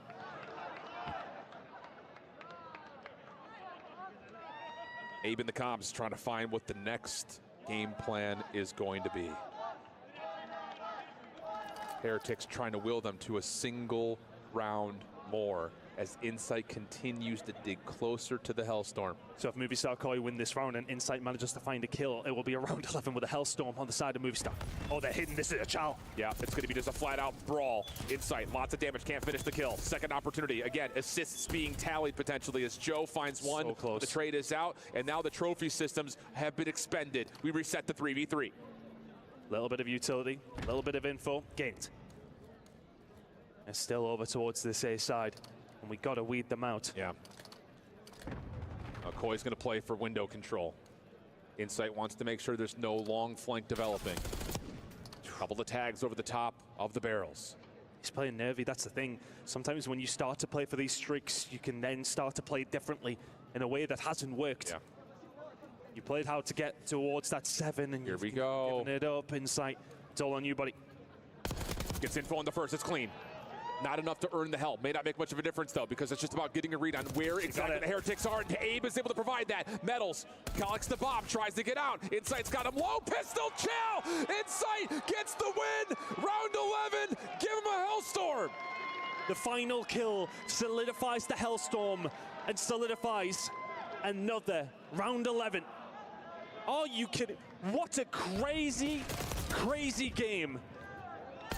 What a crazy day of Call of Duty in general. Both these two teams have been in around 11 today. Movistar were on the wrong end. Heretics found the win against Optic, but lost the series as well. Redemption on the line. It's an $80,000 round of search and destroy. Started as an $80,000 match, then an $80,000 map. Now it's down to 4 lives on either side. How do we play this out? Heretics on the offense, full flood to A. Gotta be Shots passive. coming through for Kleenex, and now the Hellstorm's called. How do you rotate away from this if you're Heretics? Do the double doors, and there's somebody watching. This is about Abe. Can he find anything here? Does this land? Does this connect? Real gets the 10, but he gets isolated. Hellstorm does not land. 3v4 for Heretics. Is there more heartbreak, or is there heroics for it? Abe over the top of found. The RC comes in late. Oh my goodness! Another massive comeback, this time to the tune of a 5-2 deficit.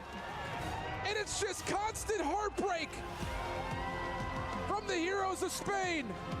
The Movistar Koi will take third and cement themselves a spot on the podium here at EWC. The villain and Joe deceives. The humongous plays out of Jamie Craven in the Search and Destroy. Ranked 7 or 8 in a row to close out the year. And you'll say thank you very much for the check, and we'll see you boys later. What a year for both these two squads.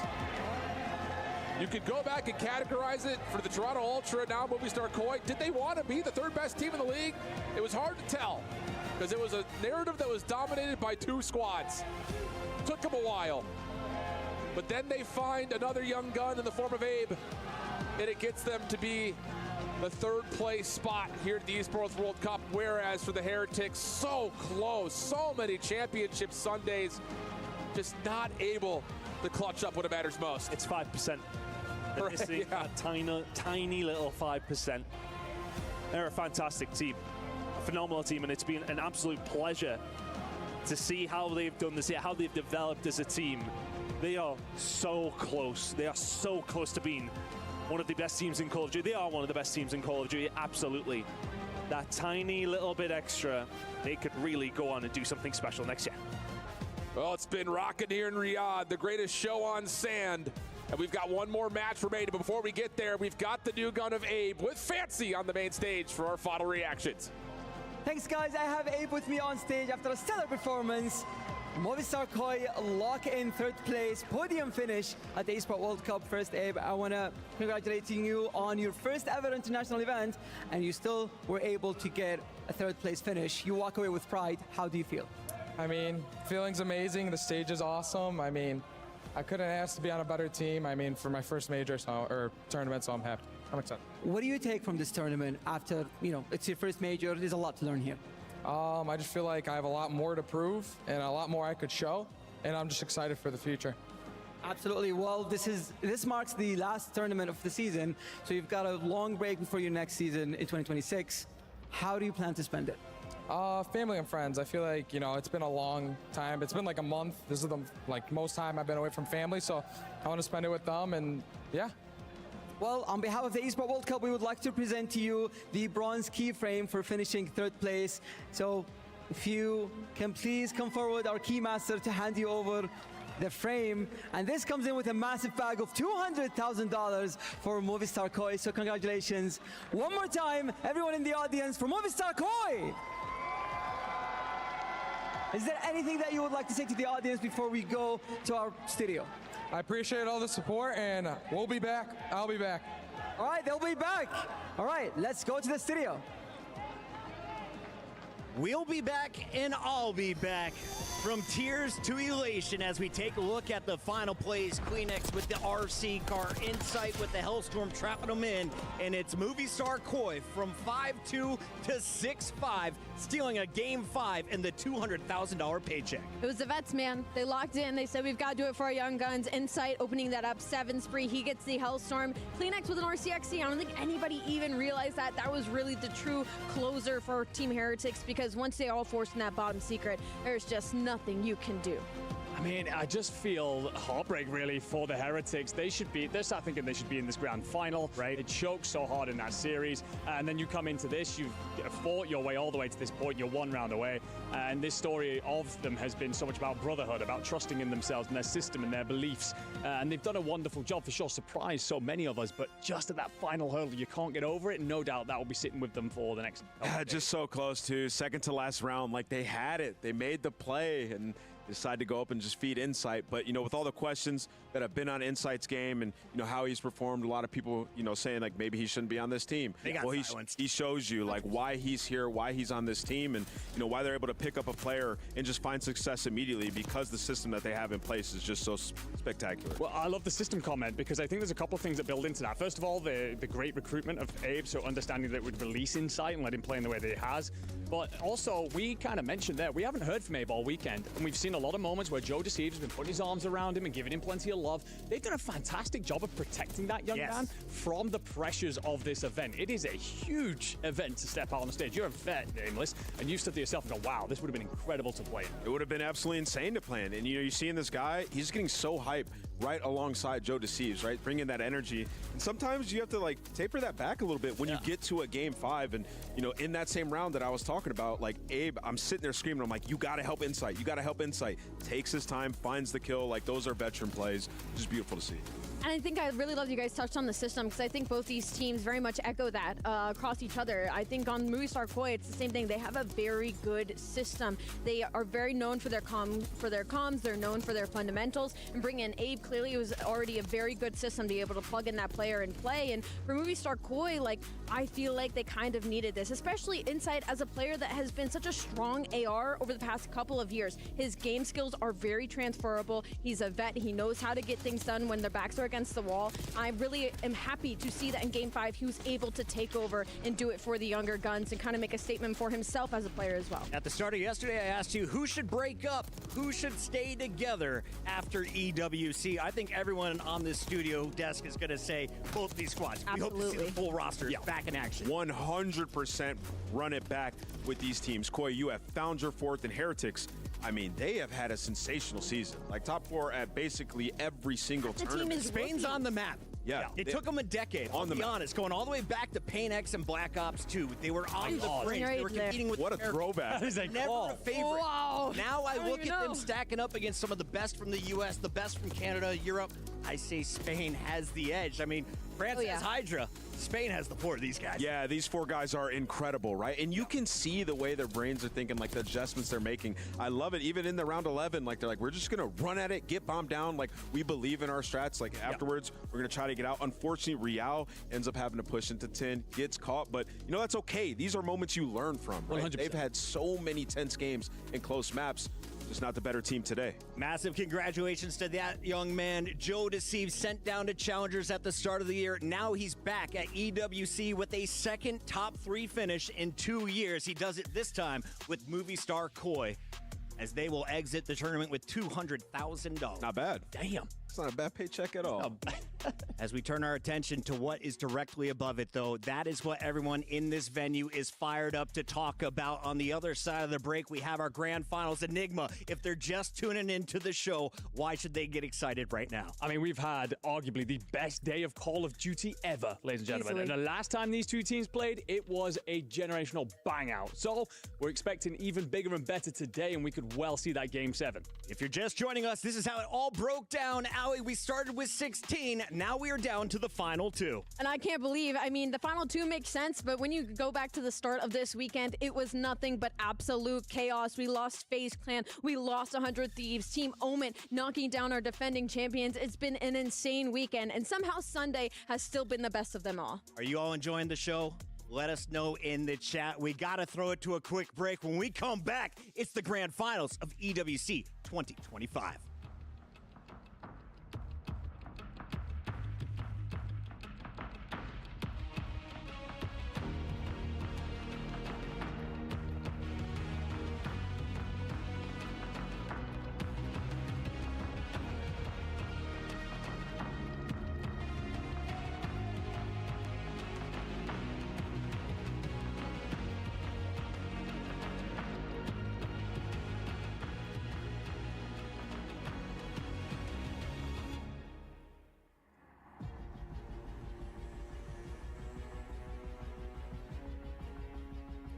Okay, yeah, 110, free and you, 110. Yeah, I need him.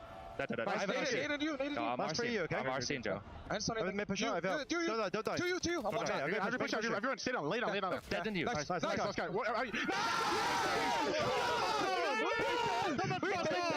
We take that.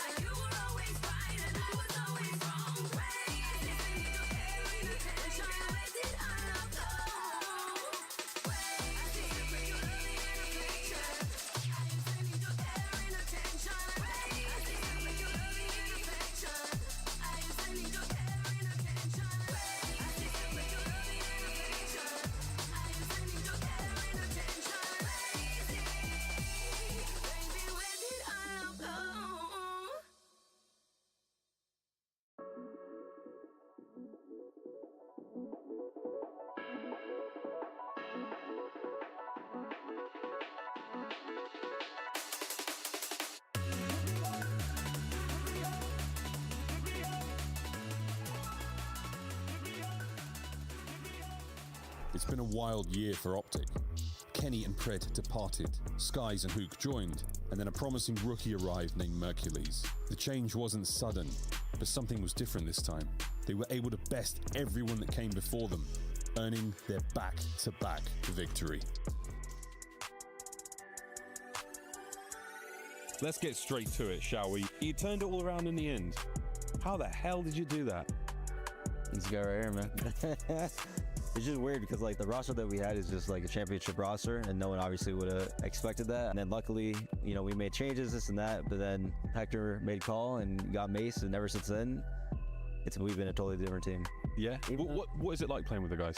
It's been easy playing with them, bro. All four of us like have some of the best gun skill in the league. Yeah. Talent-wise, everything. So. Do you feel like you have a target on your back now coming into this event? Definitely. I feel like everyone is always going to want to beat the champs winners. It's probably like the same thing this tournament. Everyone just wants to win. And if they play us, they're going to be going 100%. So. Last question, fellas. What would winning EWC mean to you? It means a lot to me because I feel like in the COD world, I've pretty much accomplished like everything you could when it comes down to majors, rings. I feel like this is like the missing piece that I have is EWC. It mean a lot to me too. This would be my second tourney win. Would be back-to-back. You went from a Challengers player to joining Optic, winning your first tournament with them, and now you're here in Saudi Arabia competing at the Esports World Cup. How the hell do you describe what your life has been like over the last few months? Yeah, no, it's changed a lot, but like at the end of the day, I'm still just playing COD. You're a pro now, truly a professional now. Life's changed a lot. You're working more, but at the end of the day, you're still playing COD and you're looking good. Still having fun. Yeah. Right on, man. Boys, thank you very much for your time. I've been Miles Ross. This has been Shotzzy and Mercules. See you in the next one.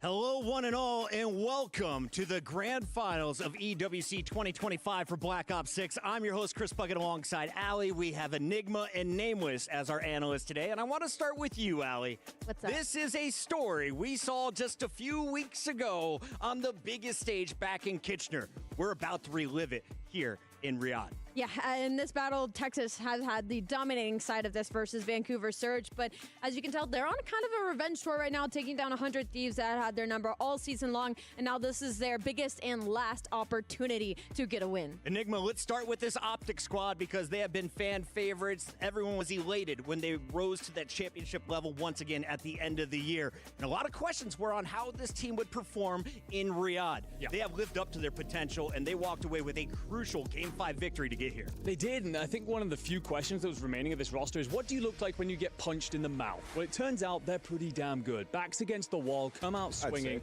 and take over in a tournament as and when they need to. And it's their superstars that pop off in those as well, which I think is a huge thing to be able to do, especially bringing in Mercules. Yes, he is incredible, but also just being able to stand alongside someone like Shotzzy, you see the kind of things he's going to do out there. That's going to breathe so much confidence into this team for what's coming up next. Yeah, and you know, looking at this matchup in particular, like Surge, it's a challenging one for them. Yes. I mean, you look back at the finals, the Search and Destroy Surge were lights out. You get some of those repeat maps, and you know, there were a couple ones that Surge just threw. For Optic, they have improved since then, though. I mean, we've seen them. They were tested by Heretics, as you mentioned, and Shotzzy has been playing at an MVP level, and Murky's picked up right where he left off. So, you know, when you said you're getting the superstar plays, it's also the system. Their fundamentals are the best in the world.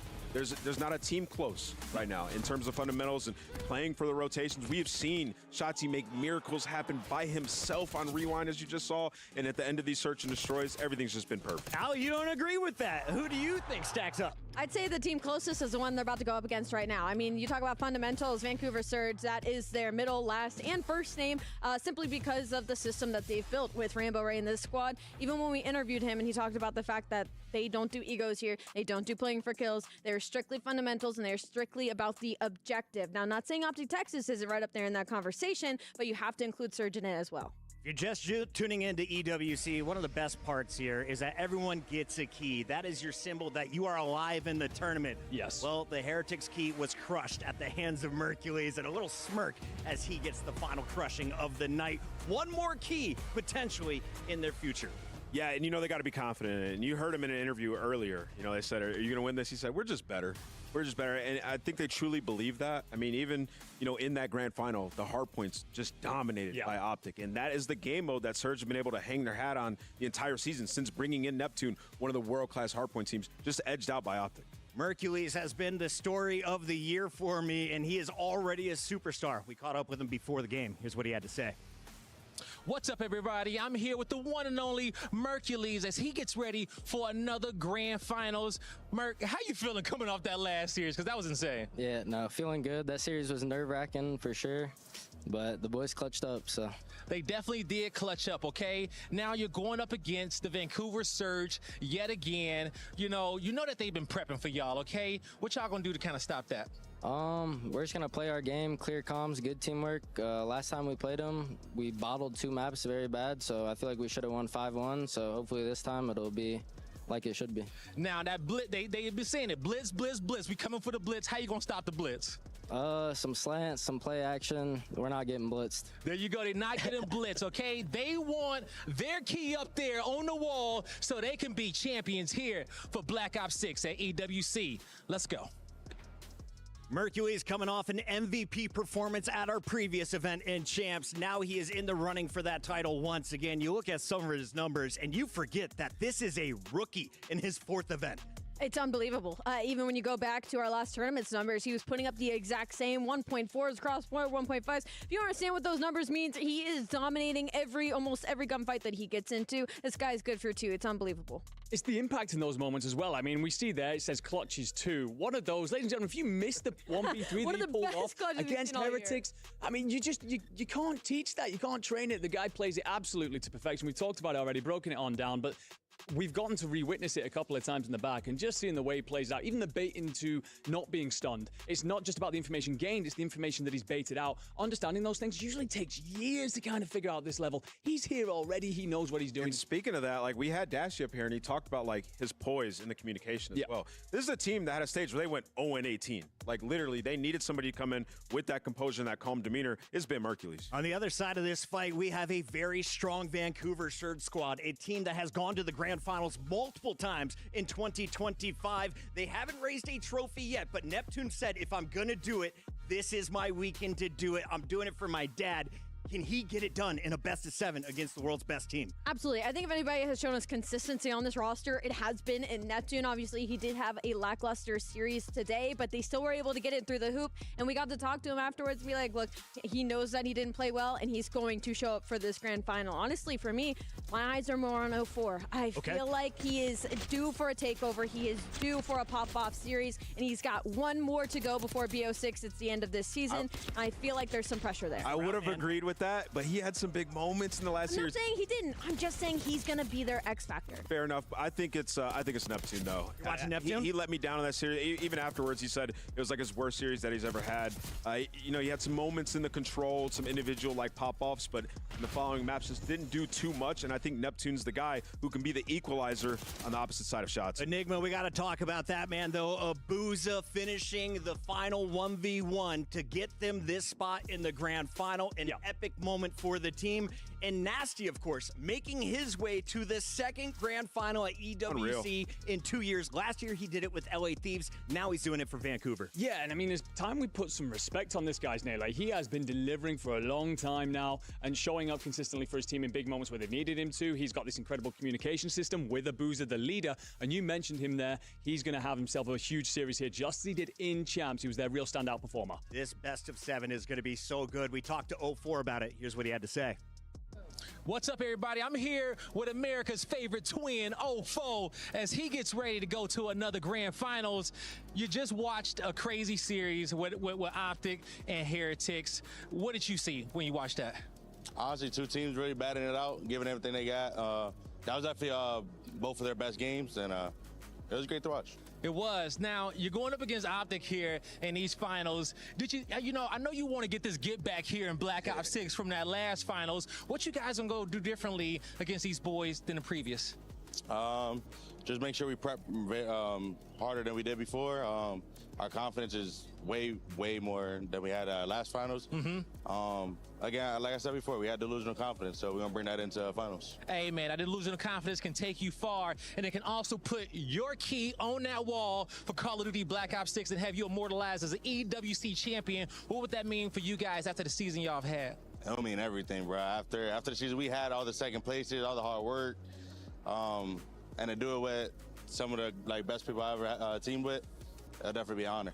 It definitely would be. Vancouver Surge fans, get ready, because they ready to drown them out.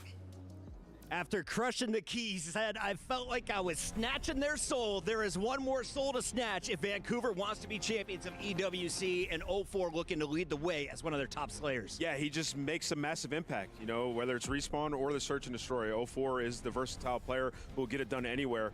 You know, the series is going to be so good. You look across, you got Optic, who's trying to solidify themselves the best team on the year, and you got Surge trying to get that first championship. This is like their fourth stab at it, and they've gotten better every single time. Yeah. That guy, tip of the spear. What's been so impressive to me throughout this week has just been the stamina displayed by both teams. Yeah. They have been tested. They have gone the distance. Now they have to do it in their longest series of the week. It's a best of 7. First to 4 wins is going to raise this trophy. Let's take a look at our maps and modes. We're going to be starting things off with Rewind, Protocol, and Protocol for our first 3. Allie, what does this tell you?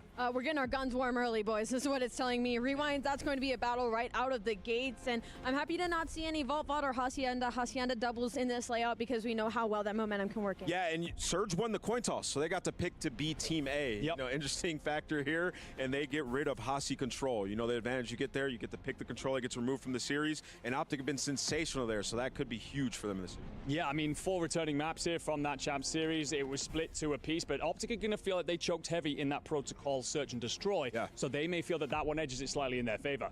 Now, Control had a patch update, but you told me Protocol Control plays pretty similar. What should we expect if we get to that Vault Game 6? If we get to that Vault, I mean, last time in the series, the Vault was choked by Surge, and so was the Protocol Control. If you think about it, they look back at that, they know they were moments away from winning both of those maps. I think we're going the distance here. Surge know the opportunity they have in front of them. They have to seize it. And Allie, we saw Rewind, Search and Destroy, played by Optic just a bit ago. Terrifying. What should we expect if this goes to a Game 7? That's what the script is saying here at EWC.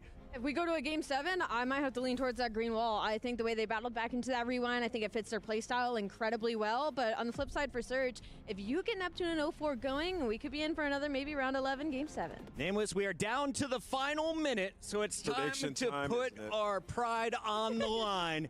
You get to kick off our first prediction in the best of 7 for the 2025 title in Black Ops 6. Yeah, you know, earlier this year, Optic cost me a lot of pickups. I kept picking them. They just kept losing. They didn't even But recently, I keep picking Optic, and they keep winning. I got them again. They're winning this. Enigma?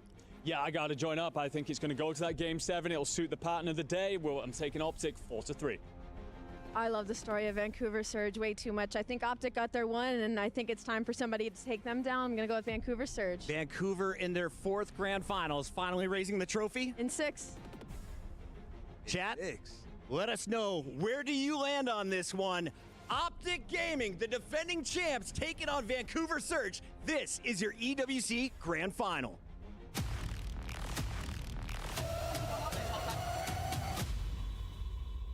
I feel like Optic, they're going to definitely have to worry about our playstyle. If they come out flat, we're going to win. Surge, they've made about like 3 grand finals, 4 grand finals at this point, so they're a tough team, and we're not gonna, treat them like bad or anything. Safe in the spawn, and now get out of here. Looks for a nice shot, and I'm doing this for my dad, my girlfriend, my teammates. I really want to win just for them.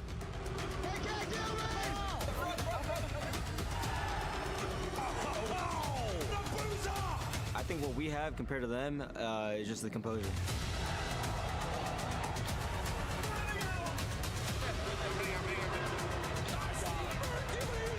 We're blitzing. We're going back to back.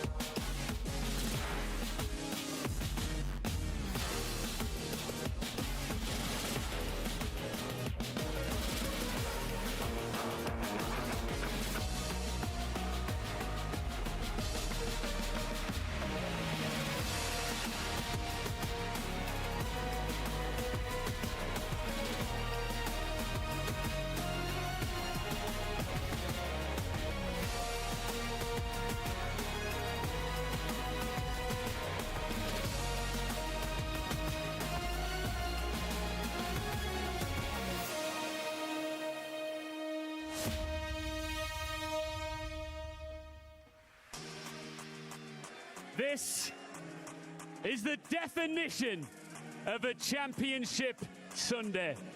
After 2 nail-biter semi-finals, we reach the conclusion of Black Ops 6 at the Esports World Cup. After all the gunfights, the wild strats, the fearless battles, only 2 teams have risen through the rubble. The elite, they're here and they are ready to do what they do best. Right now, they are looking to deliver a champs rematch in Riyadh. And the stakes are clear. The huge prize money, this trophy, but the opportunity to etch your name in the EWC history books forever. All in, the crowd is about to go electric. The arena is about to erupt. Riyadh, are you ready for the grand final? The teams are waiting in the wings. We can do better than that. Riyadh, make some noise! There's only one thing left to do, Ian, is to call out the teams. First, they are here to smash the green wall, to claim what has always eluded them. Please welcome Vancouver Surge!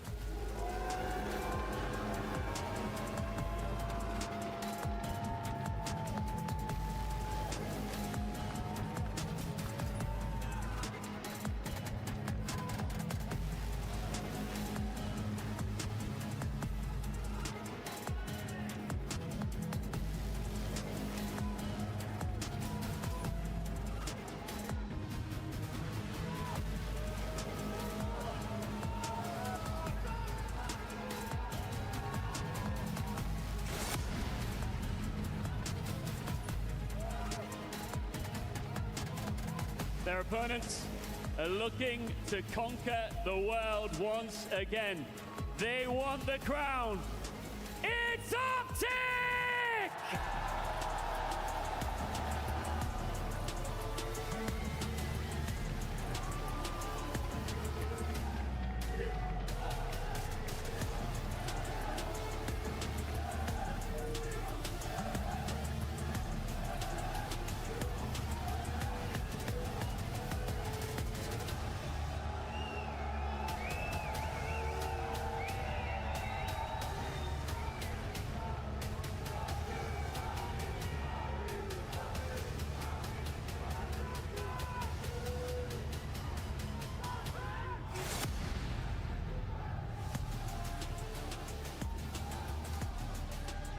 This is it!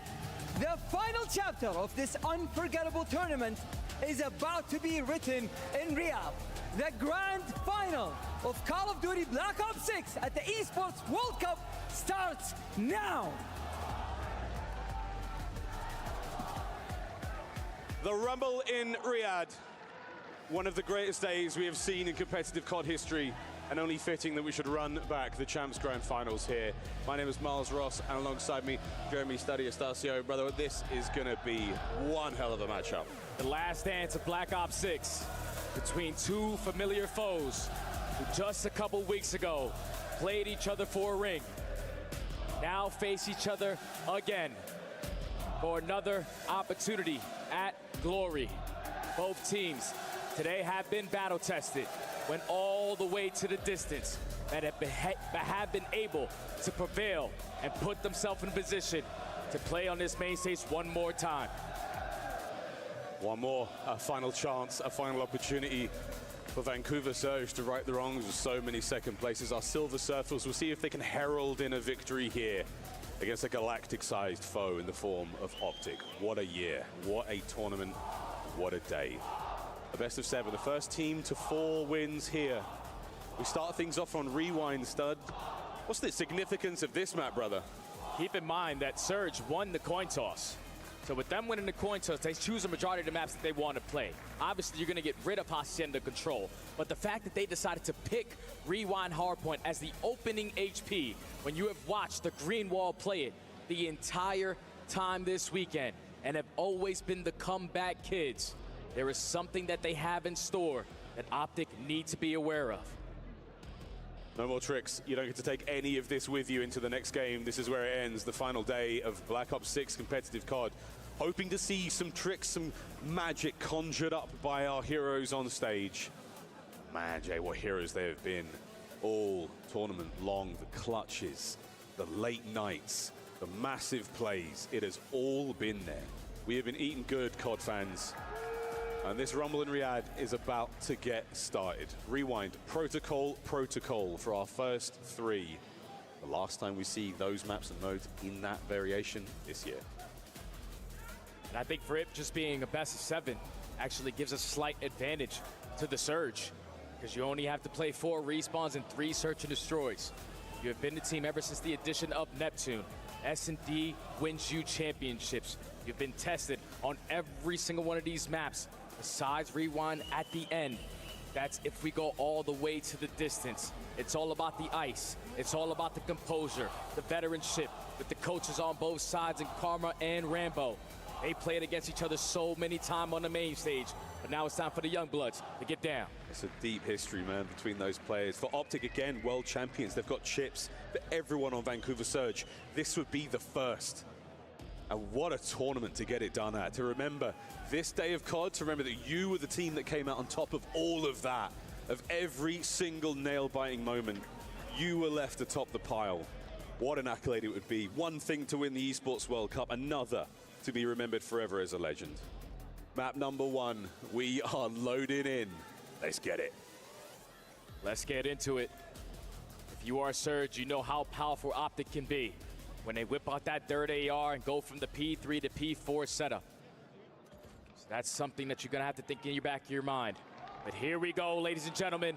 Get loud, because this is gonna be a banger. Straight to P1, we go, and the opening nades are exactly what you find there from Abuza. A slight exchange of gunfire in towards time, and Optic in the blue arrows, Vancouver Surge in the orange.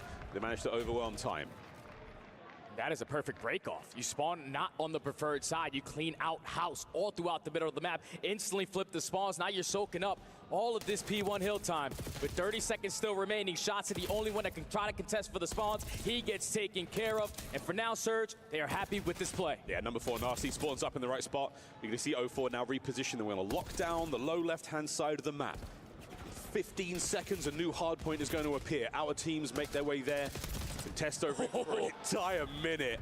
And what a run. Mercury's and Shotsy find their kills, but still not necessarily the full break yet. Yeah, but the spawns are secured in favor of Optic. So allowing them to find the opening kills puts them in a position to fully set up. Trophy systems are going to go down. Vancouver now need to find a way to approach this. Everyone going to work their way around the back to isolate this one on 3. Stuns are out. Shotsy trying to push forward in the street level. Oh, that's a nice bit of damage from 04. The wonderful back and forth. Shows one shoulder on the double dip over to Hook. Coverage there from Mercules and Dashi. Hard point still remains in the hands of Optic. But it's still a contest for the spawns. Abuza and 04 are on the backside. So the close spawns for Optic are still going to be here. But you need to take care of 04. You're going to have the reinforcements. You're going to have the rookies. And now you have the numbers. It's still a 2v1 with Optic in control of the map. Yeah, Surge unable to really find a whole lot of time here. And the spawns are going to flip at the last possible second. So not an ideal situation right now for the Surge lads. They're going to have to fight their way through time. Happy to get the next 10. But you're looking towards the top side of the minimap. We now go. And this needs to be calculated risk right here, because there's no space currently taken from Optic. So those spawns for Surge are still going to be over towards the new HP. But you got to watch the OE. Don't allow one of these SMGs to be a nuisance to get behind enemy lines, and Hook already finds an opening. A brand new hardpoint now open for business, and it is Neptune who trying to farm that time, taken down in a wild exchange of gunfire over there by Dumpsters. Once again, 04 isn't going to contest for the flank now from Hook. Top right-hand side, he's now making a play. And the dance is on here for the top right-hand side of the minimap. Well, the hard point is still in contest, and Hook the nuke finds it. Oh, and that's a very fundamental play right there out of the nuke. Your teammates flood their way through the front, get the early break. Now you are in a powerful position with this final 30 in your favor to blow this game wide open. They're almost up by 100 already. 04 push back into the depths of kitchen there. Shotsy asked to see the manager. Back over the time, over the top. We go! The second! Ridiculous kills, final 13 on point, and once again, it is Vancouver Surge scrounging for scraps. Yeah, this is not good. If you were a Surge, you obviously picked Rewind for a reason, but you are not showing me anything.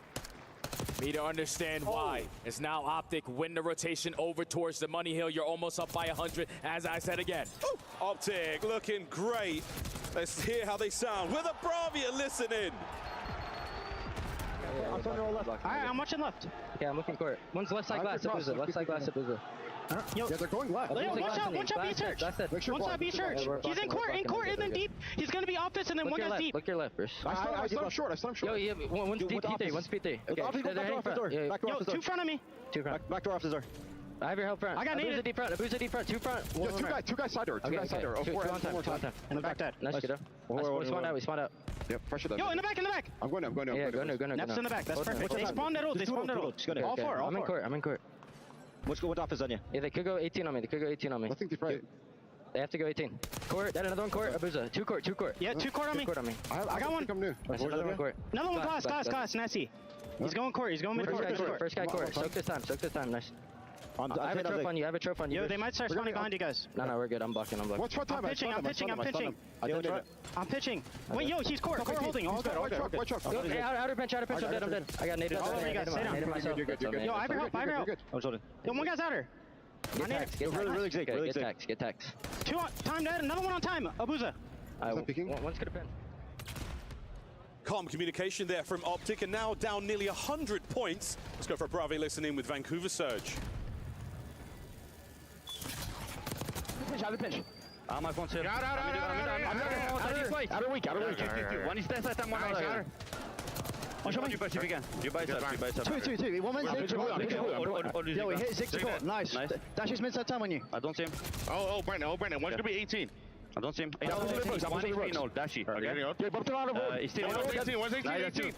118 and 1 is that him? Yeah, one's burger. Oh, me, two more time. No. I think he's gonna be two sides. One Zig on me. Zig. Nice, that's three. Glass, go default. Spawn P2. Kill him, bro. Spawn P3, guys. Yo, Court, watch out glass. Oh, listen, he's already P3. I can't stop it. I'm holding low. I'm on P2. I'm on P2. Get my glass. Zig on me. Zig, he's going down. Yo, pick up my shoe when you spawn. Nice one, burger. Okay, I'm going back left. Tell me when you get my streak, John. I'm gonna have 18 seconds. Yo, right on me, then. I'll be straight now. Look, glass one. I'm watching my street. They're gonna eat this all. Nice shot. Nice, I've hold the left, guys. I don't see anything. Glass, Brandon. Left to the right. I'm not sure. I think 3 times. They're soaked. Yeah, it's still glass. Keep on the right, Travis. Fantastic listening from Surge, and the comeback is absolutely on Abuza, taking some of the longest gunfights you can in Black Ops 6. And this is their opportunity to get themselves back into the mix. You dominate the presence in towards P1, you win the rotation over towards P2, and you are fully set up off the rotation, but players are dropping like flies. Mercules and Shotzi flying on in from the side, though you gotta stay alive because your teammates are spawning in Africa. It's the last guy. 04, you gotta do something. A long way to go from Riyadh. Here's the shots. 04 now in the back, still going. The dance is good. The dance is done. Hook knows the steps, and he walks away with it. 30 seconds to go here on the second set of P2, and the first go around it was all Optic, and it's looking that way again. And this is a good chunk of time to take if you are the green wall.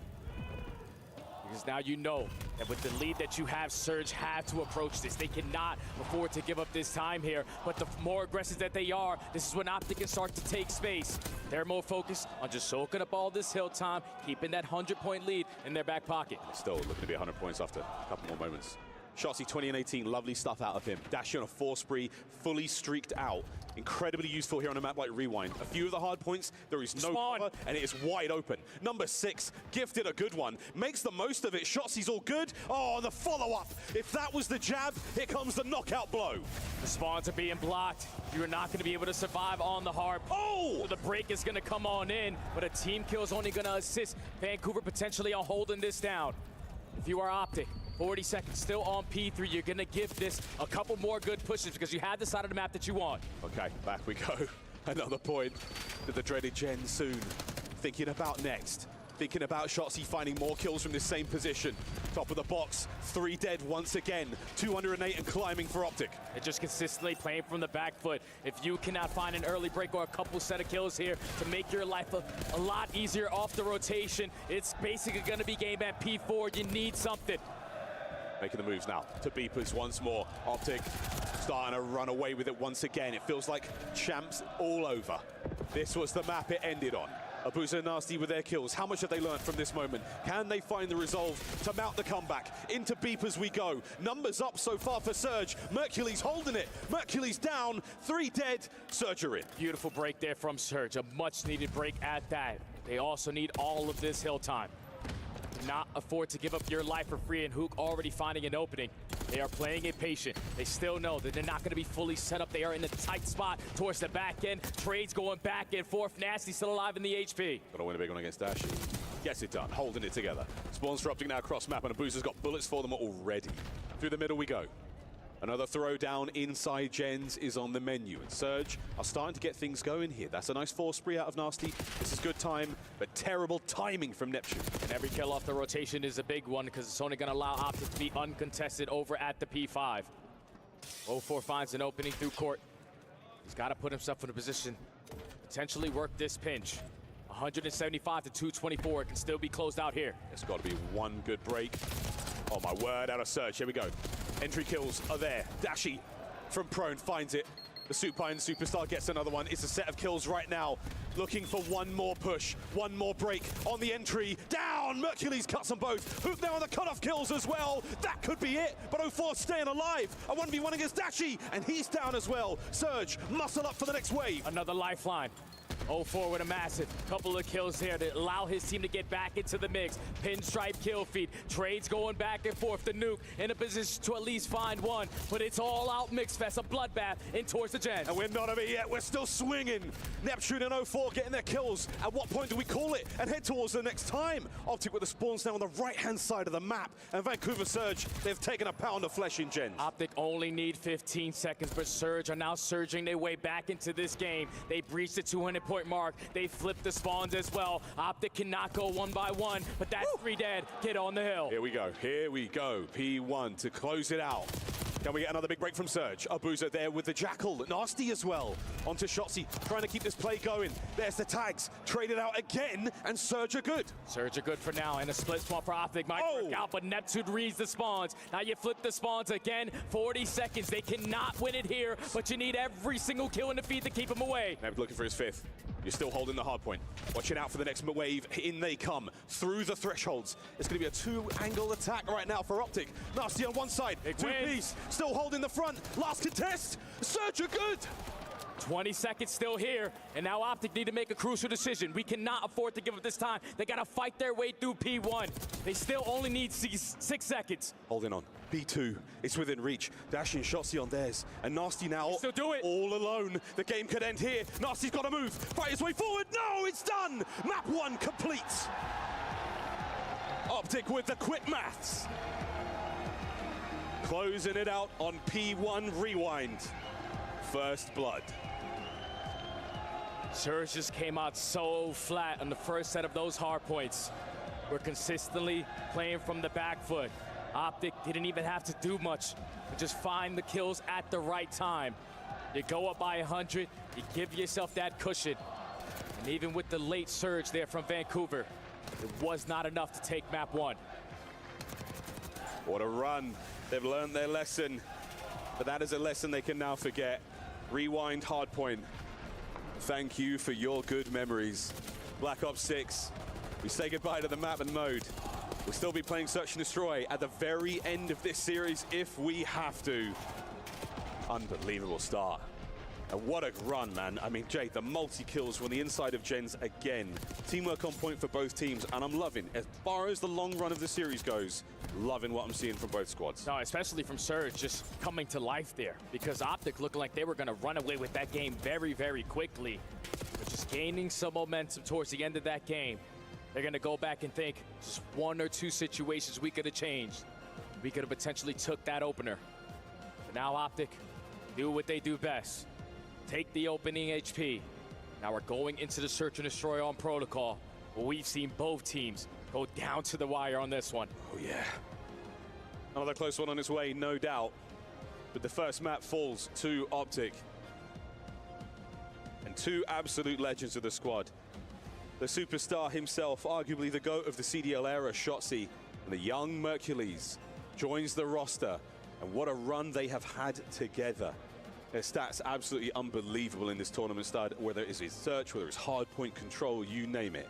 Everyone has been pulling their weight as they battled their way towards this finals. Everyone has to give their 25% if you want to put yourself in this position, but these young men right here on your screen, we're going above and beyond in Search and Destroy. We've always said it for years on years. S&D wins you championships. A 1.62 for the rookie, a 1.24 for the champion.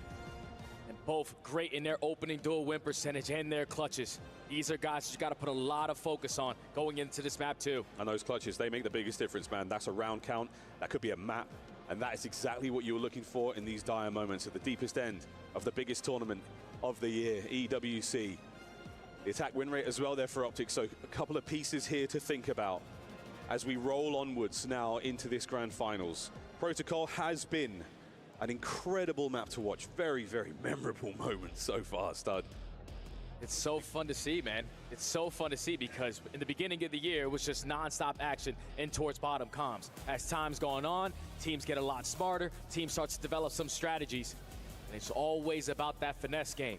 So between 04 and Shotzi, the Nuisances on both ends of the stage, those are guys that you have to put everything into, because if you allow them to get comfortable, if you allow them to get into that flow state, neither squad is going to have a good time. Plenty of time to get into that flow state here in our best of 7. Lots of time. Lots and lots of time still. Get back to that flow state in the respawn modes, but Search, we've seen a lot of look Stud, a lot of crazy plays when it comes to Protocol. It's a map where players are able to get really creative. How are we feeling about this one? How are we feeling about any sort of secrets, anything left inside the playbook between Karma, between Ray, anything you're expecting? No, I think it's just an absolute square up. You know what both teams are going to get thrown at you. It's going to be a mixture of everything. Slow and steady, fast pace, ego challenge. This is what you expect when you have the two best teams duking it out at the end. We're going to run into a little bit of trouble here. Up top, Shotzi spots out 04. He's unable to get the kill shot in here, but there's the exchange of lethals and tacticals. Whoa, an opening salvo puts Shotzi down to 13. But the positioning, the Ant-Man finds the first. 04 is getting the calm that he's going to be weak, so let me send it in for the kill. But Shotzi does Shotzi things with the movement. Already finds his second on the round. You have A control. No trophies to work with. So you're taking the slow approach. Here comes Dashi with the bomb. There's the plant. Mercury's tagged up. I'm going to see if there's any aggression here. Shotzi again. He's found the first 2 kills of the round. There's 2 more left to be found. Both players do put down shots. Shotzi has to get into the play, but Big Brucey is here. Makes it a 1v2. Abuza, we saw you clutch so many of these rounds earlier on. You got 30 seconds to find another. And those shoulders are more than enough to seal the deal here. Abuza's got to do something unbelievable. Guessing where the next man's coming from, and here comes the challenge. Optic is showing him absolute respect. They're not going to be challenging this until they know it's a good one. And there it is. The trap set, sprung. First round. And already Shotzi setting the tone. 13 HP in the dream. He's able to strike for the first blood. Get the trade on the hook. Then in the 2v1, just put himself in a position to keep Dashi alive. These are plays that he has gotten away with all year long. And he starts it off here on Protocol. Love what we're seeing again, patient. Nothing crazy, nothing too flashy. We're not giving away anything here. I mean, this is a grand final where anyone can win it. Fantastic opening round there from Optic. We swap sides now in Search and Destroy, and Vancouver will be on attack. Aids over the top. Prepare for an aggressive push through mid. Optic are deciding to work their way, shut down that A site. Luke already in a position, sitting at tower steps. Just waiting for his teammates to give him some ounce of information before he strikes. Basically a freebie from this point. There it is. Whether he was lying in wait, whether he plays for himself, good stuff. Hook on the first. Immediate follow-up from Dashi there as Vancouver Surge just snapped in half. 2v4 now. Mr. McLeod, do you have a magical moment? No, you do not. Now Nasty left in a 1v4 with Palm down in blue. Yeah, good luck. Yeah, this is a tough one. We wish you the best of luck here, Nasty, but a seemingly impossible situation. Optic will play the highest probability, complete coverage. Dashi finds himself his second on the round. There's a beautiful defensive setup there from Optic. Vancouver were thinking they're going to try to take mid-map away, but no one challenging over towards tower creates an opening. Hook, you best believe his headset is crank. He hears that door pop at tower, turns, finds the first blood, You try to get a trade. Dashy instantly finds a second. It's a 4 up, 4 down. Clean round there for Optic to go up 2-0. Here we go. Optic with a nice 2-0 lead. Let's go for a listen in with Optic. I didn't think it's power. No one at the door.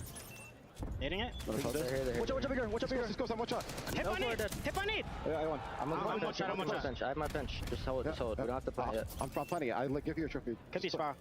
I'm dropping. Yo, big door. Okay, I'm helping you. I think there's 2. I'm pretty sure. Okay. I have Spiral. You guys can hold that, right? Yeah. They still there? Let me know when you see them. You should activate now, Kelly. Wait, one guy's here. We're good. I have Spiral. Don't worry. Okay. Yo, Spiral. Spiral on me. 1 HP Spiral. 1 HP. He has a he could bench. He's watch out. I have Spiral. Spiral there. Nice. Play together. Let's get Victor, right? Yep, he's in. Let's fucking go, baby. Perfectly executed round, stud. And beautiful communication right there out of the nuke. He understands, okay, we get our trophies down in towards A, we walk away with a majority of the trades. But in the numbers advantage, someone has to try to make a big time play. So just gaining that information allows his team to know that at least the positioning of 1. Dashy throws a shoulder on the side of computers, and both players are accounted for. Crossfires being set up. Optic can currently do no wrong. 3-0, no deaths for Dashy. And that 4 kills feels a lot bigger than that with all the shoulders he's been throwing, setting up his teammates for success as well. Immaculate gameplay so far, and the RC to play for, and he's so close to the Hellstorm as well. Hook goes for it, and an explosive round. It's a 3v2. Dashy's just looking for 1 kill. Cruise missile could play a big part to their success here. Shotzi is going to get caught, so now Dashy in a 1v3. I'm not even playing to clutch this. I just want to guarantee 1 for the cruise missile going forward. You're hoping for the assist or something there. I mean, if he has a concussion, he's going to get a few points from that. You're looking for anything here for Big Bruce. Perfect coverage right now from Vancouver Surge. He's just going to forfeit the round. He knows how impactful that cruise missile can be, especially on a map like Protocol. So we're just going to sit here and watch him on top of the computers for the next 25. Yeah, 25 seconds. This is a high IQ moment. We're playing the long game here. Optic have rounds to burn. And if Dashy's face for a moment there, I mean, he's like, I'm just sitting, I'm chilling. There's no reason for me to go. That is going to be Vancouver, though, getting on the board. Just matching the aggression on the bottom side, walking away with a majority of the trades. Finally coming to life here in the S&D. And that tells Vancouver as well, whether they were counting it or not, they know for certain now Dashy is close to streaks. That is going to change things. And again, a stun over the opening gambit, whether it's an assist, Dashy will get it. And a cruise, or rather a Hellstorm, incredibly useful on this map. This was the explosive opener. Optic decimated in the opening hits. And a booster's positioning there to pinch Shotzi, fantastic as well. So now how can Surge start to chain a couple of these rounds together? It's been a different look every single time for Optic. Dashy spots out Abuza, puts down shots, cannot find that kill. Surge right now, just playing the shutdown A. Perfect stun connects to him, even at that side of the window. Fresh mag. Abuza on the dance still. No one in position for a first blood anywhere else, and Big Bruce is certainly asking for it. As Abuza, a couple of 5, 5, 6 rounds, whiz straight past him. Yeah, Dashy's just hoping that he overpeaks a little bit. We can find an opening. The time is starting to tick. 0-4 in a position with the RC card, 20 HP, he's got to go. They're going to follow up, here we go. Shotzi finds it, that's going to be the trades complete. Here comes Hook, up next. The nade, nearly perfect. Whizzes past 0-4 again, and he's infiltrated the bomb site, and he's gone from infiltrator to assassin. Hook, the nuke, again. 1v3 now for Nasty. Hook is going to plant that bomb. We want to set up Dashy for this final kill. It's a dud nade. Hook's on it, but no kill yet. Nasty there. Can he wait for the regen? He's got it, but it should have been Dashy on the final kill as well. That might be a major moment. And now, it's only one strategy you can do if you're Surge. Either camp your spawn or aggressively push in towards A. So Dashy picking up that final one. Cruise missile now earned in the back pocket. The nuke loves himself some spiral gunfights. Dashy cleans up the rest. 4-1, Optic. We've seen Optic as well. I mean, moments like that, you're able to drop the bomb for your teammate, give Dashi the points that way as well. The importance of score streaks. It's not all about the kills, it's absolutely about your involvement in games. So Dashi now, oh, look at this. We're going over to Heli. He could lay down, he could call it in here if he wanted to, save it for a literal rainy day here on Protocol. But at 4-1, Optic again in an incredible spot. What shots, no kill. Almost gets that first blood. Now you know that Dashi's playing over towards Heli. Huke is trying to take care of 0-4, but Shotzi finds the first blood. Oh, pressure on Dashi there, finally brought down. Hook was in position to body block the play. Reinforcements now going over towards B, but no bombs shown from Vancouver Surge yet. But 0-4, oh, what a position to be in. Lovely stuff. Mercury's on the coverage. Nasty, what a commitment this is, right over the top. Carrying the bomb in his back pocket too. Hook unaccounted for, and it's a freebie. And now Abuza, another chance at a 1v2. A desperately needed round. You can pull this one out. But the bomb being down towards Heli, Optic have all the info. And that is nearly impossible to recover. Truly in no man's land.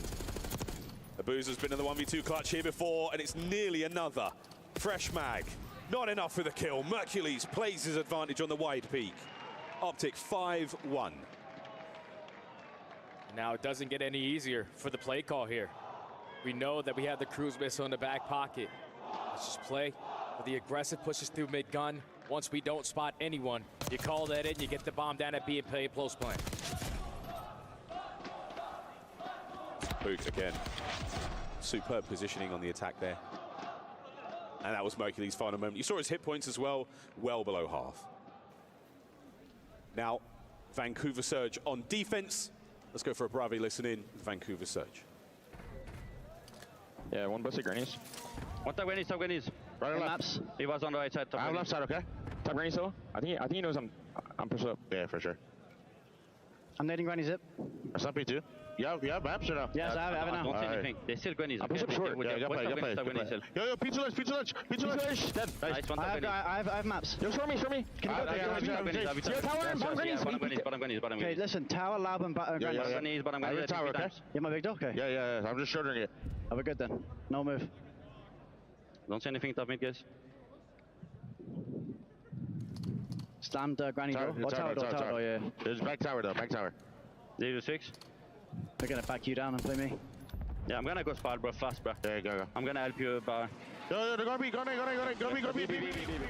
What's up, P1 stairs? What's up, Smart? I'm gonna fucking be. I'm gonna wrap P2. You already crossed the B. This guy's gonna go P1 on Granny. Please show me.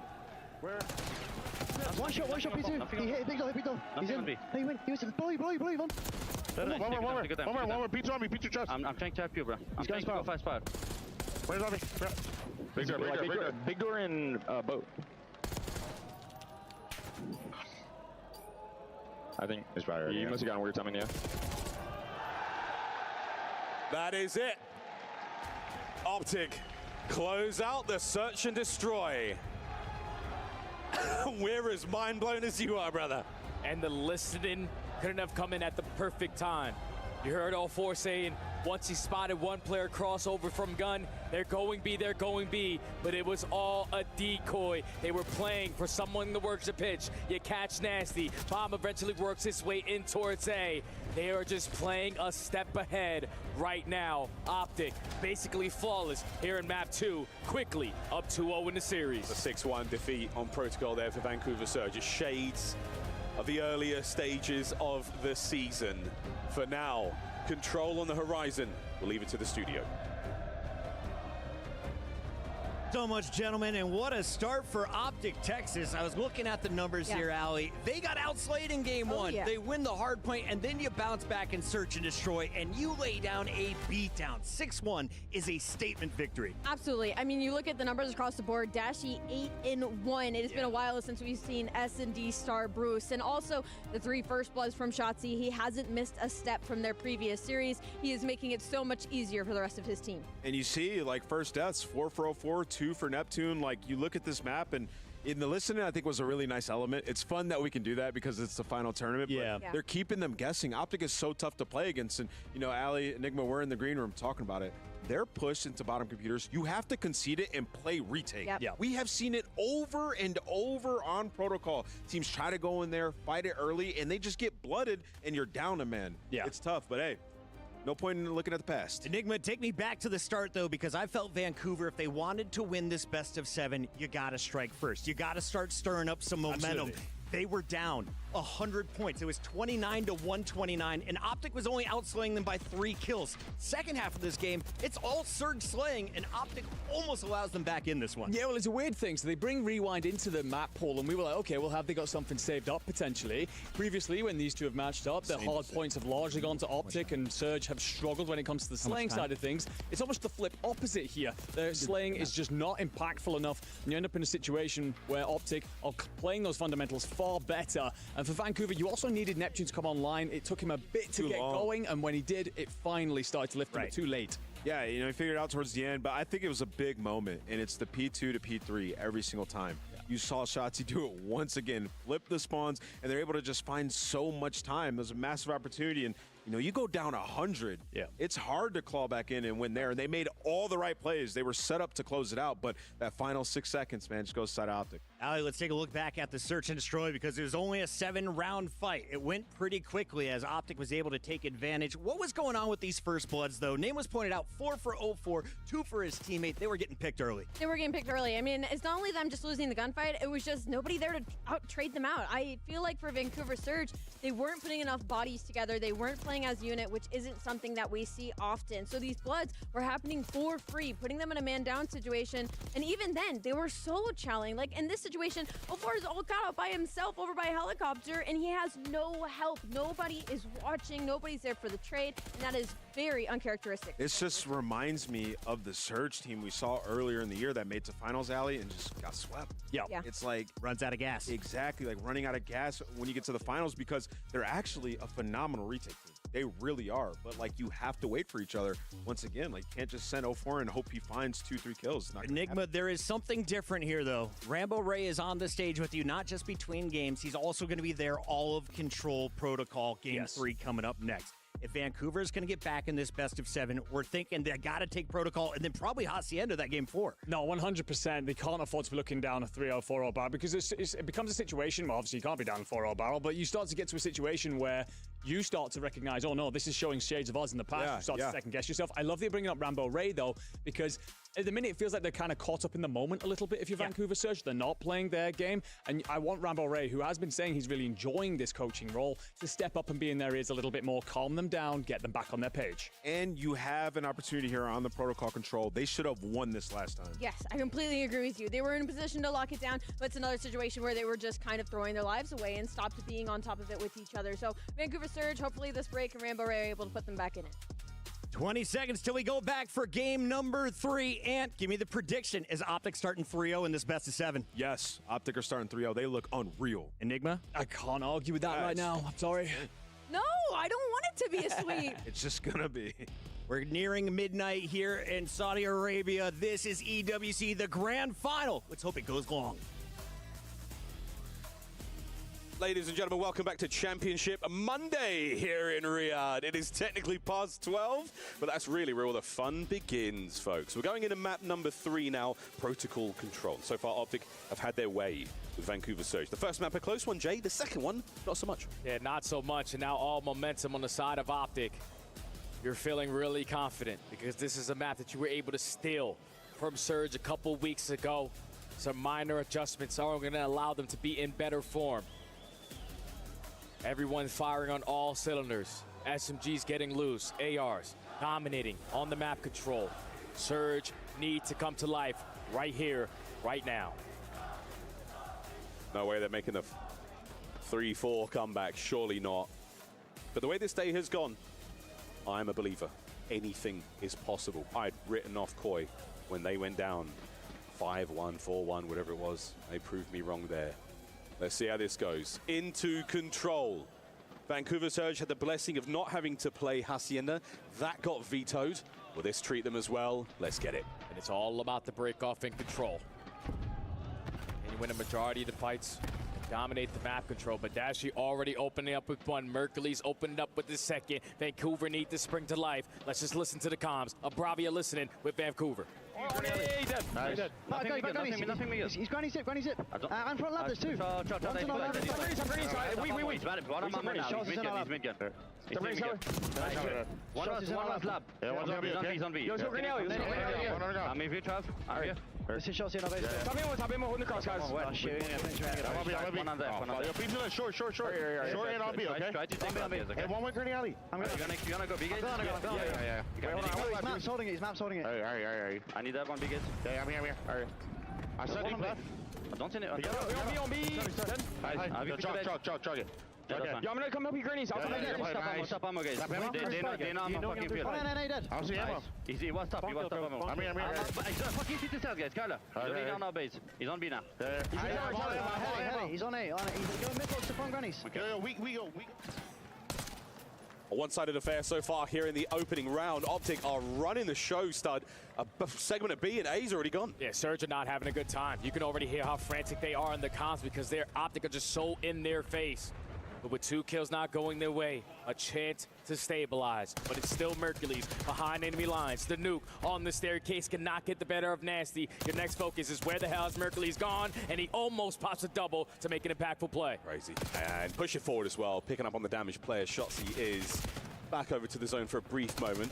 And this could be an opportunity for Surge to falsify. They've still got to fight their way forward. And Nasty pulling that gunfight away. But the trades are there. And Big Dashi. What a moment. And again, Abuza now might show a little bit too much here. Dashi's shooting hot. Don't give him the chance. He's hitting pixels at range. And Shotzi's in your spawn as well. So now you got to be aware of the guy. Thankfully, Nasty is ready with the knife.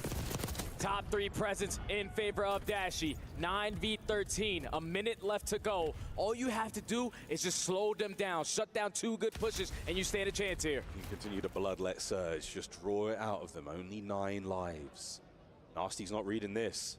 Mercules, this is his haunted house, and he's the scariest thing in here. Top mid, all clear, mate. Time to move to the zone. Oh, and Abuza's going to fall as well. So 0-4, your positioning is already known. The repinch from Mercules could be able to locate this player on bottom comms. That's 3 dead. Everybody coming off the respawn besides 0-4, and he's able to pop a double. Another lifeline for Surge. Well, I saw a lifeline you needed. 25 seconds to go. We've got a man on the zone. Dashi waiting for the regen. The health all slowed at 90. He's still weak, but he's still alive. Trying to make something happen here on the ladder. The timing to the Strider, to the pistol, nearly onto Neptune as well. 5v5. 10 seconds. Optic are going to waste at least 5 to get out of the spawn. You have to touch the objective. So close. So close indeed. It's a big old flank from Nasty now, trying to make something happen. No lives. The contest is on. God. 3v5. We're inside. Neptune fighting for this one. You have to get them off time. You have to maintain the lives. It's a 2v4. It's a 2v4. You don't want to give the segments, but now it's a 1v4. Still holding his own. Shotzi on the hops. Here they come. This should be the round. But no. Optic. Pull it out. It does not matter how much time is left on the game clock. Optic always rally together for one final team push. You start off with dominance in the sling. You extend time early on. And even with all the heroic plays out of 0-4 to give his team a chance, Optic still take it away. 1-0. Oh, man. We're going to swap sides now. Vancouver Surge will be our attacking team, but as far as the highlights go, man, so many big kills. Again, kudos again to Surge. The fight is there. They have the resolve, but they're just in the back foot the whole time. You don't want to have to make a comeback. You just want to stay at an even keel. You cannot continue to start these respawns slow because Optic are taking full advantage of it. You're leading in the sling. When you give yourself one more opportunity to freely roam out of your spawn, they make the most of it. So now Surge on the attack. Instant pinch from Shotzi, already showing presence towards top 3, but at least Abuza is able to find one of his own. Eyes from 0-4. He's aware, he's in the back line, feeds him to Neptune. Now front you go. On your horse, charge forward into battle as Nasty gets his from upstairs, stays alive after that great moment from 0-4. You're just trying to keep Abuza alive on that 8 point for as long as you possibly can. Mr. McLeod needs to try to get loose, but he's only able to get one. First segment almost being locked, but you can see how Optic are approaching this. They are waiting for Shotzi on the pinch before they go. A lot of exposure here from Abuza, not a lot of cover. The trophy system now gone. Incoming stuns, incoming nades, and incoming optic. Here we go. Mercules will be the first man on contact. Dashi with the kill. A-zone safe. No second segment. Dashi lines up 3 with the AR. Now time continues to dwindle down. The rotation though from Surge. Put the game clock at a pause by B. Is simply taken away from Hook and his flank route. 50 seconds to go. We only have 1 segment locked in. At the very least, can we close out A?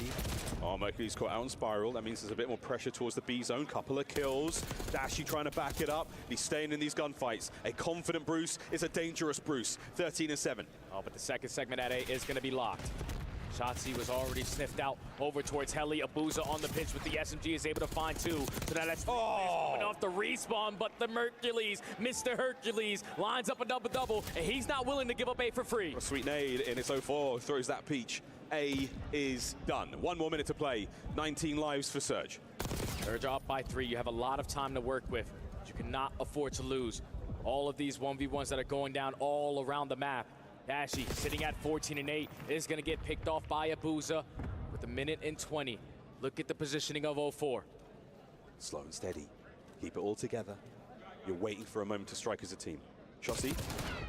Great damage against Nasty, but Nasty has the hit point advantage, and that is it. The pressure there with the Jackal in hand, and now we're waiting for the cap. Can we get towards that segment? 0-4 not going to be there on the capture as well. He's got eyes on the spawners. Abuza holding it. That is the backline wide open. Head on a swivel. Abuza down. 3 dead. Back to spawn. That's all 4. Now everyone coming off the respawn for Surge. You're going to take some time to work out of your base. You got to check every single corner because there's 3 SMGs causing mayhem. And they've sniffed the weakness, they've sensed it, and they've gone for the pounce. Mercury's keeping you in spawn. 16-10. You've got 50 seconds. This is a long time in control. Hook brought down, and Surge are managing to battle out of spawn with as minimal casualties as possible. And 0-4's already out. Puts himself in a position towards Grandma's. 11v11. Mercules on the pinch. Neptune gets the better of him. Shotzi effective on the trade, but there's only 35 seconds left to go. You're looking for 1 clean set of kills if you're Surge. 10-10 life count. Vancouver Surge now slowing down a little. Mercules wins the big fight on the B zone. 20-odd seconds to play for here. Optic with the top mid presence. Shotzi on the corner. You can see they're playing it so patient in their spawn because Shotzi's on 5 in a row. Dashi locking down all of mid-map. Final 15 seconds. It's time for Shotzi to get loose. He is going to get caught, but do you have a heroic moment the same way Optic did? Optic, they hold the line. Last 2 members of Surge down to 1. Abuza from spawn will not get to see the action. 2-0 in control. They are getting outclassed by individual skill and teamwork at the same exact time. When Optic need to clutch up on some 1v1s, they are finding it. When they need to hit certain routes, the SMGs are getting lost. And the safety nets in the ARs, Dashi and Mercules, giving them chance after chance. Now put them up 2-0 in the control. Starwisty and Dashi use that.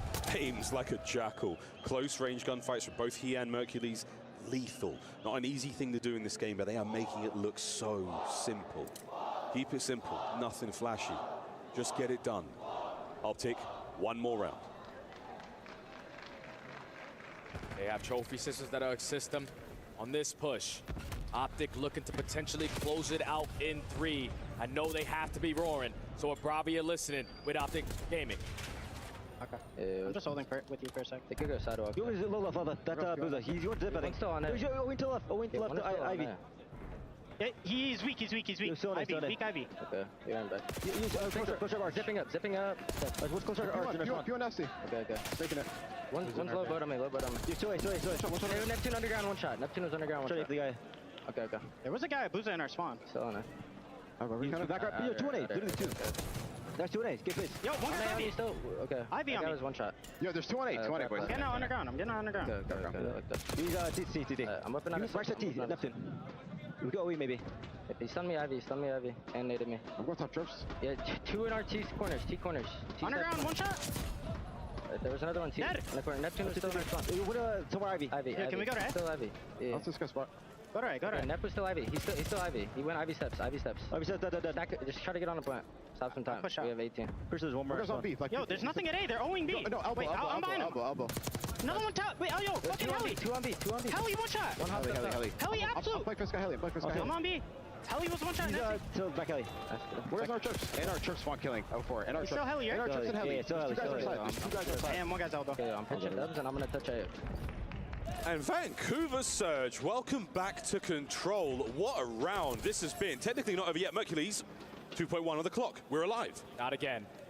Not give them another slight chance at hope here. 04 already finding a double. Dashy able to clear out Heli.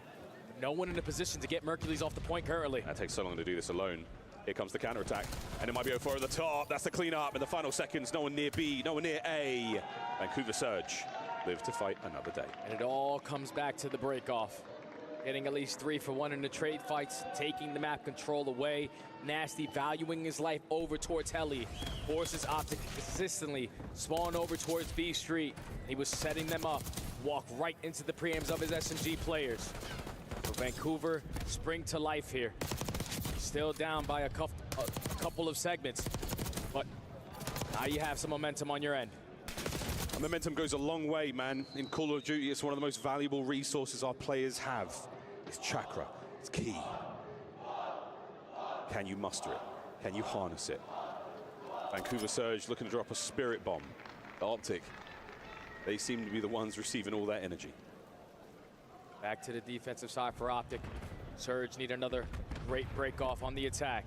But it's a double stack on the bottom side of comms. You're not going to be able to read that if you're Neptune. 04, at least for now, knows that there's a second player in sight. The stun good enough. He's on 6 in a row. Time to get on B. Yeah, Twin gets himself on a B with a big play like that, and he's looking to get himself streaks as well. To catch another, but big work out of Mercules. Oh! Merc with a big 2, and that is unbelievable. Shotzzy does not get away with his life after this shenanigans, and back to square one we go. That's already 30 seconds wiped off the game clock.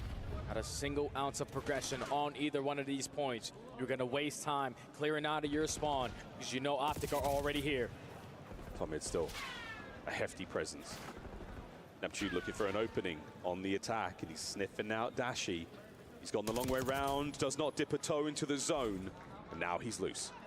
We have to eventually get on the zone because time is still ticking on down. 34 seconds in a dream. Abuza and 04 at least combined for the team shots to take down Mercules. But when you give Optic a little bit of time off the respawn, the nades over the top are very impactful. Final 25. Yeah, they're everywhere, man. They're absolutely everywhere right now. Where you stop the clock for a moment. A zone attack. Mercules picks them wide open. Get onto the zone ASAP. The last thing you want to do is scramble at a time like this. And Shotzzy finding another hook on the flank. Red and dealt with. Over to A. Shotzzy, if he wins this, the clock runs. It will not indeed. Dead stopped.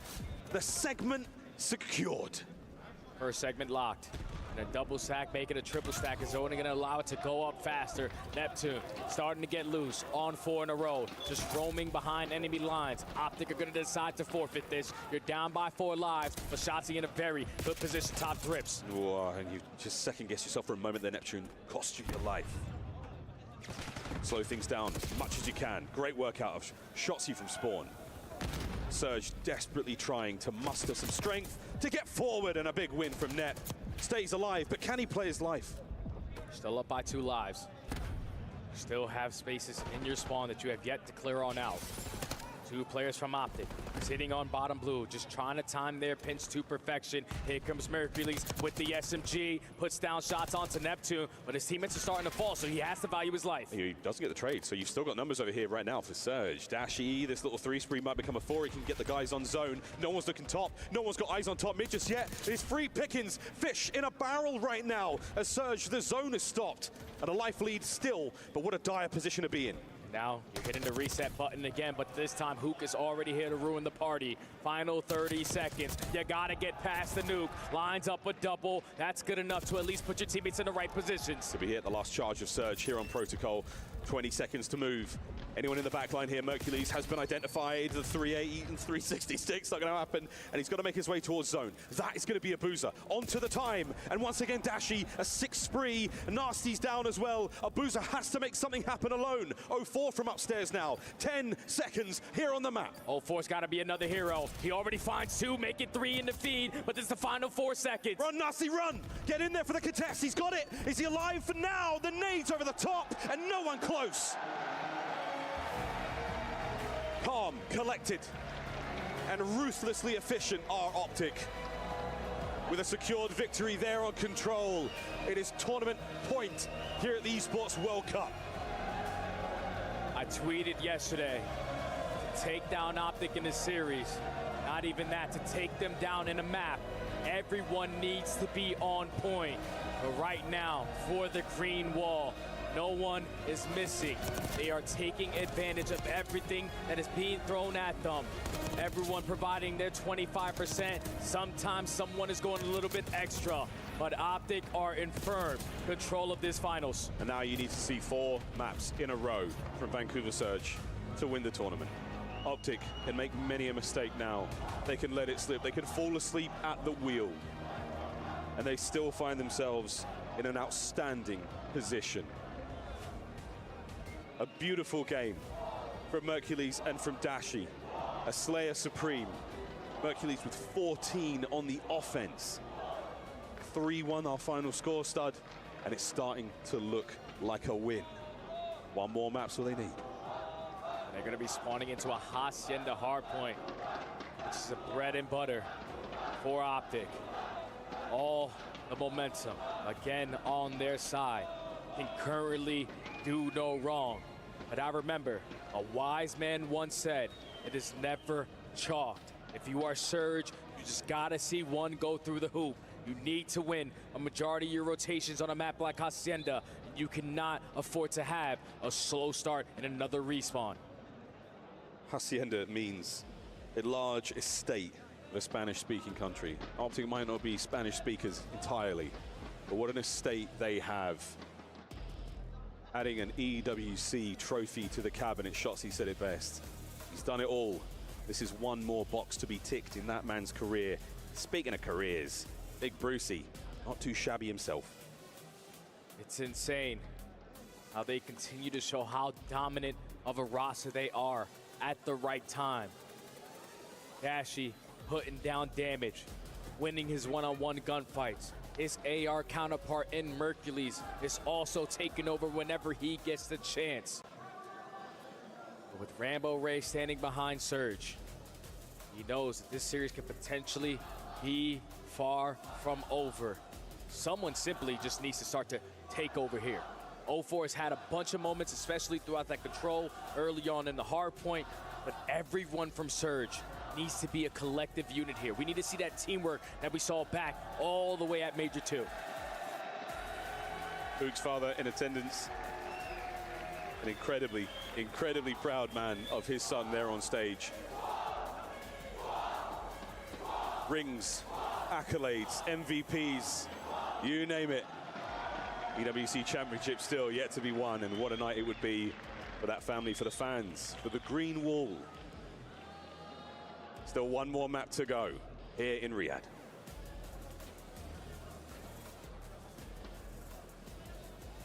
You are Rambo Ray. What do you think that he is saying to his players?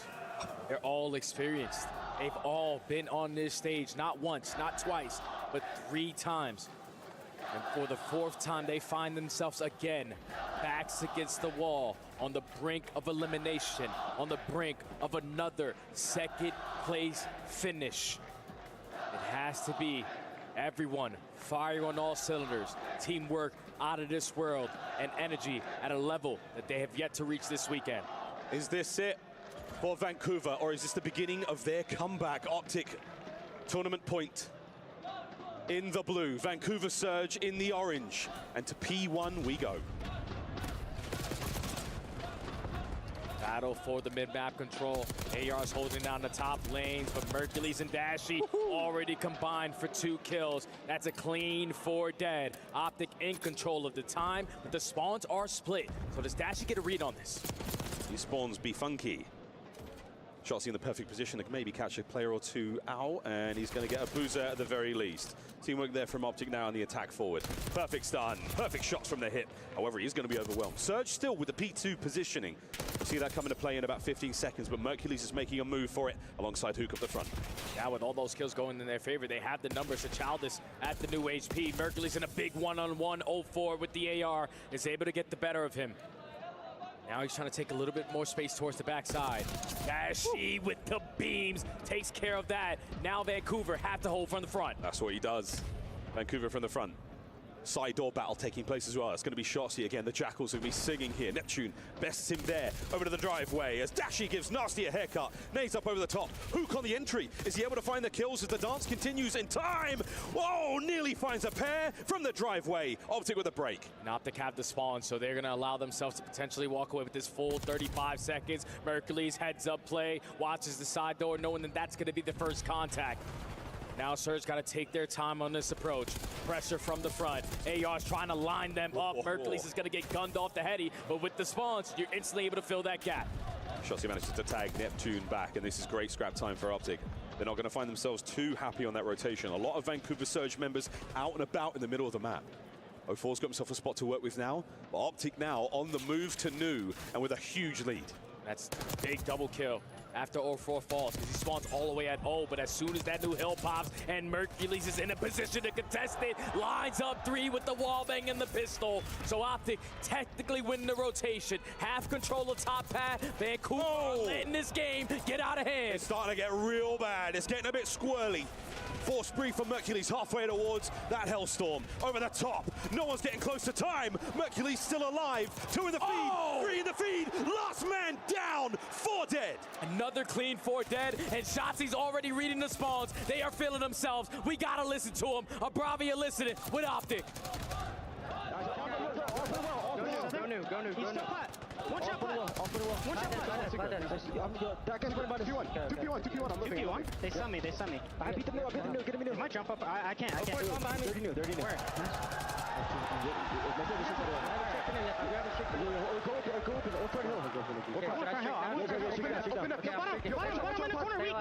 He's weak going to time. Weak going to time. Who's that? I'm checking. Stay alive. Wait, tell me it. Watch out, bottom. He's bottom mid. Dead. He's on time. I'm chowing up. I'm also chowing up. Go, Mason. What's that? I got a rock. I died. One time. I stunned him. He's close up. Oh, weak. Oh, close up. The other guy's weak. Take our time. Get tax over. Someone go water if you want. I want water. Okay. Wait for him. I'm holding fence. You should chow, so it's all obvious. Yeah. I got her. Get that short. Chow? I'm picking me at her. Let's enter. Hey, laying down in there. Laying down in there. 04. We're good. There's 2 in there. Open absolute. Alright, what, Detroit? I'm about to look you go right. I think you push a lemon, baby. Neptune's getting hurt real bad. Well, what do you know, folks? Shoot bodies. Hellstorm doesn't do anything, and Surge get right back in this. And that's a lifeline now for Surge, because you were thinking, all right, we don't really have to rotate. We got a cruise missile in the back pocket for a break there at P4, which is out in the open. But Surge were able to withstand that, dominate in the slaying, and now we're only down by 50. Now going into this second set, it's all about trying to soak up as much time as you possibly can for the P1, but they need to guarantee P2 this go around. Here we go. On the Shotzi looking for the entry towards time. 04. He's taking this one personally, but great wall bangs there. That's the sort of bane of lying down, being prone like that. You don't have any maneuverability, you're not able to move. And when a movement man like this gets rolling on a 3 spree with perfect control of P1 and the rotation to 2, it's not looking good. And this is 30 seconds still remaining here at P1. Cannot afford to give up this time if you are Surge, but you got to do 2 things at the same exact time. And I'm not talking about a team kill. That's already 2 dead in the feed. Hook is able to line up another double. 15 seconds, everyone coming off the respawn on the side of Surge, and Optic are in firm control of all of the map. Hookers are going to cut out all the reinforcements. No one is getting into this one without trouble. 2-2 split for Surge here on the attack. As they're going to roll their way forward. Shotzi with the full courage over by Well. Now you dance with the man in vines. Will they be entangled by the movement master? Next one in. As his guns are at the ready, the aim's still smoking. Towards the middle of the map now, the next wave of Surge players. And the battle rages. Hook with the damage. Here comes the follow-up. Every time Optic find a kill, it's only going to slow down Surge on their approach. Shotzi and Hook are locking it down with the ARs. Everyone attacking through mid-spiral is getting gunned down. Almost an 100-point lead, and Surge have not sniffed any time here at P2. They are being suffocated.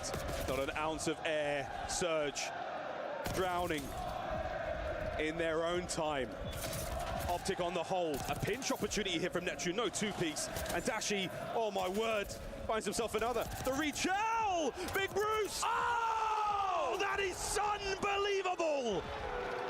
Will it be their bodies or their minds that break first for Surge? And they gotta rotate. You just have to rotate. You're down by almost 130. Optic are about to reach that 200-point mark. Everyone is frying. Neptune at 4-18 having a generational stinker, but it's still a contest here at P3. Fighting forward, get yourselves in there. All it takes is another good hill, and you are still going. But the problem is Hook, again, 16 and 12 from 10 with another two-piece. And now the time to the Optic fans. They breached the 200-point mark. If you are Surge, it needs to be miraculous, perfect Call of Duty from this point on. We gotta get them out. Onto the break we go. Another charge. The charge still working out right now for Abuza as he drives his way deeper into the hard point. Mercules to his sidearm, over to Nasty. The contest continues, but Optic on top. And Surge cannot rotate. They're down by so much they can't afford to give up any of this junk time, but the ARs are watching over from the power positions. Now it's all about the rotation. One push is all they need. One hold is all they need, and Optic are gonna go back to back. Top the rock, they now sit. Optic set up for glory. 25 for the win. Vancouver Surge, this is it. Dashi watching the OE. Shotzi already in a position to get the trade. It's 3 for 1. Abuza last man standing. He's gonna get traded out. One more push for Surge. Here we go. Big Bruce at 20 and 9. A legacy map from Dashi. The contest, Hook on the flank, has been read. The battle towards time, and Surge have broken. Optic only need 11 seconds. Surge have to play perfect. Everything has to go right. Your timings, your gunfights, not ego challenge from Hill. You need every single second. 0-4 starting to come to life, but he gets taken down. What a legendary comeback it would be. Think of what the papers will say. They will not think of the stat lines, they will think of the moment. Fighting forward. P1 in 3 seconds. It will become open for business. Who will find the first sweet taste of it? Will it be Optic? It will, as Hook is there. Now the dance around the top side of the map. Keep it safe. A precarious hard point to hold as Surge dig their nails in to try and survive. And it's a 2-2 split. A 2-2 split, and 0-4 and Nasty combining for a couple clutch kills. Here comes Shotzi. Shotzi finds the trade, and Surge still hold on. It may be fingertips, but their hands are still in. And now it's Hook on the pinch. Already finds an opening. You got the numbers. You got to fight them. Man off. Pistol up, but the trades are still effective. And what do you know? Optic have found it. That was it. It's done. I don't believe it. Dominance on the grandest stage of the gaming world. Optic are the champions of the Esports World Cup.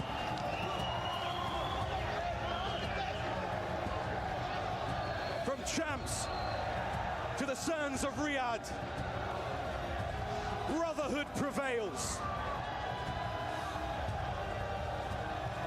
At this new era of Optic players, what an indelible mark they have left on the Call of Duty world in such a short time. To think about the season that they had.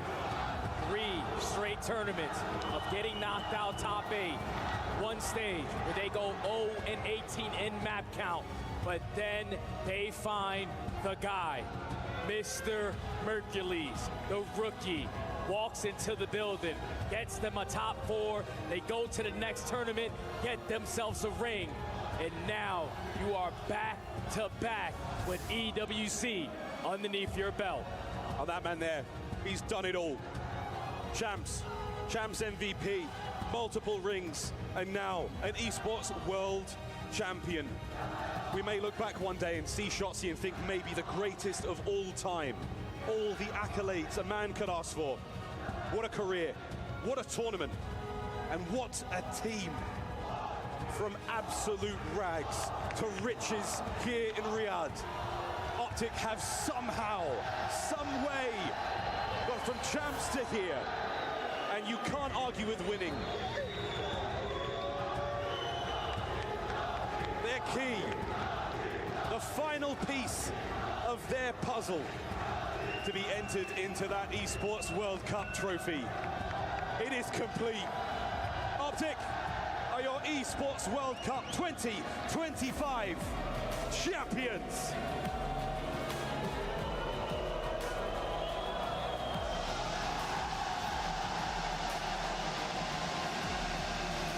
The story couldn't be any better. A slow start, but a phenomenal finish to the season. They solidify themselves as the best roster in Black Ops 6. And this may be the end of Black Ops 6, but I feel like it is just the beginning of this team's success.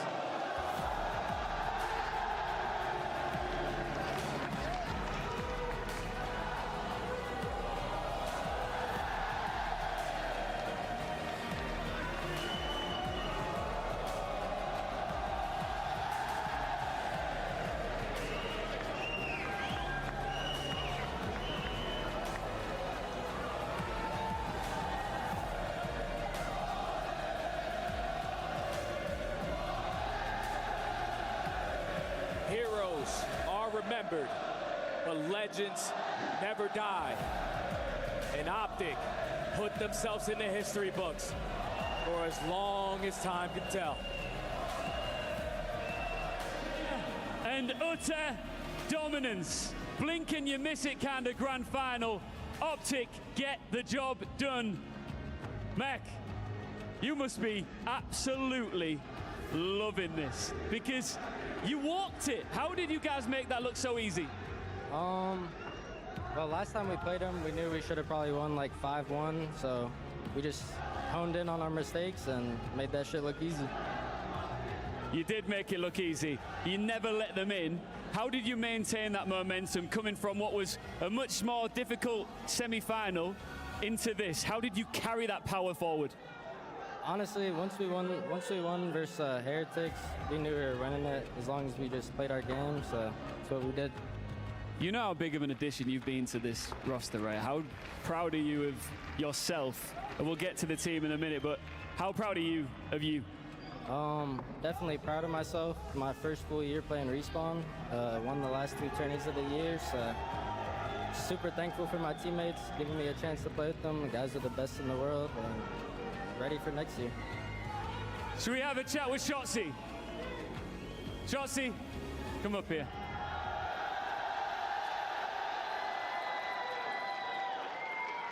I want to talk about you personally in a minute, but first, what does this win say about Optic? This win means everything, man.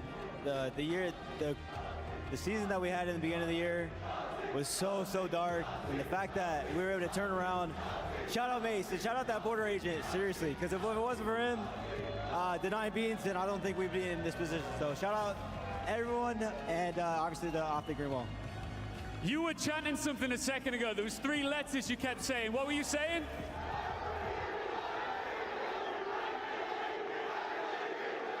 Are you saying MVP?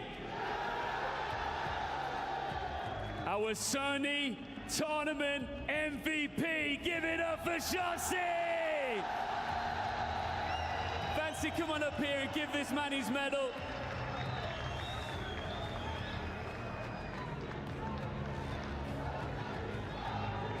I've got to ask, I think it's pretty obvious right now, but you're the best team in the world.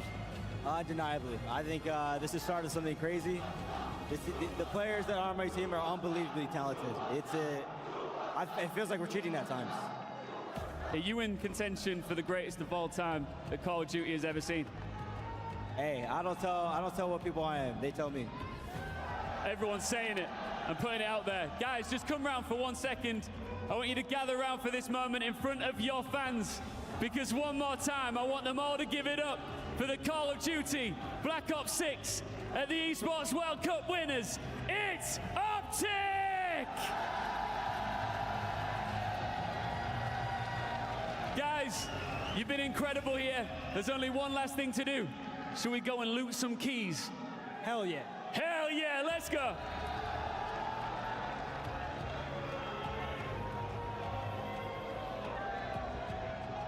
What a finish by Optic, as they are now going to choose which 3 opposing keys they will put in their trophy to remember this event forever. Enigma, you can see the joy on their faces as Hook leads the charge. Who do you think is the first team they're going to choose from this podium? Honestly, I'll be amazed if it doesn't turn out to be Surge. We were talking about potentially snatching souls when it was all 4 earlier on. Well, these gentlemen could be well about to do that same thing, having done it back-to-back.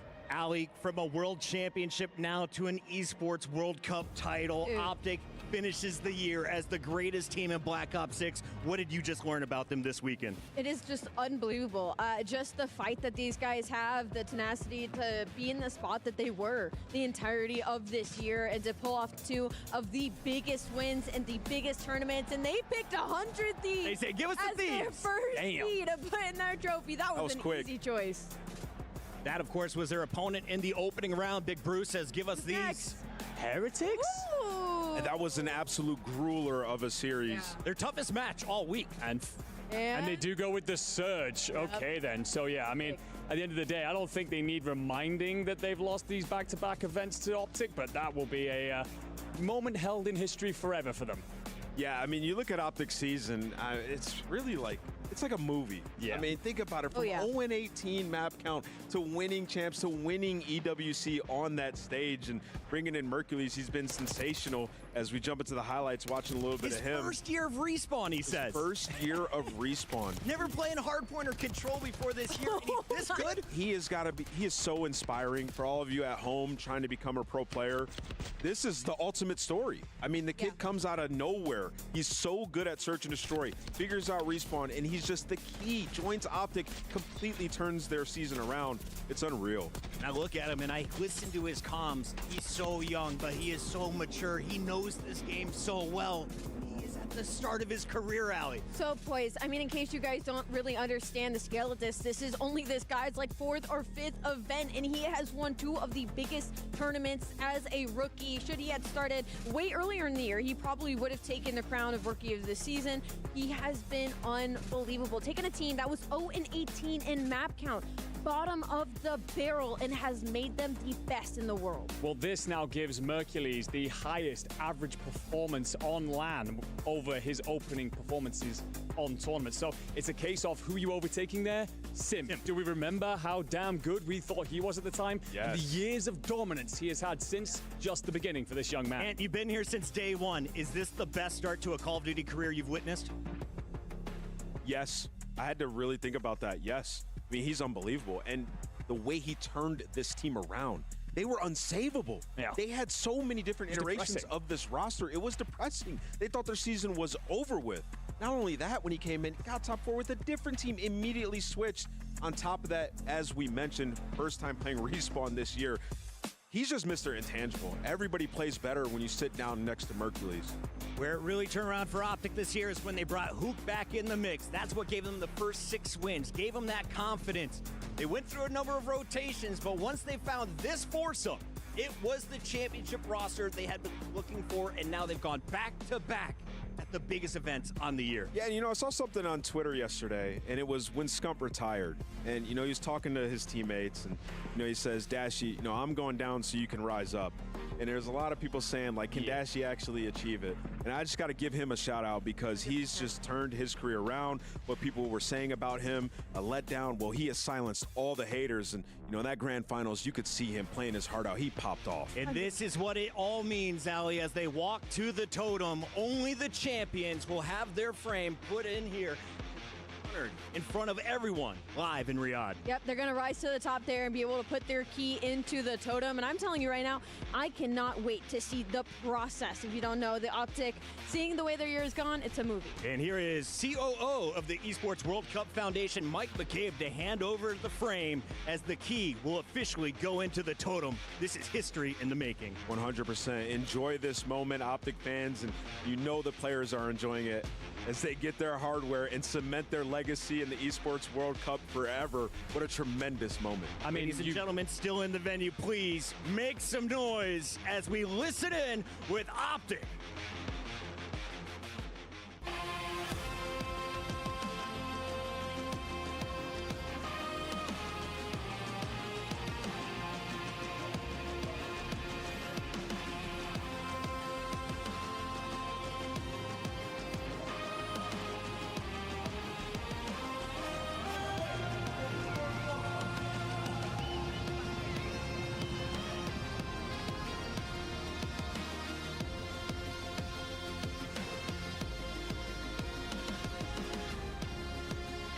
man, this is so awesome to see. Cemented in history, your frame amongst all of the champions here at the Esports World Cup. There was no one better in Call of Duty Black Ops 6 than Optic this year. Not at all. And once again, we can't hit on it enough. I mean, even in this series, I mean, it was a dominant. We were all hoping for Game 7, Andrew. We were hoping for a little bit more of a fight. You know, the surge that we've been getting all season long, and Optic Texas just shut the door right in their face. They did. There was a couple of questions at points through the year about them being tied, maybe with some other teams. No longer the case. They deserve Black Ops 6 champions. And looking at that roster come together there, it's definitely one that we're hoping to see stick together despite all the noise, despite all the conversation. These four gentlemen have been the best players in the world. And now for the highest honor, getting their photos taken with Your Royal Highness, Prince Faisal. Optic, your official champions of the Esports World Cup 2025.